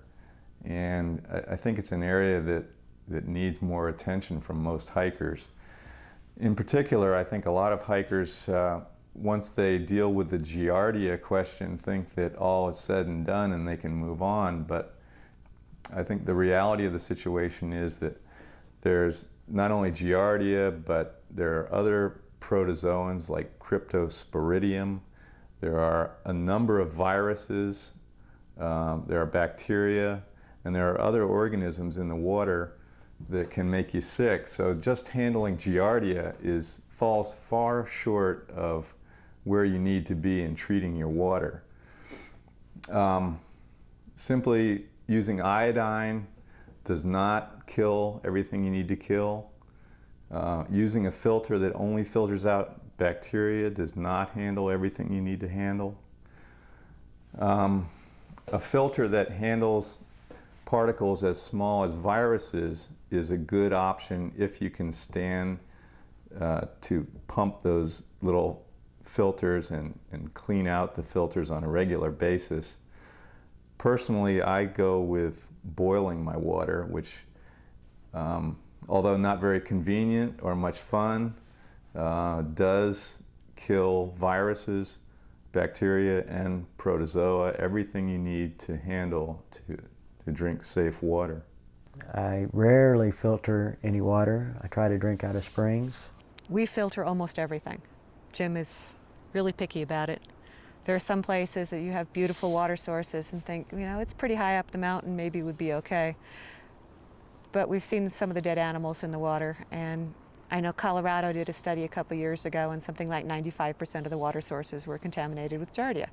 First of all, I drink from mountain streams freely. I don't fear Giardia as much as I used to anymore, and I've been lucky it hasn't affected me. If the water is stagnant, as in a lake or a pond, then I will treat it with iodine, and then subsequently with ascorbic acid tablets to neutralize the iodine so it doesn't affect your system. But usually, the third alternative is to boil the water. If you're carrying a wood-burning stove, you're not so cautious about using fuel. Fuel is abundant everywhere. So you boil the water for your soup or your meal, and also boil a cup of tea frequently, and that works out well. I do filter water, but only sometimes. If I feel that I'm at the source along the Continental Divide, so there's nothing higher, or I feel, sometimes if I feel lazy, actually, I will drink the water and knock wood. I've so far not had a serious or any kind of Giardia experience, but the recommendation always has got to be that you should filter your water, and I encourage you to do so. If we're at a windmill, you know, we kind of like decided these rules for ourselves, so I don't know how great they are, but these are our rules. If you're at a windmill and the water's coming directly out of the windmill, then we don't have to filter it. If it's sitting in a stock tank, then we need to filter it. And we're very conscientious about filtering water. A filter comes in handy, I think, in New Mexico because you don't have a lot of choices as far as a spring or stuff. I sent the water filter home to save weight, and I carried iodine tablets. I don't use water filters. I carry chlorine. Weight is everything to me, and water filters are heavy. Chlorine did it for me. I never got sick, and I even had to drink some water out of these cow ponds that was not too clean. And I just put maybe 2 drops instead of 1 in a liter for those, and wait a little longer. Water quality, generally speaking, as far as particulates in the water, is worse than the AT or the PCT. So you're going to jam cartridges faster. So have extra cartridges on standby. And if you use backup iodine, make sure it's not expired, because I got a case of Giardia coming out of Yellowstone because our filter clogged and was waiting for a new one, and after we started using the iodine we saw it expired in '95, and a couple weeks later I was hurting in Lander. So.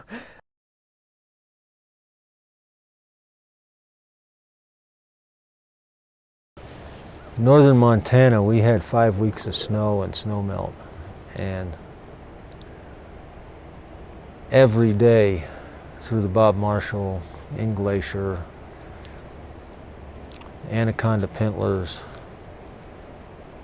you went from 9,000 foot snow-covered passes back down to the rivers, and you did anywhere from 6 to maybe 15 river crossings in a day.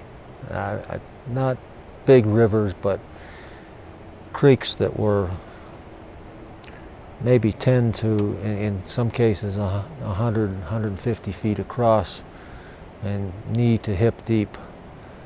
And they're all icy snowmelt. Some days I bet we did 20 of them.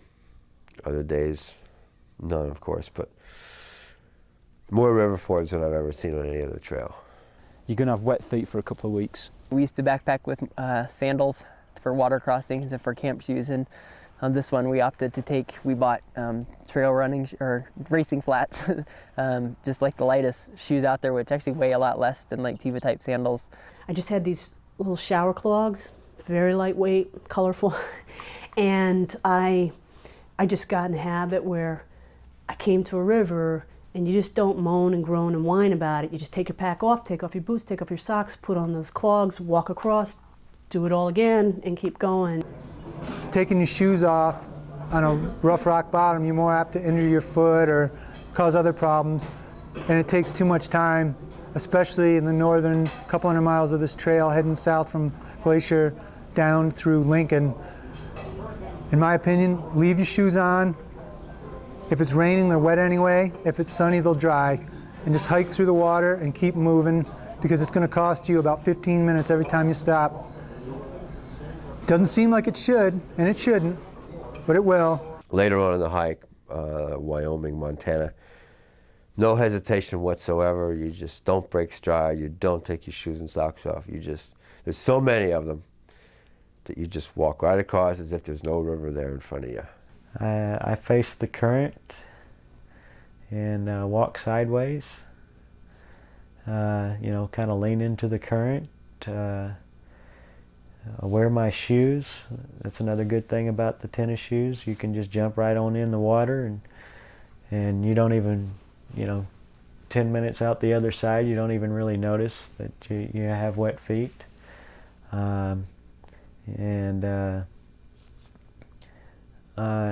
If there's a stick nearby, I might grab it for extra balance.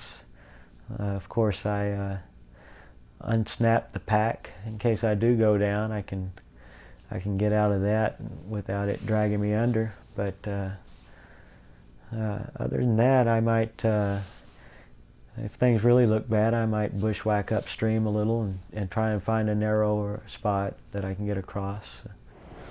I lost 2 toenails to frostbite. I was lucky that was all I lost.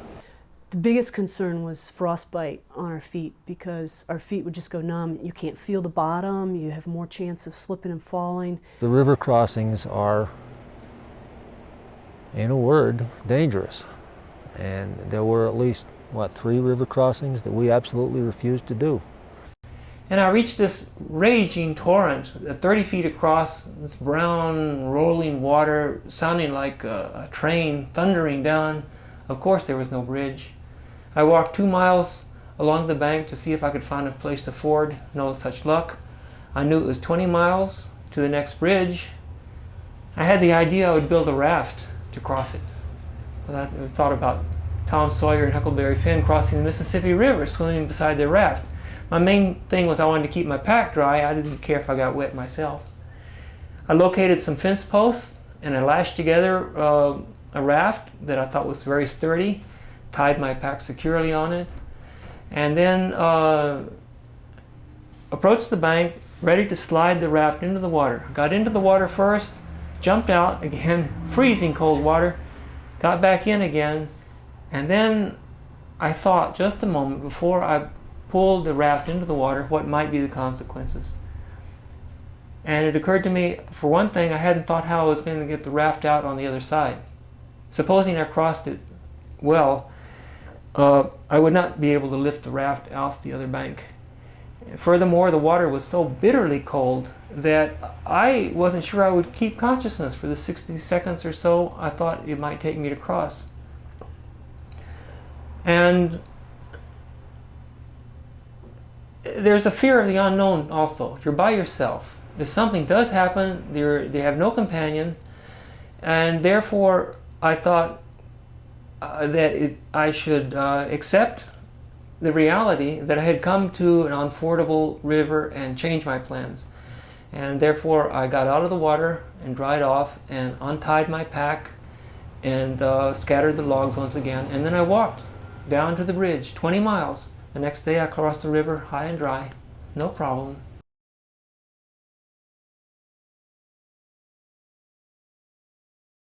You could conceivably wear running shoes for all of this trail, but what you've got to remember is Glacier, we had 1.5 foot of snow overnight, it's very cold, very wet. So you need to take that into consideration if you're going to be comfortable in running shoes. And then the Bob Marshall Wilderness is very wet, but more than anything, it's very, very muddy. So I found lightweight boots and waterproof boots and full-length gaiters really helpful, really useful. You're still going to get wet feet, so maybe take some camp shoes for that section. Other than that, I've worn these, which cost me $30. I've gone through 3 pairs. I usually wear the short gaiters that hook onto there. The other thing I do, I don't know if you can see this, is I stitch stick Velcro there and Velcro to the inside of the short gaiters, so I don't need to use a cord underneath, it just sticks straight on. We both started in heavier leather boots in the snows of Glacier, which we needed for kick stepping because it was mostly snow, solid that whole glacier route the first week. And then we went to tennis shoes, both of us, as soon as we left Glacier, into the Bob Marshall. And the Bob Marshall is a big mud pit, so might have stuck with boots through there, although there was so much mud, it probably wouldn't matter, wouldn't matter what you had on because everything was in mud. The only time I think I might recommend boots is when you're going to be in prolonged snow. For example, if you're going to be going across the southern Colorado in early summer. I did carry some leather boots in Colorado when we knew we were going to hit some snow, and I didn't like them at all. I just felt like I couldn't move my ankles in them, and I just wasn't used to them really, but they were heavy. Every step I noticed I had them on. Later on, when we got into the snowier, heavier sections, I wore very heavyweight, kind of mountaineering type one-piece leather boots, which, I don't know, it's sort of a gung-ho, the bigger the better, the more sturdy the better kind of boots, but if I had it to do over again, I personally would wear lighter weight shoes, even in the snowy conditions. And not actually so much because of the lightweight nature of it. It wasn't that I was tired and that the heavy boots made me tired, but I found them to be stiff in terms of the midsole, and that my feet became very sore, especially the place where I had in the Roma became very sore because of that board-like construction of those mountaineering boots. I'll go through at least 4, possibly 5, maybe 6 pair of boots on this trail. Kmart specials. Yeah, I like cross trainers, running shoes. I met up with someone near the end who was hiking in tennis shoes, and he had, when things got really bad, like with snow and things, he had like Gore-Tex booties that he would put on, and then he'd wear this tennis shoes over it. He had a couple of different pairs of tennis shoes, and he did fine. And I'll tell you, if I were to do the trail again, I would seriously consider tennis shoes. The 7 of us who started at the Mexican border, all of us had at least one major trail behind us and pretty much hiking experience. None of us had Tevas, extra pair of shoes. Probably, number 1, we realized that that's extra weight you don't need. Number 2, you don't really get a lot of time to mosey around camp. You're in camp to eat and sleep, and that's about it. 6 out of 7 had running shoes. For New Mexico, I strongly suggest lightweight shoes, not necessarily running shoes, but you're doing a lot of 2-track dirt road walking. There's no need for heavy boots there unless you're really worried about snakes or something. Colorado, you're climbing more mountains where you might want boots if you have weak ankles. But some people may be sitting there going, "You're absolutely crazy. I'd never consider hiking in sneakers." But consider it as a viable option, and particularly if you combine it with the use of hiking poles to mitigate that twisted ankle concern, because feet are more comfortable in sneakers. There is no doubt about it. Now, I'm saying this, I was the hiking purist. I would get out there in my $200 Italian leather hiking boots and my Dana pack and all my great gear, and I would scoff at these weekend hikers who were out there in sneakers and cotton and kind of laugh at them. But I'll tell you, I'm a believer in the fact that comfort is important, and even if you're wearing something as stupid as a pair of running shoes, if it makes you comfortable, it's going to go a long way toward you finishing that hike. A lightweight pack approaches normal everyday travel, and you would think that everyday travel is fine with sneakers. If you've only got an extra 20 pounds, then you're not that much heavier than you are without a pack.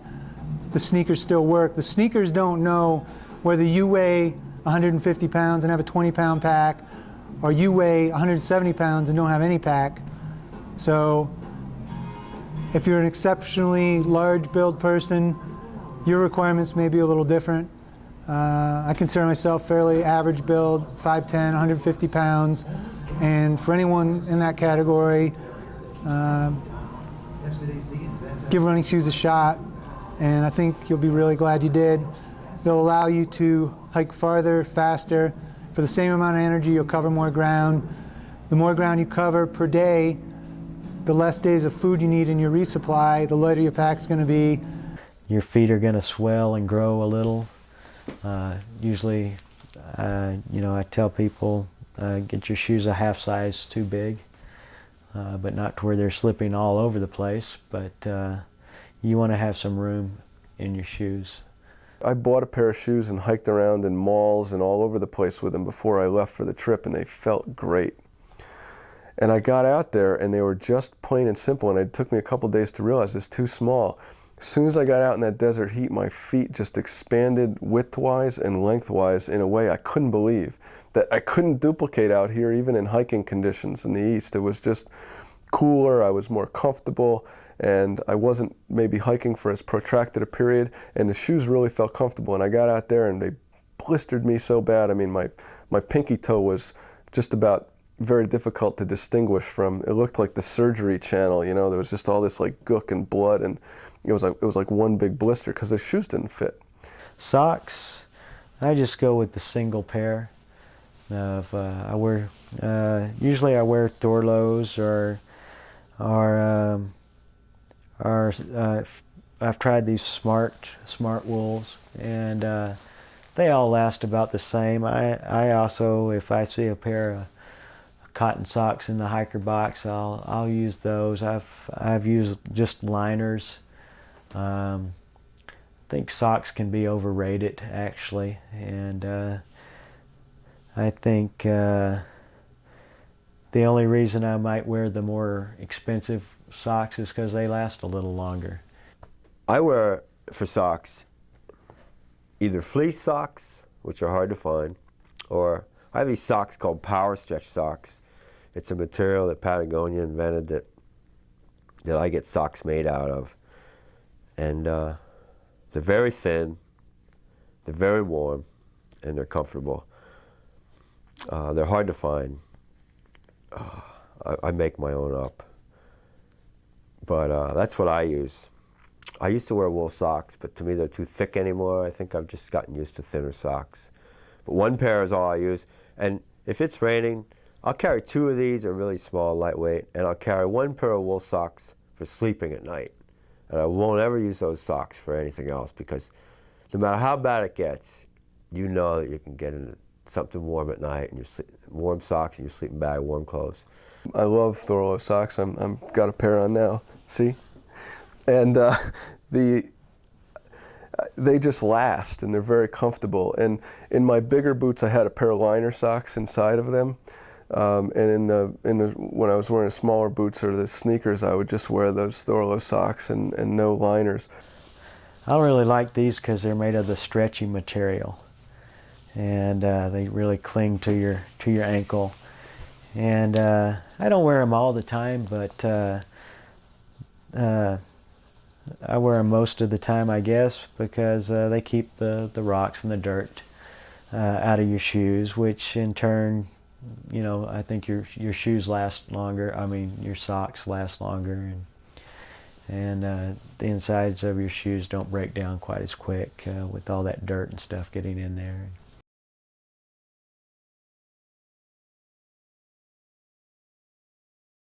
Breakfast, like a lot of other people, I I suffered through the oatmeal, cream of wheat, 12-grain cereal, blues. Granola or oatmeal, and a pint of cocoa usually. I like to eat oatmeal, grits.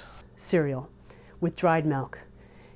And I always got Lucky Charms or shredded wheat, something I would enjoy eating.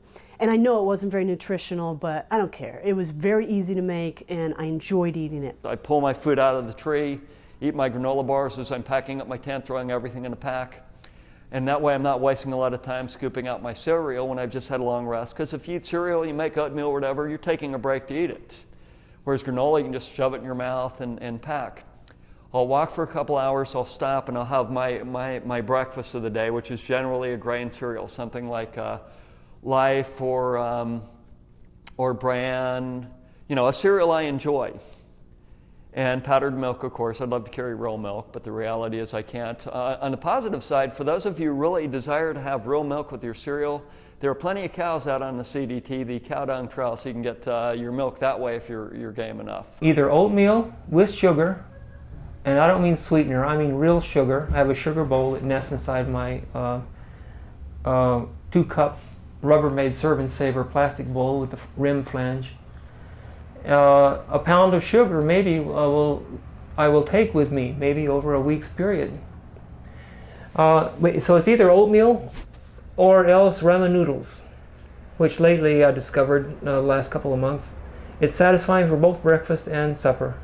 Granola with powdered milk for breakfast, and I individually package those in quart-sized Ziplocs. If I've got a 5-day between resupplies and I'm sending myself the full resupply, I'll divvy that up into 5 separate allotments so that I don't run out early. I know right what I'm getting. The only thing we did different on this trip was we packed probably more food and higher protein and fat foods, at least for me. Not so much for Sarah, but a lot more nuts, peanut butter, buying more cheese in town, just because the cold weather and the steepness and ruggedness of the trail definitely burn calories. Snacks during the day, Little Debbie's, the patron saint of hikers. I like candy bars, of course. A good friend of mine in Los Angeles has been sending me cookies and oatmeal bars he makes himself and granola bars, so that's been great. The odd candy bar. Dried fruits, nuts, cheeses, sausages, candies, sometimes rare instance of fresh fruit or vegetables, breads, things of that nature. Also like Pop-Tarts to snack on, and then I usually have a snack mid-morning, snack mid-afternoon. Cheese or Spam or sausage or peanut butter for lunch. We snack all day. We stop almost every hour and have something to eat. My last resupply, I purchased some cheese, some bagels, and just had cold meals. Some meat jerky goes well. Corn chips are excellent, as are potato chips. They have a high calorie count per weight. Just be a little cautious on not crushing them too bad the first few days out, because they're a little harder to eat that way. For snacking during the day and lunches, I would highly recommend that people not buy all their supplies in advance, because you are inevitably going to be totally sick of it before a week has passed. And I would stress variety for lunch and snack items, and if you have somebody at home who is handling your resupply packages, make it very clear to them that you want to be surprised at every opportunity that to eat the same stale crackers day after day, or the same gorp ingredients, which you're going to separate out and aren't going to taste like themselves anymore because they've been mixed, is exactly the kind of thing you want to avoid. It's usually tortillas with peanut butter, plenty of peanut butter, jelly and cheese, and I find that really is a great sustainer. Real power sandwiches, and you look for the tortilla with the most calories. They're usually about 160 per tortilla. I've pretty much gone to bagels and cheese, bagels and cream cheese. For lunch, I just kind of snacked. So I would get a 1-ounce tube of peanuts and a 1 ounce package of crackers and cheese, and a, what was the last thing? Oh yeah, 1 ounce thing of jerky. And you can get that at any gas station. So I started just, at town stops, I'd just go and I'd pick up 1 each for every day I was going to be on the trail. And then I wouldn't even stop for lunch usually. I would just start, I had about 2 snacks a day plus those 3 snacks. So I had 5 snacks in a day. I was hiking 10 to 12 hours a day. And so every 2 hours I would eat either a snack or part of my lunch and make a big deal out of it. And you know, near the end, a lot of times I'd just eat that while I'm still hiking. I wouldn't stop to eat. I'd just eat and hike. Cliff bars, Odwalla bars, meal packs, those are all whole foods, all natural ingredients. Again, noodles. With the ramen noodles in the morning and noodles for lunch, it's a lot of noodles. I'm not completely satisfied with that, but for a long time that was my main diet, the spaghetti. I strive for quality food, but to be practical, I'll eat some candy bars too, because first and foremost is the calories. I find that a boring menu that's very repetitious is also very easy. For dinner, it's usually Lipton's or pastaroni. Mac and cheese and a few cookies and tea or cocoa or something like that. This time I ate very simple dinners. Generally I'd have couscous or oodles and noodles. We use the Knowles cookbook. And Knowles suggests, rather than planning out meal for meal, take a set of ingredients and then cook whatever you feel like cooking. And so based on their recommendations, I came up with how much to send out in the boxes. We didn't use half of it. I ended up dumping so much of that food. I carried little film containers full of Cajun spice, chili powder, cumin, oregano, basil, garlic. I carried fresh garlic, cloves, as much in the way of different spices so that I could take the basic staples like rice and macaroni and instant mashed potatoes and suit my whim for the day. We used a higher percentage of freeze-dried food on the CDT than we did on the PCT, and certainly on the AT. My approach was to buy fairly large packets of freeze-dried beef and chicken and to dole out small quantities to a lot of the different dinners. So I'd put a little bit of beef in with the chili, and I might take some chicken and add that to a soup mix or a curry with couscous or a soup with potato flakes.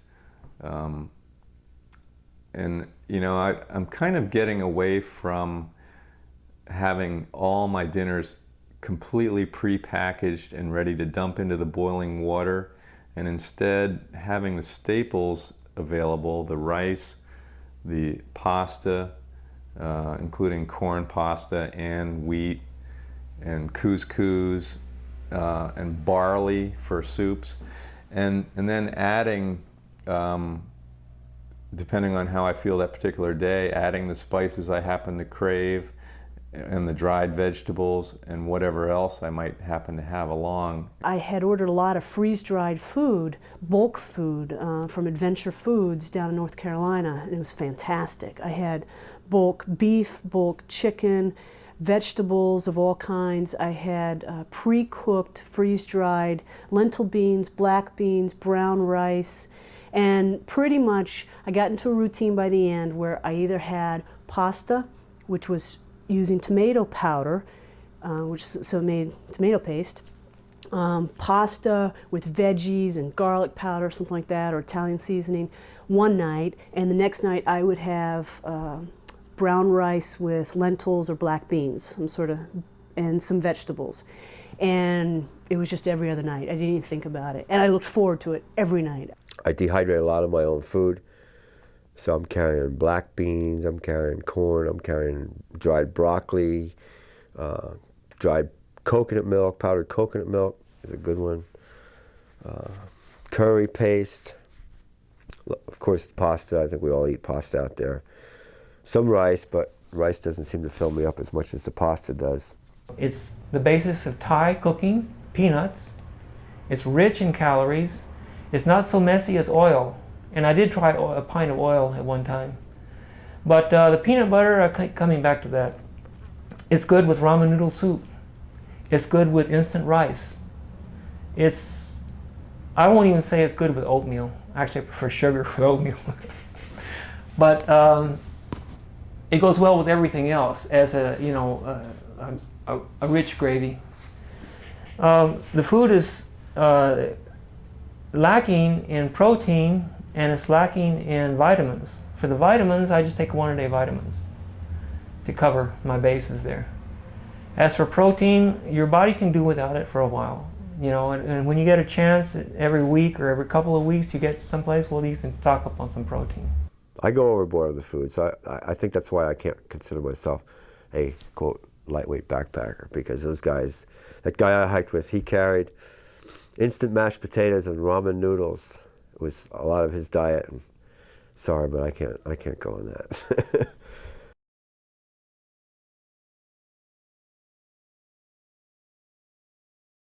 I started off with a whisper light, and after getting sprayed with gasoline by the stove and having the stove malfunction on me and finally quit on me, I get thoroughly disgusted with these technological wonders that don't work when you really need them. And I happen to really like starting up a small wood fire with just little sticks that happen to be lying around, and essentially just plopping the pot right on top of the fire, sometimes propped up by a rock, sometimes not, and cooking over a wood fire. There's a few places where that's not allowed on the CDT, and you probably need to carry a stove or cold meals. Glacier National Park, I did carry a stove through the park. After that, I chucked it, and all I carried was a pack of matches.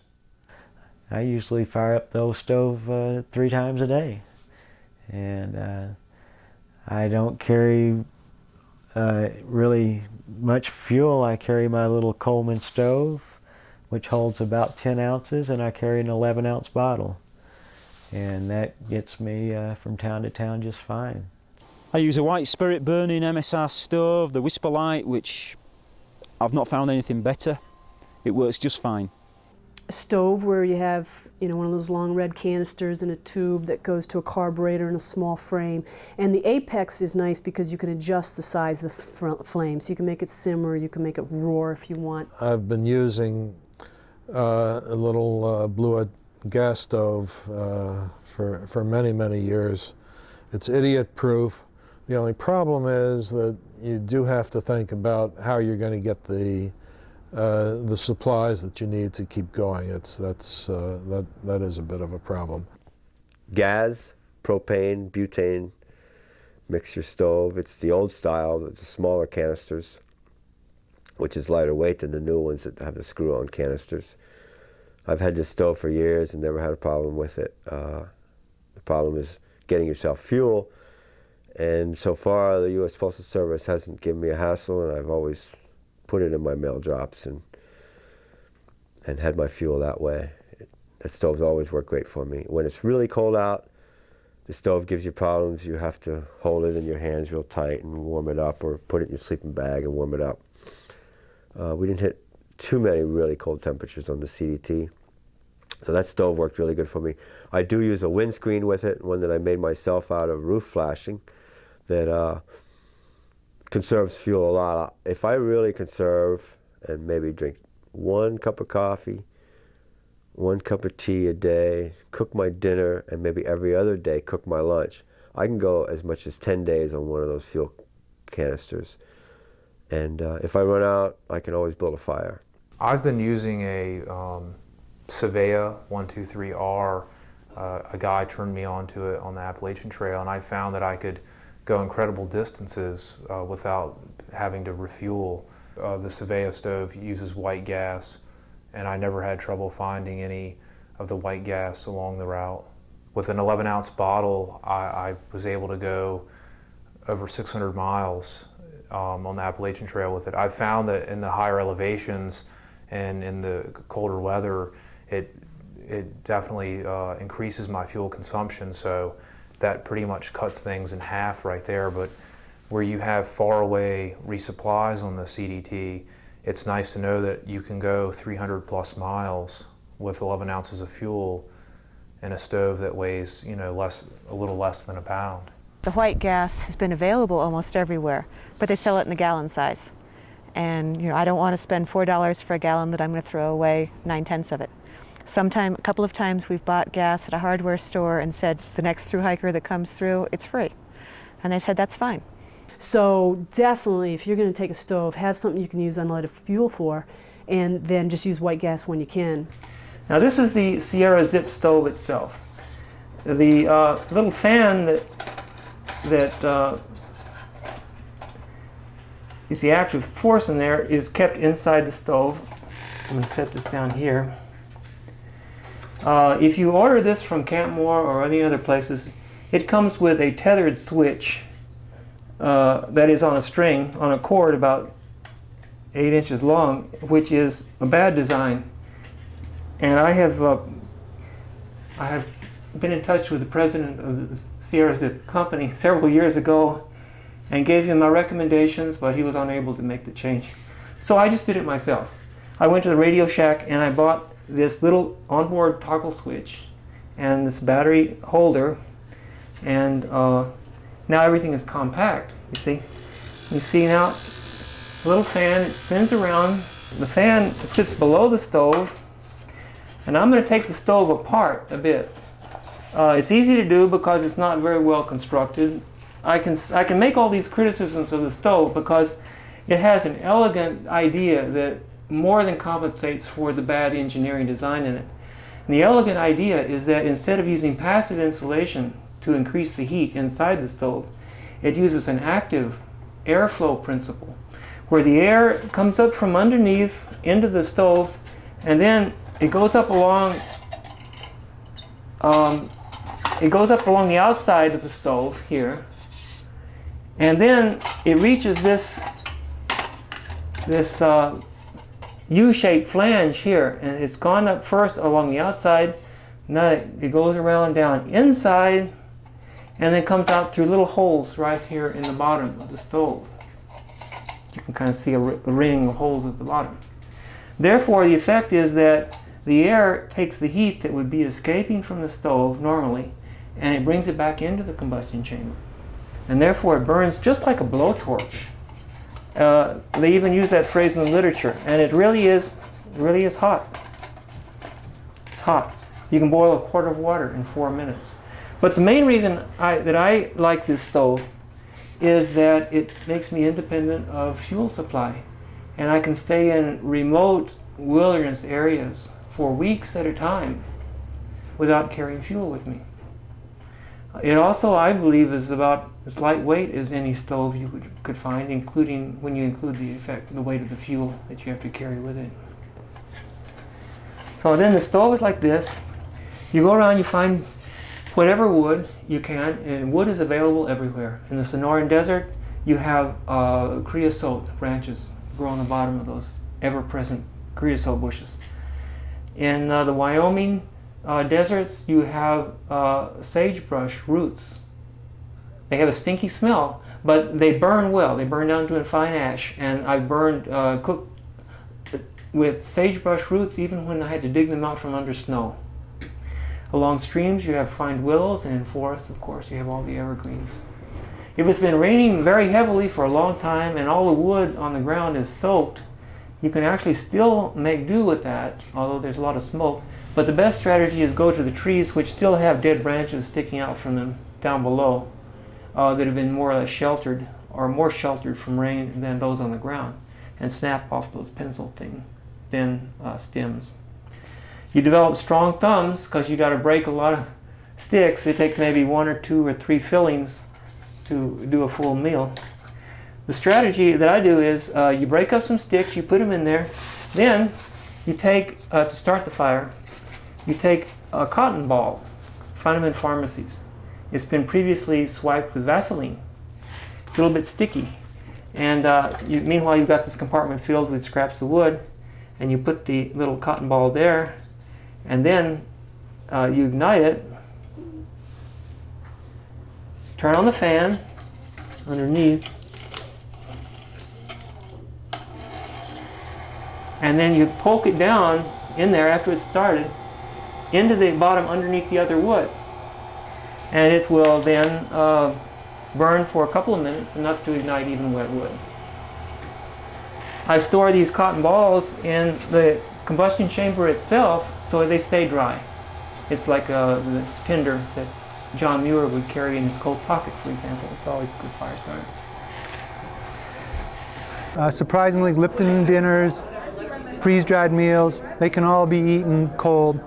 Just put the water in, and that, depending, maybe an hour in advance, and that's tastes just as fine. What you're giving up is the warmth that the food can provide for you.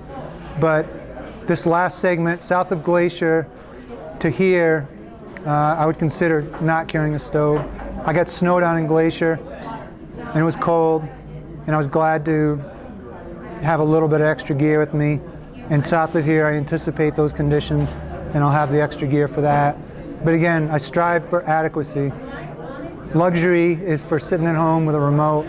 Adequacy is for thru hiking, in my opinion, because to me, a light pack is the most luxury you can have on a trail. I have a 2-pan set with a lid that I use, cook set that I use, that's made in Britain.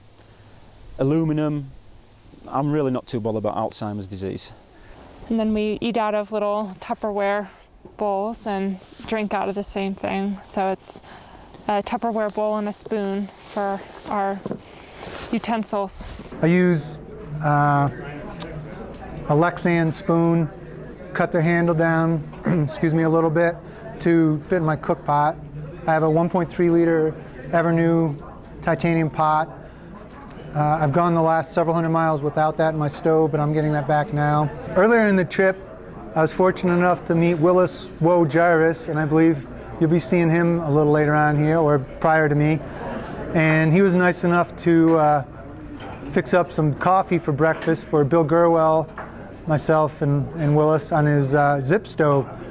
And he had a cup, Bill had a cup, and I asked Willis to pour it into a Ziploc for me. I could have used my cook pot, but I try to only have boiling water in the cook pot so it doesn't get dirty, because a dirty pot requires cleaning, and believe me, if you put in a 30-mile day, you don't want to mess with cleaning, and if you wait till morning and things get caked in, the next time you go to use it, you got a disaster. So occasionally I'll put something in there. I virtually never cook in the cook pot. At most, I would have boiling water, add food, eat it. It doesn't bake it on. You can add water and clean it out readily. But as far as drinking, you'd be surprised what you can do. Put some liquid in a Ziploc at home and practice, and you can get no dribbles. And they will take boiling water with like a champ, no failures. The method of cleaning my pots and pans is to do it without much water. That is, you rinse out your pot or your bowl with just a few drops of water. Then you use a bandana, which is reserved for food, not for your body. I believe in multiple bandanas. And you wipe out the pot or your bowl until it's clean. Then you launder the dinner napkin as needed, daily if necessary, because you've got 2 of them at least, and you can alternate. Or just let it slide and take care of them when you have the chance. Therefore, all your gear, your cleaning is independent of your water supply. That means you can eat in locations where you don't have to be near water, which is probably not very desirable many times because it's got noise, it has insects, it's usually on private property. Technically, unless you have a stove that has been purged with, I think they call it a nitrogen discharge, you cannot take a stove on an airline because of the danger of combustion. Whether it's perceived or imaginary doesn't matter. It's a federal crime. So just be aware of that.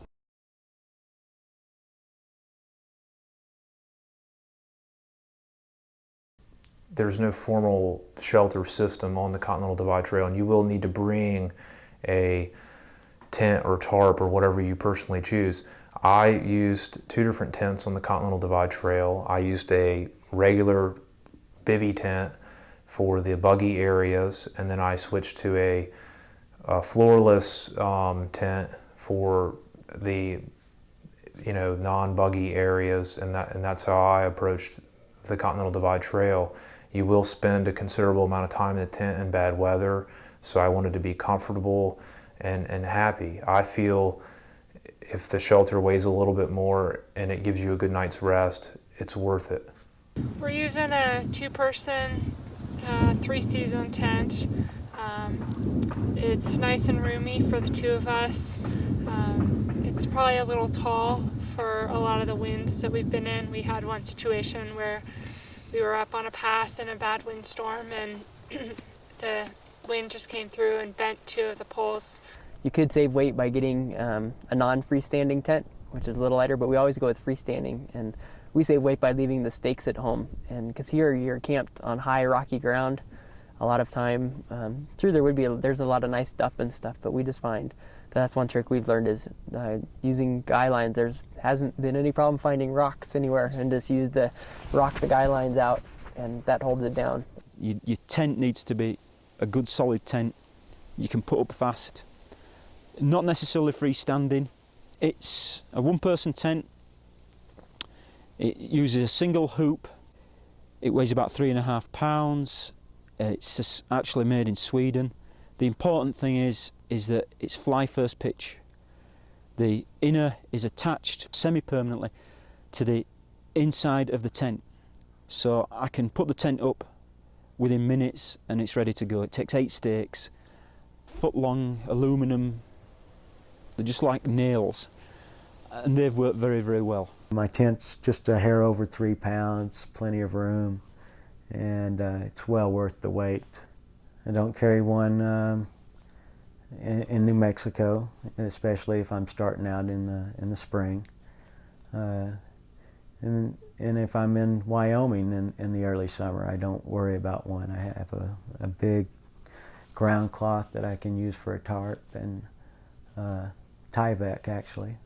I carry a Mega Mid teepee type tent with 1 pole. It weighs 3.5 pounds.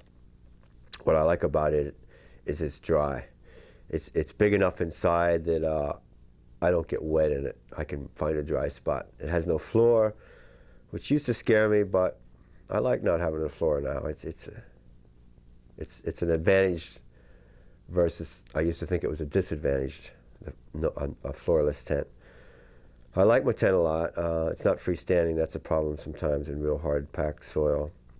I was real worried at first about carrying a non-freestanding tent, but I don't even worry about things being non-freestanding anymore. The number of times that the stakes became an issue was so small, even in the rockiest places, that it wasn't much of an issue. I used the rain fly from my tent and threw the tent in my resupply package, got rid of the extra weight and most of the tent stakes and 2 of the tent poles, and I went with a rain fly with 2 tent poles and some stakes to tie down the guy lines.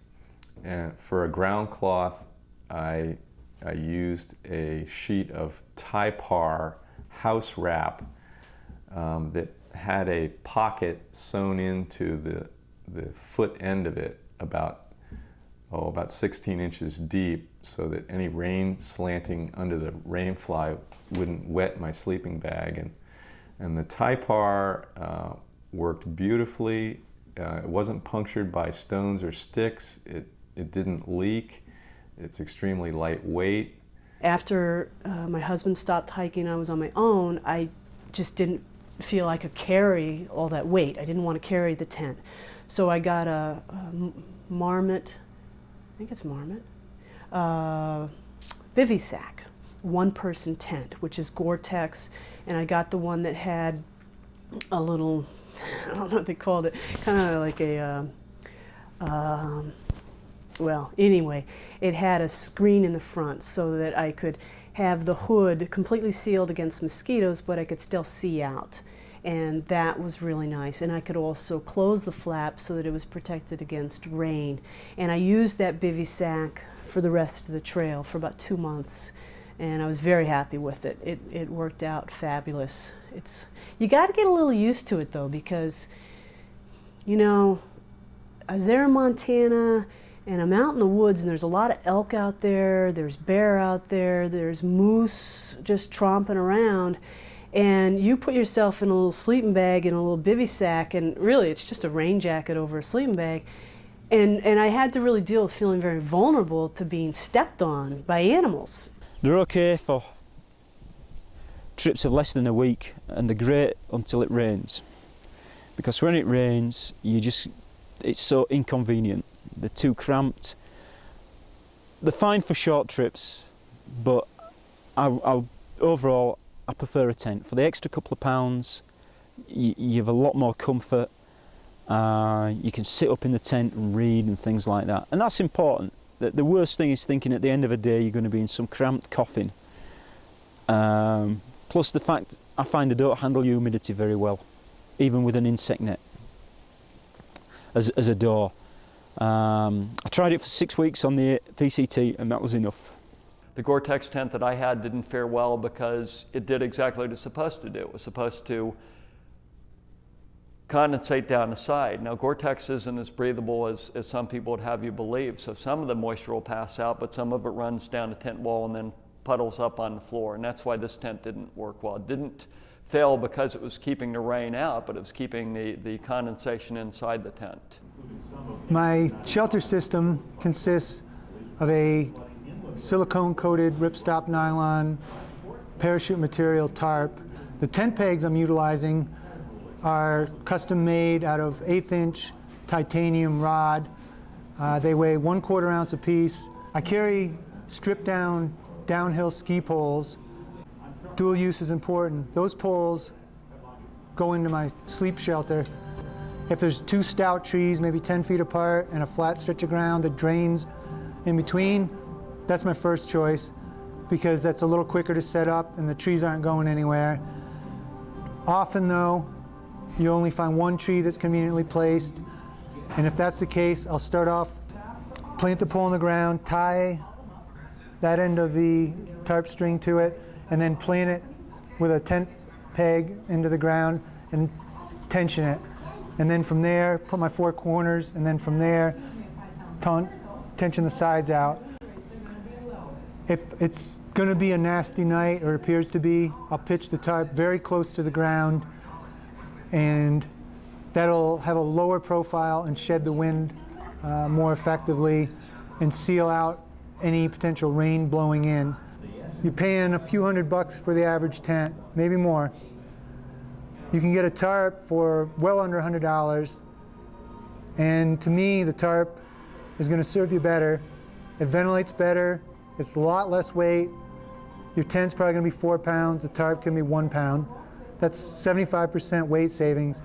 A tarp has many advantages. It has not only the savings in weight and cost also versus a tent, but it gives you a dimension, an experience of wilderness camping that you don't get when you crawl into a tent, because you're not cut off from the forest around you.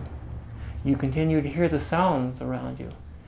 My present tarp is 5 feet by 7 feet, and I rig it with 3 cords only, not counting the little strings that are attached to the corners of the tarp. Basically, the idea is you use a diagonal cord, whichever diagonal is appropriate, depending upon trees. Usually you want the diagonal ridgeline to be as short as possible because of stretch of nylon at night. Then the other 2 opposite corners are anchored down to whatever other points you can find. This is a creative effort. It's something that you do not experience with a tent. This is not a prefabricated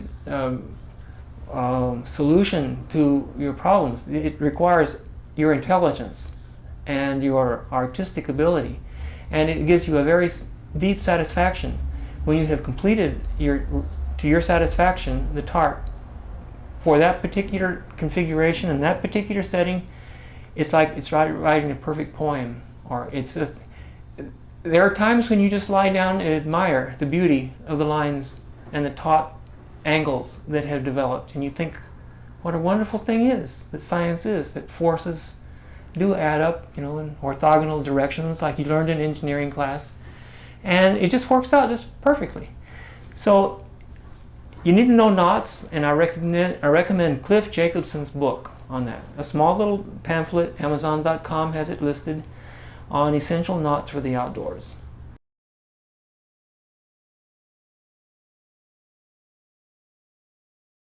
You're generally going to hit a temperature range of 30 to 45, I would say, to be a fair barometer of what you're going to hit, although you're going to hit some times where, depending how high you are, how late or early in the season, where you can hit from the upper teens to the to freezing too. So I think you should be able to do it with one bag and just get a nice, fairly light bag that's temperature rated to 20 degrees. A 3-season sleeping bag rated down to around 20 degrees. I have just a typical 25 degree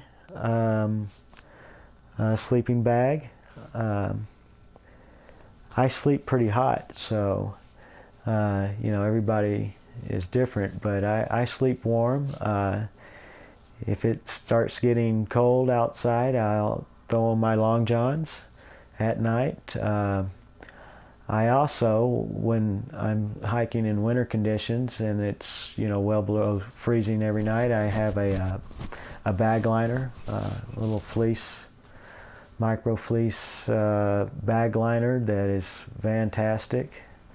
I always sleep warm with that, and then when it gets down below zero, or I might not have my bag liner with me and I get caught in some really cold weather, I boil the water in the Nalgene, and I'm always toasty. I use a down bag. It's a 500 gram bag with 750 fill power. Now, I probably should have got a 700 gram bag. I should have probably gone a little bit heavier. And I would have been a little bit more comfortable. We both have 0 degree down bags with dry loft on them, and we would probably differ on what we think is ideal. I'm perfectly happy in my 0 degree bag. Dan gets really warm. So I would have gone with the 20. I think that would have been fine. I've never had to sleep in any clothes the whole summer, so. But I sleep warm though. But. And I've been sleeping in 3 shirts and bottoms at night, so that'll tell you how varied people's preferences are. 800 fill down, 4 ounces of overstuff, and a windproof, waterproof, breathable exterior shell. All that together weighs approximately 2 pounds and is rated well below 20 degrees. I'm of the opinion that if you have a good tent, you can use a down bag on this. And I know there are people who firmly believe that down bags, because of the chance of getting wet in the wilderness or whatever, are a danger. And it's true, they can be. But if you have a good tent, you can eliminate that. I do believe if you have the money, it's worth it to get the dry loft, which Gore-Tex is what they used to use in sleeping bags. Dry loft is the operative word now for sleeping bags. It's more breathable than Gore-Tex and not quite as waterproof, but that will keep you drier. I have a very lightweight sleeping bag, which I bought. Spent a lot of money for, but it's like 1 pound, 12 ounces. It's a down bag, and it's a good down. It's like 750 down or something. I had to pay a lot of money for this bag, but I knew I was going to do a lot of long distance hiking with it, so it's paid itself off a few times. I like down bags. I don't live in Seattle, or I probably have a synthetic bag, but it's never really been totally wet. I always make sure I'm keeping it dry, and when it does get wet, I air it out. I used a down bag, mummy style, which was essential. I wouldn't want to be out there without mummy style, and it was rated, I think, 10 degrees. it was just wonderful. I was concerned about using down. I had wanted to go with synthetic because I know synthetic is better. It still stays warm even when it's wet, and that's not true of down.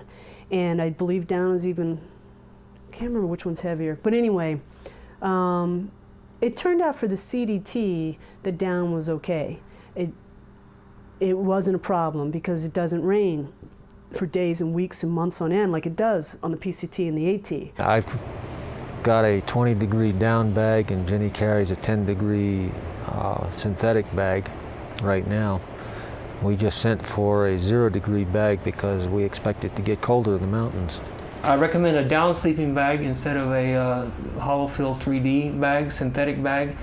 Even though people say that down is not warm when it's wet, my experience has been that it is somewhat warm, especially if you're using layers of clothes, like a pair of wool socks. It doesn't matter if the foot of the bag gets soaking wet, you still can stay reasonably warm at night. Whereas down is compressible, much more so. Therefore, it fits in much smaller volume, and that's important when you're carrying a small pack. Last summer on the Pacific Crest Trail, I tried the newest synthetic bag.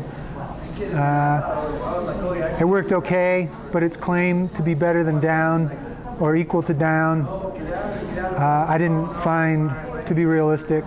Bill Gerwell, a friend of mine, he is very meticulous about measuring things. He measured the loft of his bag. He used it for a few months. He measured it again, and it had lost almost half of its loft. Loft on a sleeping bag translates into warmth because it's the dead air space that actually is giving you the warmth. The down itself isn't doing all that much. It's trapping the air. It's the trapped air that keeps your warmth. If you aren't generating any heat, there's no way. The bag does nothing for you. It only retains what you're generating. So you need to exercise a little before going to bed. That's why eating dinner and then hiking works out well. A good purpose-made roll-top stuff sack. I would recommend that. You don't have any worries then whether your bag's going to get wet. And I have a foam pad versus a thermarest pad, mainly for weight, but also for, I like to be able to sit down at lunchtime and throw my pad out there on the rocks and the sticker bushes or whatever, and don't have to worry about puncturing it. A Z-rest sleeping pad. Some people think you need these thermarest or something of that sort. After the first week, your body will adapt very nicely to a ridge rest. I use a space blanket, silver on one side and PVC on the other as a ground cloth, and I found that works really well. I put down a Tyvek ground sheet that's approximately 2 feet wide by 6 feet long, and that's Tyvek 1422R. It can be purchased from kite companies. It's the soft structure. It's drapable, and that works very well. It's very durable. Often what I'll do is I'll empty my backpack. I lay that down underneath where my torso is going to go. My left insole, my right insole. Put them down in here, and that adds some added insulation and foam cushioning to my sleep system. The blue foam is again over top of that, and it smooths out any bumps. You're carrying these, sitting in your shoes at night, they aren't doing you any good. Dual use, or triple use, or quadruple use. Everything's got to serve a purpose, and if it's not, think long and hard about finding something that's going to serve you better. And believe me, if you partake in a long distance hike, the scenery's great, the time is yours, and you'll be thinking, and when those hills come, you'll be thinking, why am I carrying that Walkman? Why am I carrying that hardback book? Why am I carrying any book? You'll be wishing you left it home. If you travel light, you'll get home quicker. You'll have that extra month. Instead of 5 months, you'll do it in 4. Instead of 6, you'll do it in 5. You'll have that extra month to catch up on your reading. Reading's enjoyable. I like to take the time to do it. But when I'm hiking, that's what I'm doing.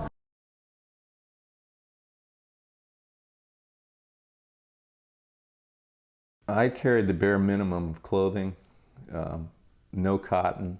I carried synthetic.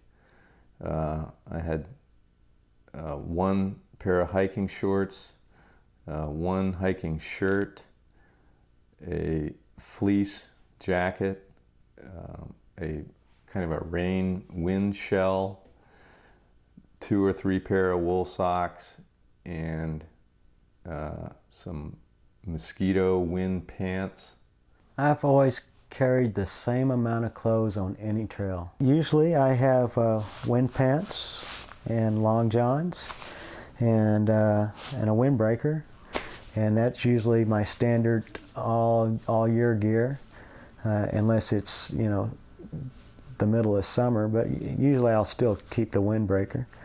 And I might not carry in the wind pants, but I might not have the long johns.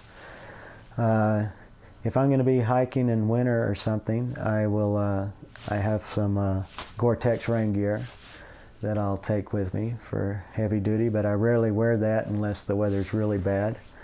Pair of shorts, hiking shirt, and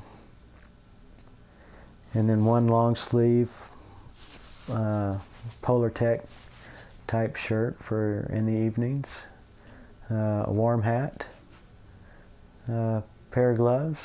I've used lightweight rain pants, and I've found they've been great. A lot of people don't like hiking in them, but they've been pretty comfortable, and they've been, generally speaking, the only long pants that I've had. I've used lightweight long underwear a little bit of the time in the really cold stretches in the San Juans.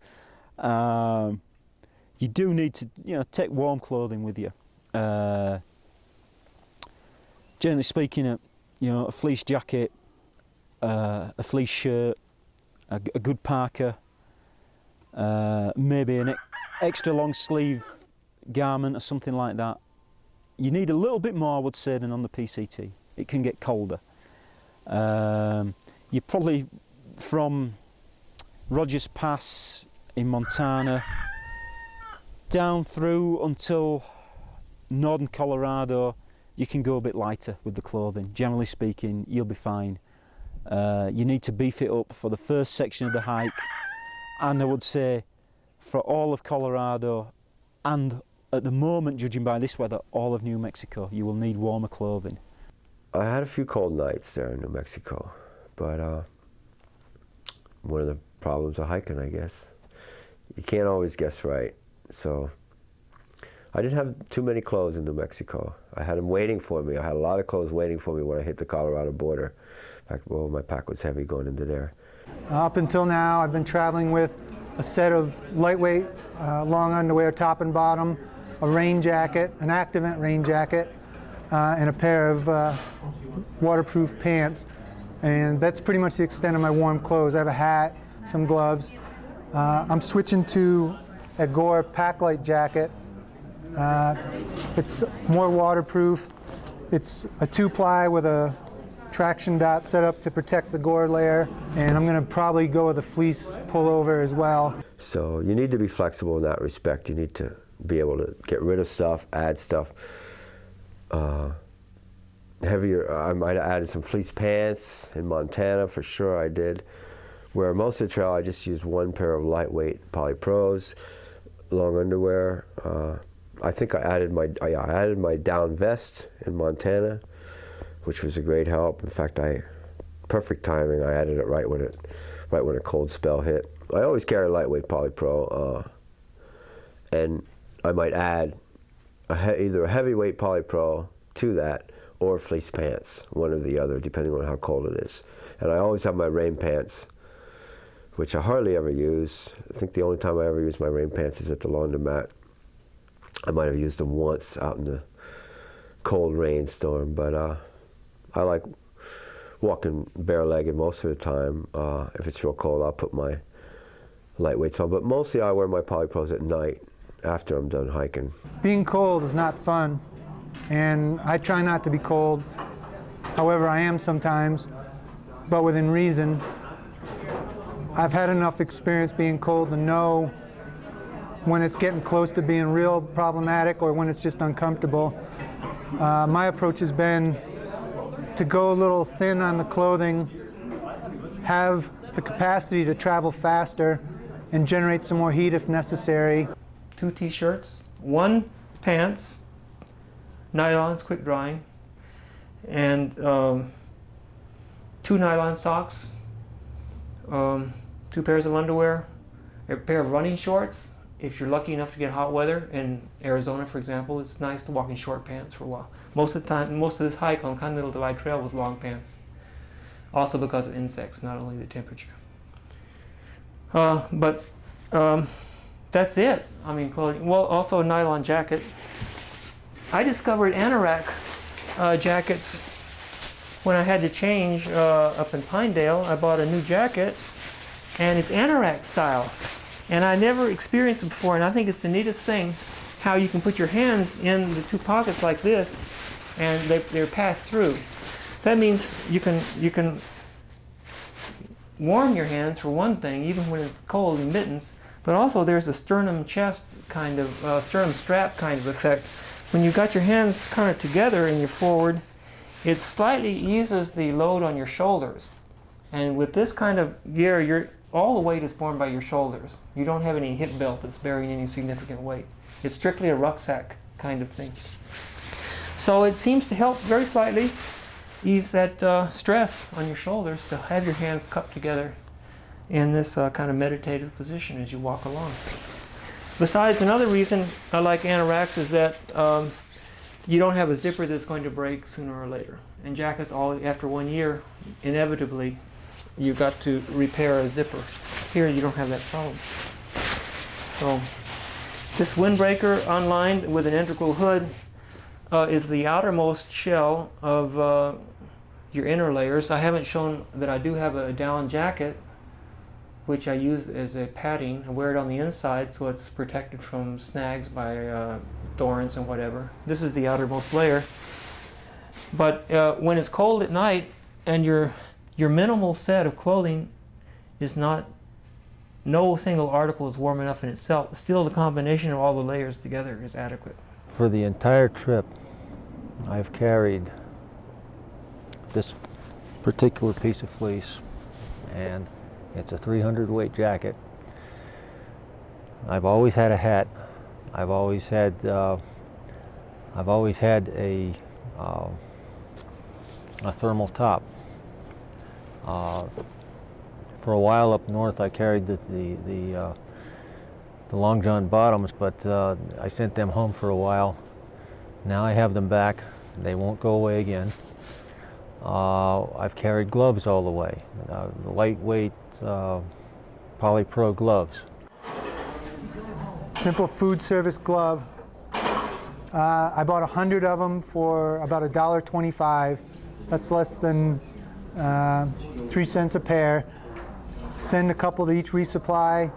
They weigh a few grams, and surprisingly, these have been with me. I've got a couple extra pairs, but they've got a few holes now. I'm going to throw them out here and start out with a new pair, but surprisingly durable. They're the equivalent of using a plastic bag on your feet. Those in conjunction with something similar to this, a knit glove. This has been my warmth layer for my hands for the duration of the trip. I've hiked in, these are the, what's the word? Supplex. Supplex pants, nearly all the way. I have shorts with me. I rarely wear them for hiking. It's between the bugs, the sun, the temperature,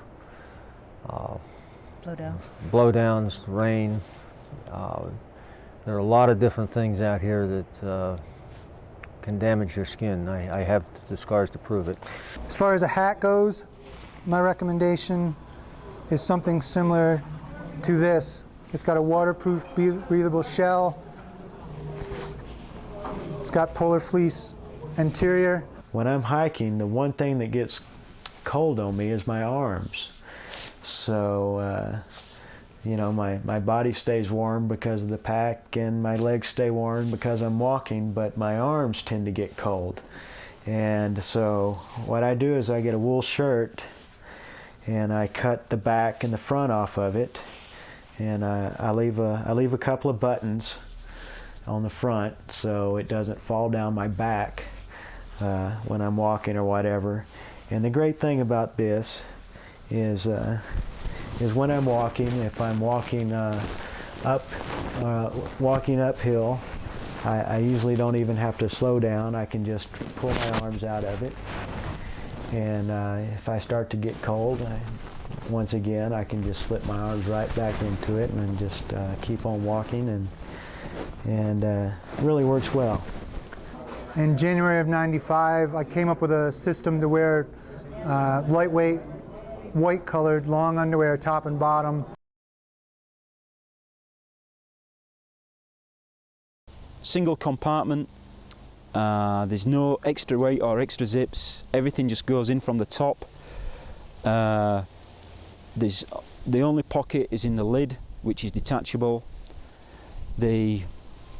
It weighs, by the time I cut pieces off it, it weighs 4 pounds, which is, I think, is pretty respectable for a pack like that.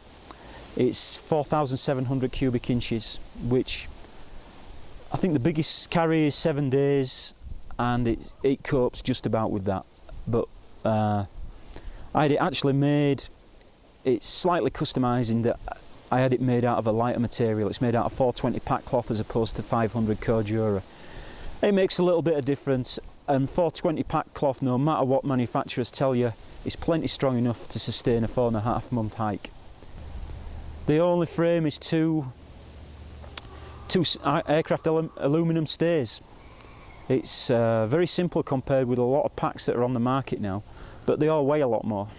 It's an internal frame pack, and the capacity, if I remember right, is about 5,000 if you had the lid and had it maxed out. Most of the time we're not totally full unless we're leaving on a 7 or 8 day stretch. Of course, lighter is better to a certain degree. You still want something that's going to carry the load well. Our packs just have the one main body tube, and we left the lids at home, so it's just one big pocket. It does have some side pockets on the outside, which are good for convenient things like grabbing snacks and meals and water. I have a highly modified North Face here, which has served me well for 5 or 6 hikes. Only thing that has gone wrong is this zipper blew out, and they replaced that no problem. But I cut off the top because most of these manufacturers, they're stuck on capacity instead of weight. And the more capacity you have, the more you tend to carry. And this pack used to be a lot higher, but I cut it off. I took the internal frame out of it. Those little metal bars, I didn't see any point in those. A lot of bells and whistles and excess strap. I probably took a good 2 pounds off the pack. I like these little rib packs by Dana. I like to carry my gloves, my compass, my little radio, all the things I need to get to, my candy bars and snacks. And this other rib pack has my water, which is easy to get to, and my other camera and maps. So I don't have to take my pack off every time I need something.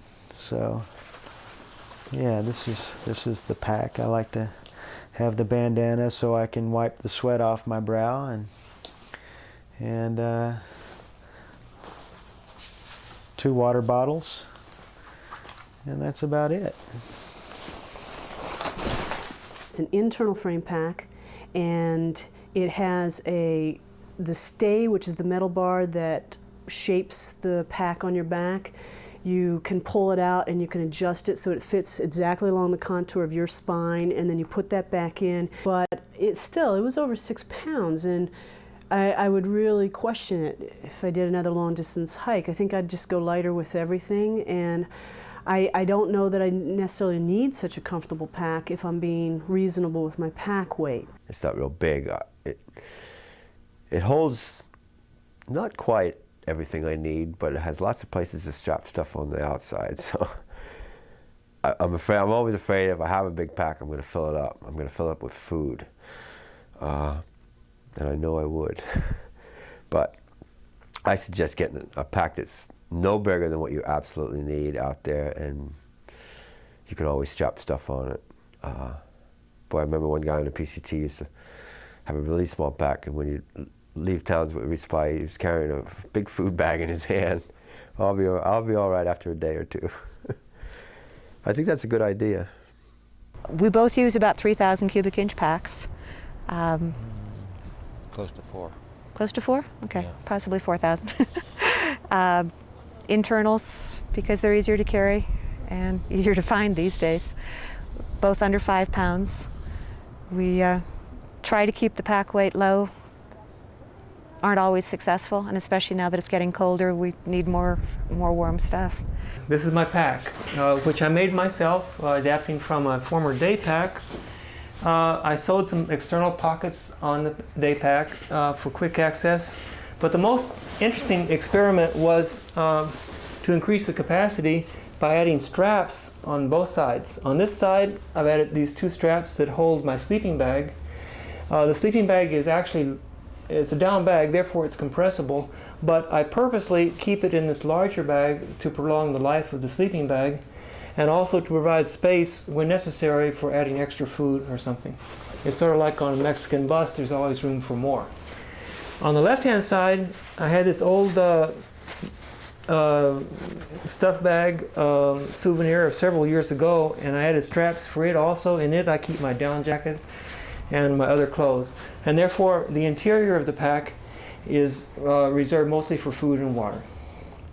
One disadvantage is that it's convenient if the water is on the outside of the pack, but so I keep one bottle near the top where I can get to it easily. But the advantages of having the other stuff on the outside outweighs the penalty of water on the inside. And the whole thing has no frame in it. It's very lightweight. There's some who even have lighter packs than this. But this is the best I could do in the circumstances on my own. And it didn't require a heavy investment in gear for that. I just didn't know if it was going to work out until I tried it. But I did try it, and it did work out. So sometimes you have to take a flying leap and see what happens, and don't be afraid to experiment. My backpack is basically a rucksack with shoulder straps, weighing just over 3/4 of a pound. So there's no frame. To give it a little support, I put my torso-length foam pad, which is about it started out a 1/4 inch. It's about 1/8 inch now, so it's packed out. Put it in a cylinder shape, stick it in, and then put a trash bag in my backpack and stuff from there. It served me well for 2,700 miles on the Pacific Crest Trail. The orange is for hunting, so I don't end up being somebody's elk. I paid just over $100 for this pack. Before you go out and buy a pack, try to borrow one or rent one and find out whether it works for you, and then go with it. There are no right answers in a lot of this gear. You'll get people preaching from their pulpit, well, I've been backpacking for 50 years and I can tell you that you can't take a down sleeping bag out because it's going to get wet. I can tell you not to take an internal frame pack. You don't go that way because there are right answers on this and they can be in either direction. Try out the gear and see how it works for you.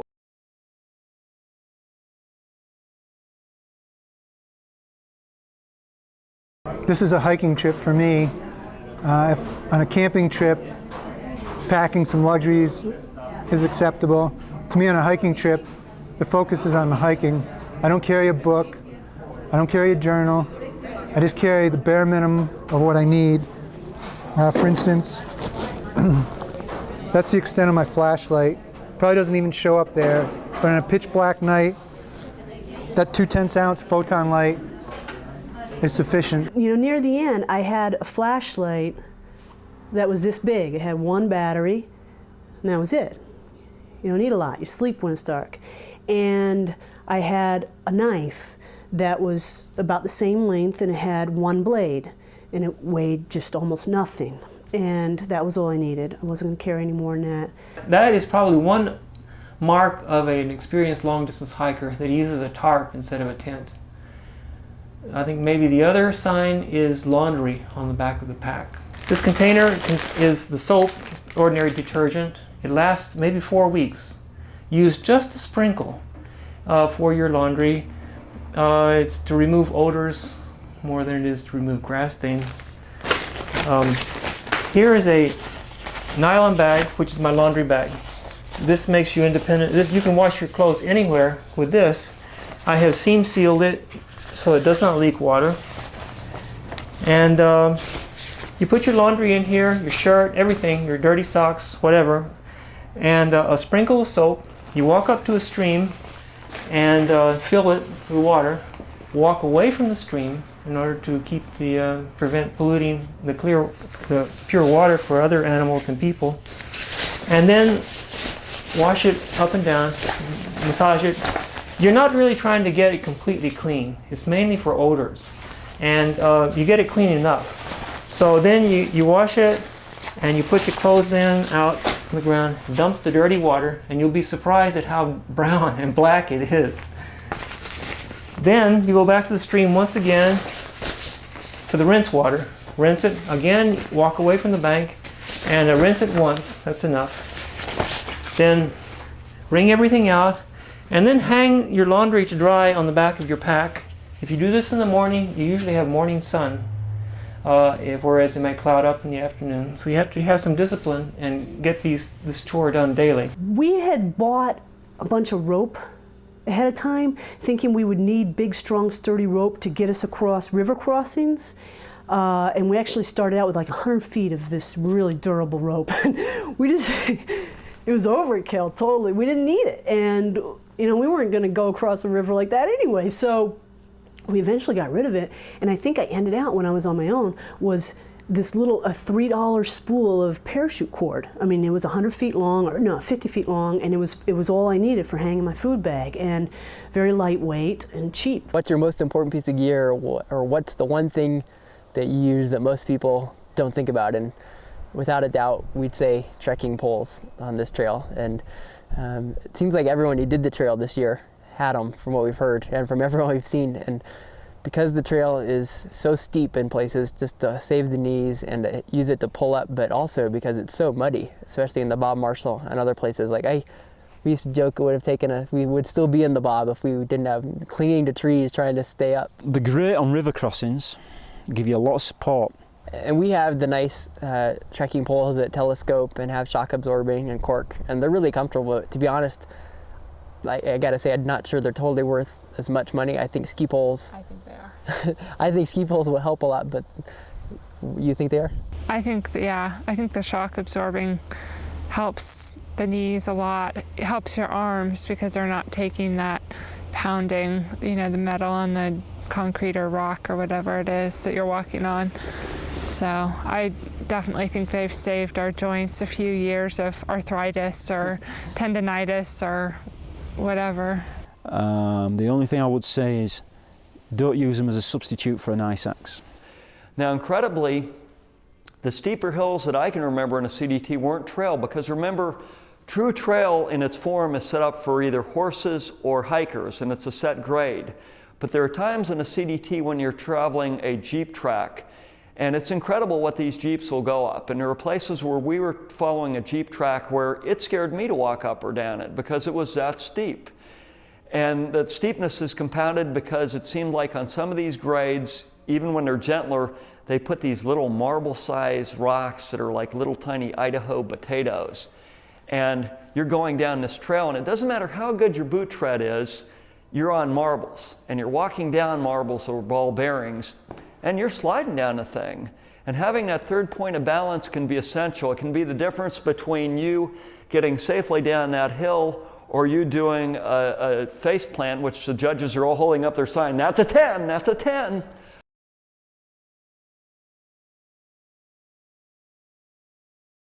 You have lots of mosquitoes anywhere there's snow melt, and they're a definite problem, if you will. They're an annoyance, and they can drive you insane. There were a few days in Montana where the bugs were so bad that I had my Gore-Tex jacket on, and it must have been 85 or 90 degrees outside, and I just could not cope with, having short sleeves on. We'd lie in the tent and listen to this, outside the tent all night, and just pray for morning, and at the same time dread morning because it meant you had to go out and face them again. There was at least once that we didn't cook breakfast because we just couldn't face going out and sitting out there being swarmed by mosquitoes. Right through until Colorado, or rather the Great Divide Basin, bugs can be a problem, particularly in Montana. Particularly in the section of Yellowstone between Shoshone Lake and Heart Lake. For what reason, I don't know. And then above timberline in the Wind Rivers, bugs were at their worst in Wyoming in August, late August. In July, when we were in Colorado, we didn't have many bugs. Maybe because we were up so high, I'm guessing was the reason. Bugs weren't that bad. Again, when I have bugs, I put on a long sleeve shirt, and I'm not one that likes to use bug repellent. I don't want that stuff all over me. I do carry some repellent in the peak seasons, but rarely have to put it on. Usually I walk a little faster than the mosquitoes, and a lot of times you're at altitude where they aren't, and it's another nice thing about having a tent. I used a lightweight nylon windproof top with a hood made out of Pertex, and rain trousers, and cinched the bottom of the rain trousers up, and bugged up on maybe the back of my hands and a little bit on the face. I didn't use a head net. DEET, yeah. Montana, August, definitely DEET. Mosquito net over our heads, I just wouldn't have wanted to be out there without it. Basically, about 3 weeks after the snow melts, the mosquitoes come out. And we had about 5 weeks of constant mosquitoes, and black fly and deer flies, and all sorts of, I'm not sure what all was getting us, but there were a lot of things, just ordinary, that look like ordinary house flies. And you say, oh, well, that's nothing, and then you find yourself with bite marks all over your legs. It meant that we wore long pants almost the entire trip. It meant lunch breaks were really short, snack breaks were really short. Some meadows that were absolutely unbearable because you'd stop to filter water and get swarmed by thousands of mosquitoes. I wasn't expecting that, and it's one of those things that it's so small and you think it really shouldn't be important, but it affects your entire enjoyment of the day because you can't stop and rest and relax. DEET works against mosquitoes. The flies aren't affected at all. Nylon, bugs won't bite through nylon for some reason. They'll bite through polypro. And so a long sleeve shirt that's a polypro shirt isn't going to be a whole lot of protection. A rain jacket made out of nylon will. The Supplex pants were great because they'd land, they'd swarm all over us, but they wouldn't actually bite us. And all you really had to worry about was protecting your face and hands. To deal with horseflies, I use a bandana, which I carry with me at all times and use for many purposes. And I just have, following the example of horses, and you just squat your arms like this, sometimes your back. It's as if you're flagellating yourself as you go down, paying for your past sins. But this is effective in horseflies. With mosquitoes, DEET works okay. A mosquito net I have for those who do not have tents has worked well. And you're always glad when it gets cold because they seem to retire into the darkness. And as soon as it gets cold, and it's not that big a problem. But in general, because there are so many insects around water sources, my preference is to stay high and dry. And therefore, I seldom will eat near a stream of water, for example, or a lake or a pond. A stick lotion, a stick repellent's as good as a liquid. If you've ever had the liquid that's got the DEET in it, the 97% DEET, be aware that that can eat some plastic away in a hurry, which scares me to put that in my skin. There's been testing on DEET, the effectiveness, and they found that a concentration of 33% is equally as effective as 97%, so you don't need to go out and get the industrial strength bottle, but make sure you carry your insect repellent, although you probably won't need it until you get into the areas where you've had some precipitation. New Mexico, there aren't a lot of bugs. I use DEET when it's necessary. I dilute it 50% with water to make it last longer. Seems to work okay. I've made 1 ounce last for 2 months. At night, I had a bug net which I could stretch over my sleeping bag. I recommend mittens and wool socks. Not to wear while you're walking, but just to cover your feet while you're in camp.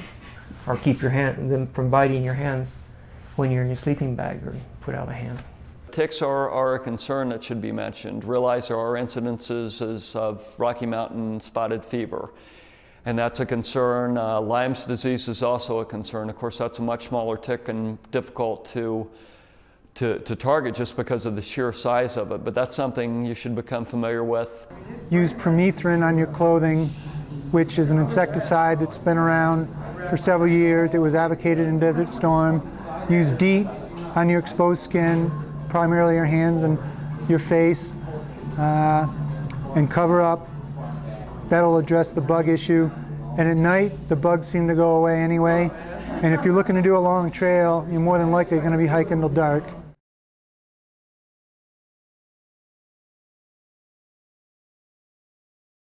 If you push yourself for the long miles, you're going to hurt. Your feet hurt, toes hurt, blisters hurt. It's a part of the process. We have a pretty good idea of how much pain we can tolerate. In the middle of the night, one night, I felt an itch in my leg and I reached down and scratched, and there was something there that I just pulled right off and brought it up and turned my flashlight on, and there was a single tick that had latched onto my lower leg, and I proceeded to kill the tick and move on and not really think much about it. In the next few days, I did check my extremities for any signs of a rash that might come from either Lyme disease or Rocky Mountain spotted fever, and at that point I had been so sunburned and sun-baked that even if I had had a rash, I don't think you could have seen it through the dirt and the dark skin and the peeling epidermis. And it wasn't until over a week later that the first symptoms of Rocky Mountain spotted fever started closing in on me, including severe 24-hour-a-day headache and complete loss of energy and appetite and just about every other body function. I was very lucky in that I happened to be in town when the symptoms hit me and I could get to medical attention. On this trail, it was too rugged.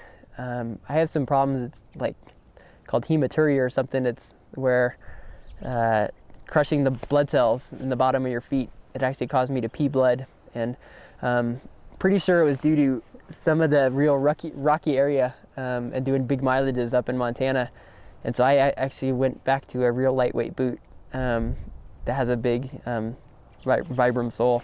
The only thing I have to watch is hard skin on my heels, and usually I sand that down every other town stop. Otherwise I just get cracks or I get lumps coming off the back of my feet and things like that. I went into the hike with an existing foot problem called a neuroma, which is just basically a very swollen, sensitive nerve in the ball of the foot. And it left me alone for the beginning portion of the hike. When I was hiking in the desert, I had lightweight, kind of converted sneaker type hiking shoes, like very low shoes that they have on the market now. And I did about 1,700 miles, and by the last 500 of which I was in absolutely excruciating pain. And I would wake up in the morning taking non-steroidal anti-inflammatory medication like Advil and Naproxen and that kind of stuff and alternating it, but it just, toward the end, it wasn't touching it. I had 3 steroid shots in my foot along the way, which we took long detours to get to doctors to do it. And psychologically it was traumatizing because the pain would abate for short periods of time and then it would come back, and I'd be hiking with it for a while and it would become incredibly acute. If I hit a rock just the right way, it would send me to the ceiling in pain, and I kept pushing it and pushing it and pushing it, And in the Anaconda-Pintler Wilderness in Montana, I just had to make a decision to leave the trail. Second or third day on the trail, we were post-holing about hip deep through soft snow. Jim managed to twist a knee and pull a tendon on the other leg, and which forced an alternate route. That slowed us down quite a bit. Later on, he ended up actually throwing a blood clot in his leg, which we didn't realize, except that he was in agony with every step. I'll tell you, one little piece of tape on a red spot can prevent this giant blister from forming, and I know that, and I even know that even though I know that, I sometimes won't do it. And even knowing that I won't do it sometimes, I still, and that I'm going to regret it, I still don't do it. But as soon as you feel a hot spot, stop. Take off your pack, take off your shoes with all of those laces and both pairs of socks, and get down to those bare feet and take care of it, especially if you're at the very beginning of a long hike, because you are going to regret it. If that thing gets infected, which I had a couple of times, it is going to make you miserable. And I walked 650 miles in New Mexico absolutely miserable because my boots didn't fit right and I didn't take care of my feet properly. If there's fluid in the blister, we would get a needle, we would cleanse it with a match, we would poke it, we would use sterilized little pads to squeeze all the fluid out of it. Then we would have another sterilized pad and we'd put antibiotic cream, Neosporin, on that and bandage it up securely. And we did that religiously. You just don't want to miss a single night. You can't afford to let it get infected. I can't imagine what it would have been like if we'd ever gotten these blisters infected. But they're open wounds in a very dirty part of your body. And so you just really got to take care of them. Especially the first 500 or 600 miles, baby them, wash them every opportunity, wash your socks out every opportunity, let your feet dry, let your socks dry, put them back on, have a change if you need to, a couple times a day if feasible. Stop for lunch, take your shoes off, let them air out. I just simply lost my appetite almost entirely for the first week and didn't really get acclimated to the altitude for a week to 10 days, at which time my appetite finally returned. But folks who live at low altitude really should be aware that it's not that it's a certainty that you're going to lose your appetite and not be able to eat, but just know that as part of the altitude sickness syndrome, loss of appetite is one of the major components. While you're on the trail, the weight loss can really affect you. It affects your energy level, it affects your performance, it affects, and therefore your mileage, and you know, and your mental attitude. One of the secrets, as far as I'm concerned, is to eat massive amounts. Okay, my pack is packed for 5 days into our next mail drop. And it weighs as much in terms of food weight as it weighed in the beginning of the trail for a 10-day stretch. I'm always hungry. Lost 40 pounds. I've already lost 40 pounds. I can't afford to lose too much more. That just isn't there. On the CDT, I could start to feel that, where I would not have been drinking enough, have been walking in wet, cold conditions, and just not be able to keep myself warm, where I have protracted shivering, couldn't get myself comfortable. That especially happens to me when you start to lose some body fat and you become a little bit fat depleted, because typically your hiking diet may not contain large amounts of fat. So that becomes an issue in terms of warmth too, is having some kind of eating pattern that brings enough nutrient to you when you're really stressed. If I drink enough, I avoid that tendency. So if that can be a lesson to anybody who gets a little bit sick when you push it too hard, I think hydration is very, very, very important. Going over a snowy pass, I started a small rock slide. It tried its best to take my finger off and ended up having to go 150 miles to a hospital and to take 5 days off the trail before I could face going back on again. People were amazed that I got back on the trail with my fingers. Like, well, it's just broken, and it's a little bit sliced, but I can. You know, Jim took care of a lot of the details for, especially the first couple of weeks, when I was pretty much immobilized. The only major injury I sustained while hiking the Continental Divide Trail, I was attacked by a grouse defending a baby, and I was coming out of a steep creek bank drainage, and the grouse came at my head, and I was able to thwart it with my hiking pole, and it came back again while I was trying to retreat, and it came for my head again, and I lost my footing and fell backwards and landed on my back, and you know, my pack rode up as I fell, and I hit a rock, and it hit me in the coccyx, and I was in a lot of pain for about a month and a half. We got rid of most of the first aid kit pretty early on, mostly at my insistence. I just wasn't into carrying a lot. I carried a little bit of moleskin, antibiotic cream, the needle, like I said. I think 5 small Band-Aids, 5 large Band-Aids, and tape, and then some bandages, and not much else, you know, other than the ibuprofen and a multivitamin.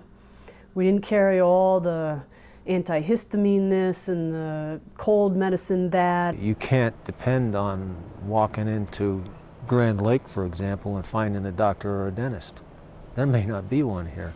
He may be 100 miles away. And, you know, it's an entirely different world in a lot of different ways. If you've been on other long distance hikes and there's skills you know you don't have, and like repairing a stove, which happens to be my Achilles heel, or first aid, or map and compass skills, and on other trails there was always someone else who came along who was able to solve those problems for you. These people don't exist. They're not going to be there. So you have to know all of these things, and I would suggest really know your equipment, know how to make quick repairs on your pack, know how to sew up your clothing, know basic first aid, know how to fix your camera, know everything that you think can go wrong, because a lot of these things will go wrong, and it's a very long time before you can get to a town where you can solve these problems by replacing these things, and there's zero chance that someone's going to come along out there to help you.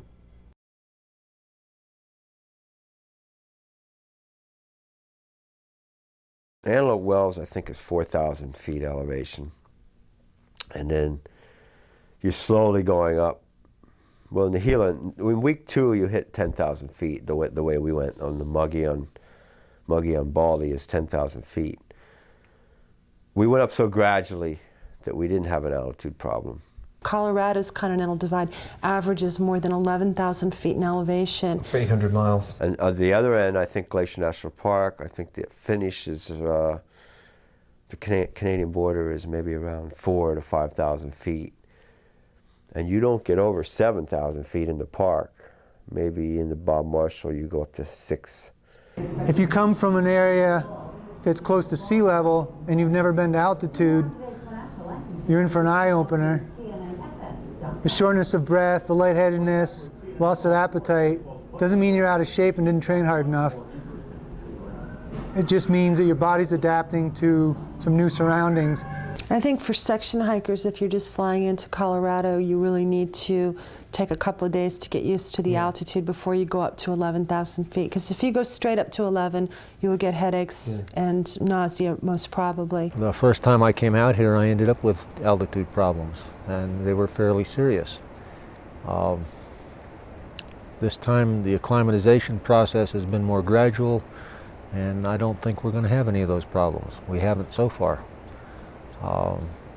But there are symptoms: shortness of breath, loss of appetite, headaches, nausea, difficulty in breathing. My appetite simply went away as soon as I got over 5,000 feet.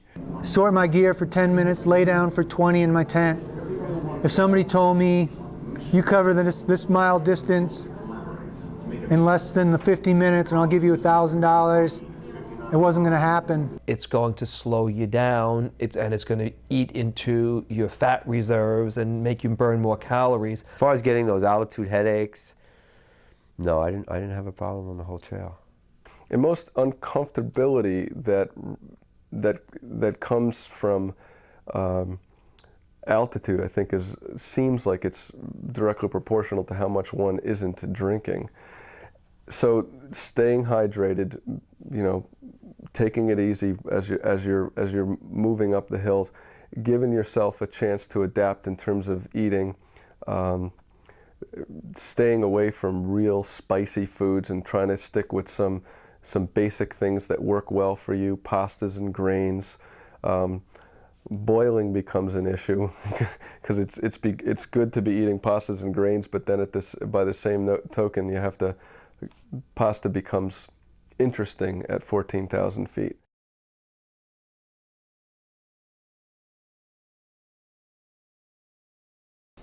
Be prepared to be flexible. Be prepared to make decisions.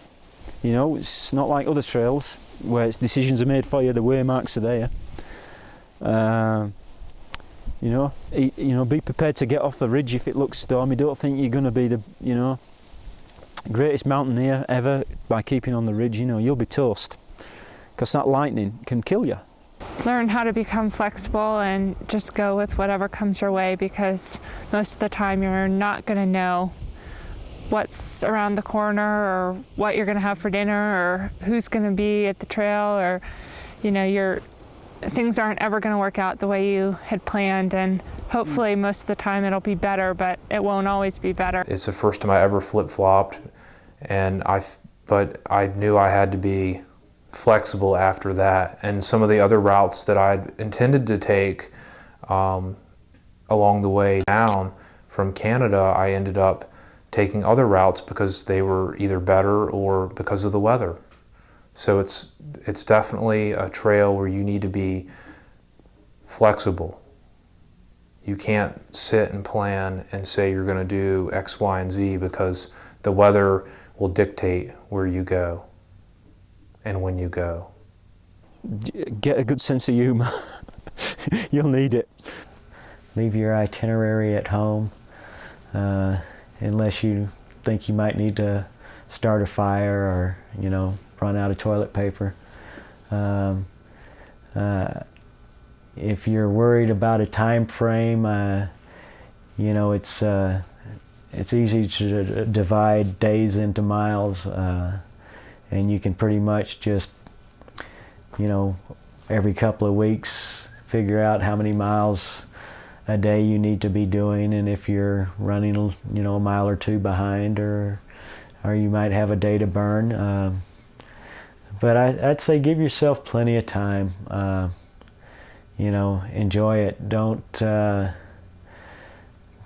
put a big emphasis on getting to point B. I see a lot of people who just have a miserable time, determined to make it to the other end, and just to say they got to the other end, but didn't enjoy the trip. You hear everybody say it's the journey, not the destination, but for a lot of people that's just lip service. They get overwhelmed with making it to the other end, and they miss what's going on. So take your time and enjoy. I mean, to me, what I would rather say, I had a great time for 5 months, and maybe I didn't make it, but I had the trip of a lifetime, instead of I thru-hiked the trail, but I sure wouldn't want to do it again. And when you're sitting around in the living room, you'll find there's a tendency to draw these big curves that go way out into some really nice, pretty place that you've read in somebody's guidebook is a must-see. And then as soon as you fall behind, that real straight line starts to look very tempting. And it starts to call to you. The call of the straight line is a very powerful voice when you're out there in the woods and the pizza is 4 days away, and it'll be 5 days away if you go out here to Looking Good Falls. and instead you stay on no man's trail and get to that pizza. It's I think a very generalizable and typical experience, the lure of the straight line. I think it would be a really good idea if you're thinking about through hiking the CDT, go out and do a shorter hike, maybe for a couple of weeks, and one where you have the mixture of trail you're going to run into, some established trail, some cross-country sections, some permit problems, and just get to see what the whole thing is like, because it will let you know how you deal with these things personally, and it'll certainly let you know whether or not you really want to do this before you've quit your job, taken your life savings, rented your house, burnt all the bridges, and you go out there and say, forget it, this is not the AT or the PCT, and it certainly is not. I think it would be sort of a good little experiment to run. I probably had 7,000 or 8,000 hiking miles in, and I had never done any cross-country before. So what I did was I did the northernmost part, and I started the Canadian border and went southbound because Jim Wolfe's book went southbound, so I figured this will make it easier. At least I'm walking in the same direction he was in. There was about a 50-mile cross-country section. You had to buy the topo maps and plan, and he duly warned you that this was going to happen. And it was a good section to do because I also had to deal with one of the national parks, so I got to see the whole range of the complications and problems. And yeah, and I was hooked. I said, boy, I'm going to do the rest of this trail. But it was no walk in the woods, picnic. It was a lot of work. It was an awful lot of work. I mean, immediately we had serious resupply problems. It was just a 3-week, 275-mile hike. Hypothermia? Hypothermia, yeah. One of Dan's hiking partners. Yeah. He's a lightweight guy, lightweight kind of guy, lightweight on the rain gear. Yeah, and he got hypothermic and had to drop into East Glacier like the 3rd or 4th day out. And it was good. I would say everything that we've mentioned here as potential problems, all those things either happened or could have happened on that trip. So it was a real shakedown cruise. And I was convinced in planning beforehand. I was really religiously fanatic about planning by the time I got off of that thing. I think that there's lots of places where beginning hikers can have a great experience on the Continental Divide. But I would recommend that they look for places where the trails are better marked or more well marked than average. And some of those might include the Wind River Range, the Anaconda Pintler Wilderness in Montana. Had some really good, well-marked trail in it. Glacier National Park? Any of the national parks, and most of the wilderness areas, in fact, and there are quite a large number of wilderness areas on the Continental Divide Trail, and most of them have very, very good networks of trails. Yes. The Gila Wilderness down in New Mexico, very good trail, very pleasant hiking there. In Colorado, pretty much anywhere in Colorado, you're going to have good, decent trail.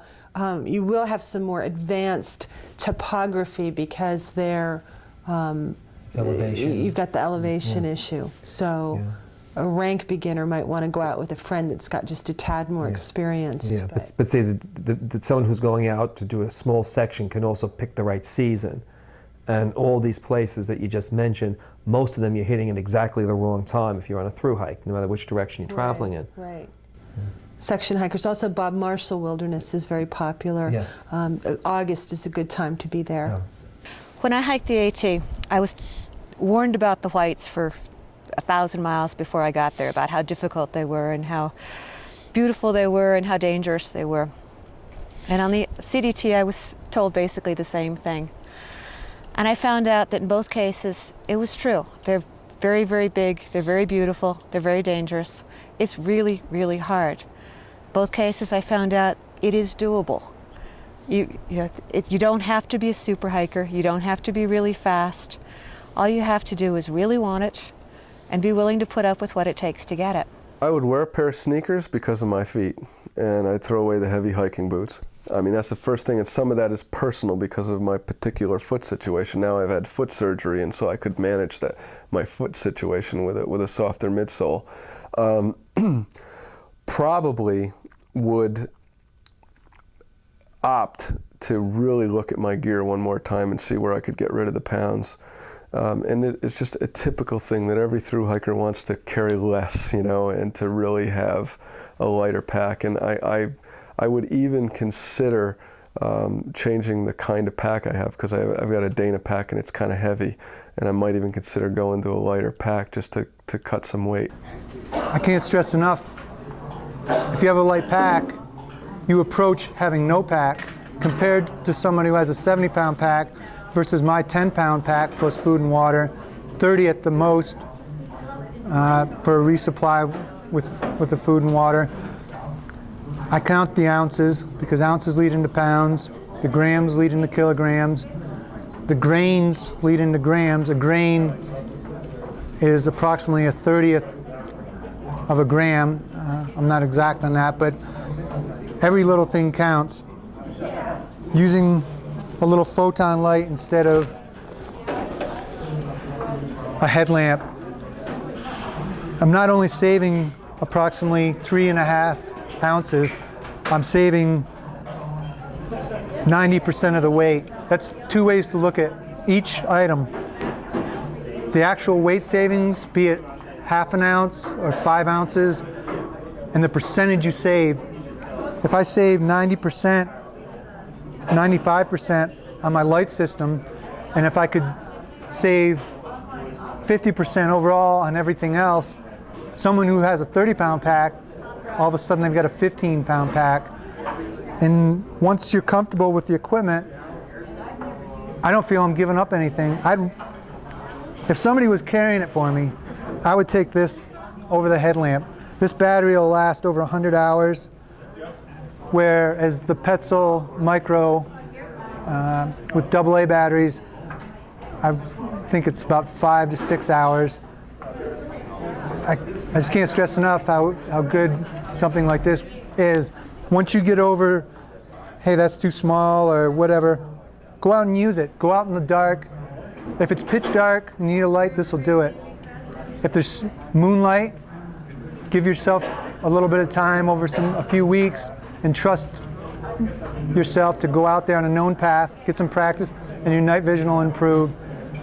I think for any solo hiker, you need to be smart. You need to be very smart. You need to be on your toes. I mean, it's taxing to always have to watch out for yourself. And I remember my husband came back for the last 4 days and hiked with me. And I remember when it finally sunk in that I wasn't alone anymore, the relief that I started crying. I mean, it just was like, oh my God, like I don't have to be vigilant and on my guard 24 hours a day out there in the mountains, constantly, taking care of everything. So it is challenging to be solo, man or woman. And on top of that, probably the most dangerous area I felt was the border between the mountains and the town. So you drop out of the mountains and you're on dirt roads and guys driving by in pickup trucks and they're out drinking beers or whatever, and it's unpredictable. They're like bulls, you don't know what to predict. And so I always felt that was kind of the danger area. What I would do is, if I could duck into the woods before they came, I would. I just felt there was no sense in advertising the fact I was out here by myself.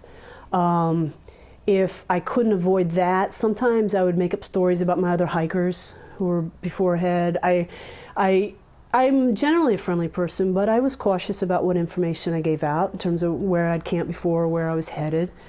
I definitely kept my pepper spray handy. I remember one time I was in Wyoming and I was hiking, and it was kind of that border area.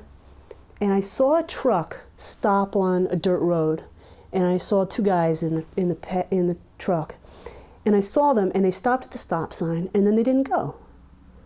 And I was like, "You're not going. I'm not going."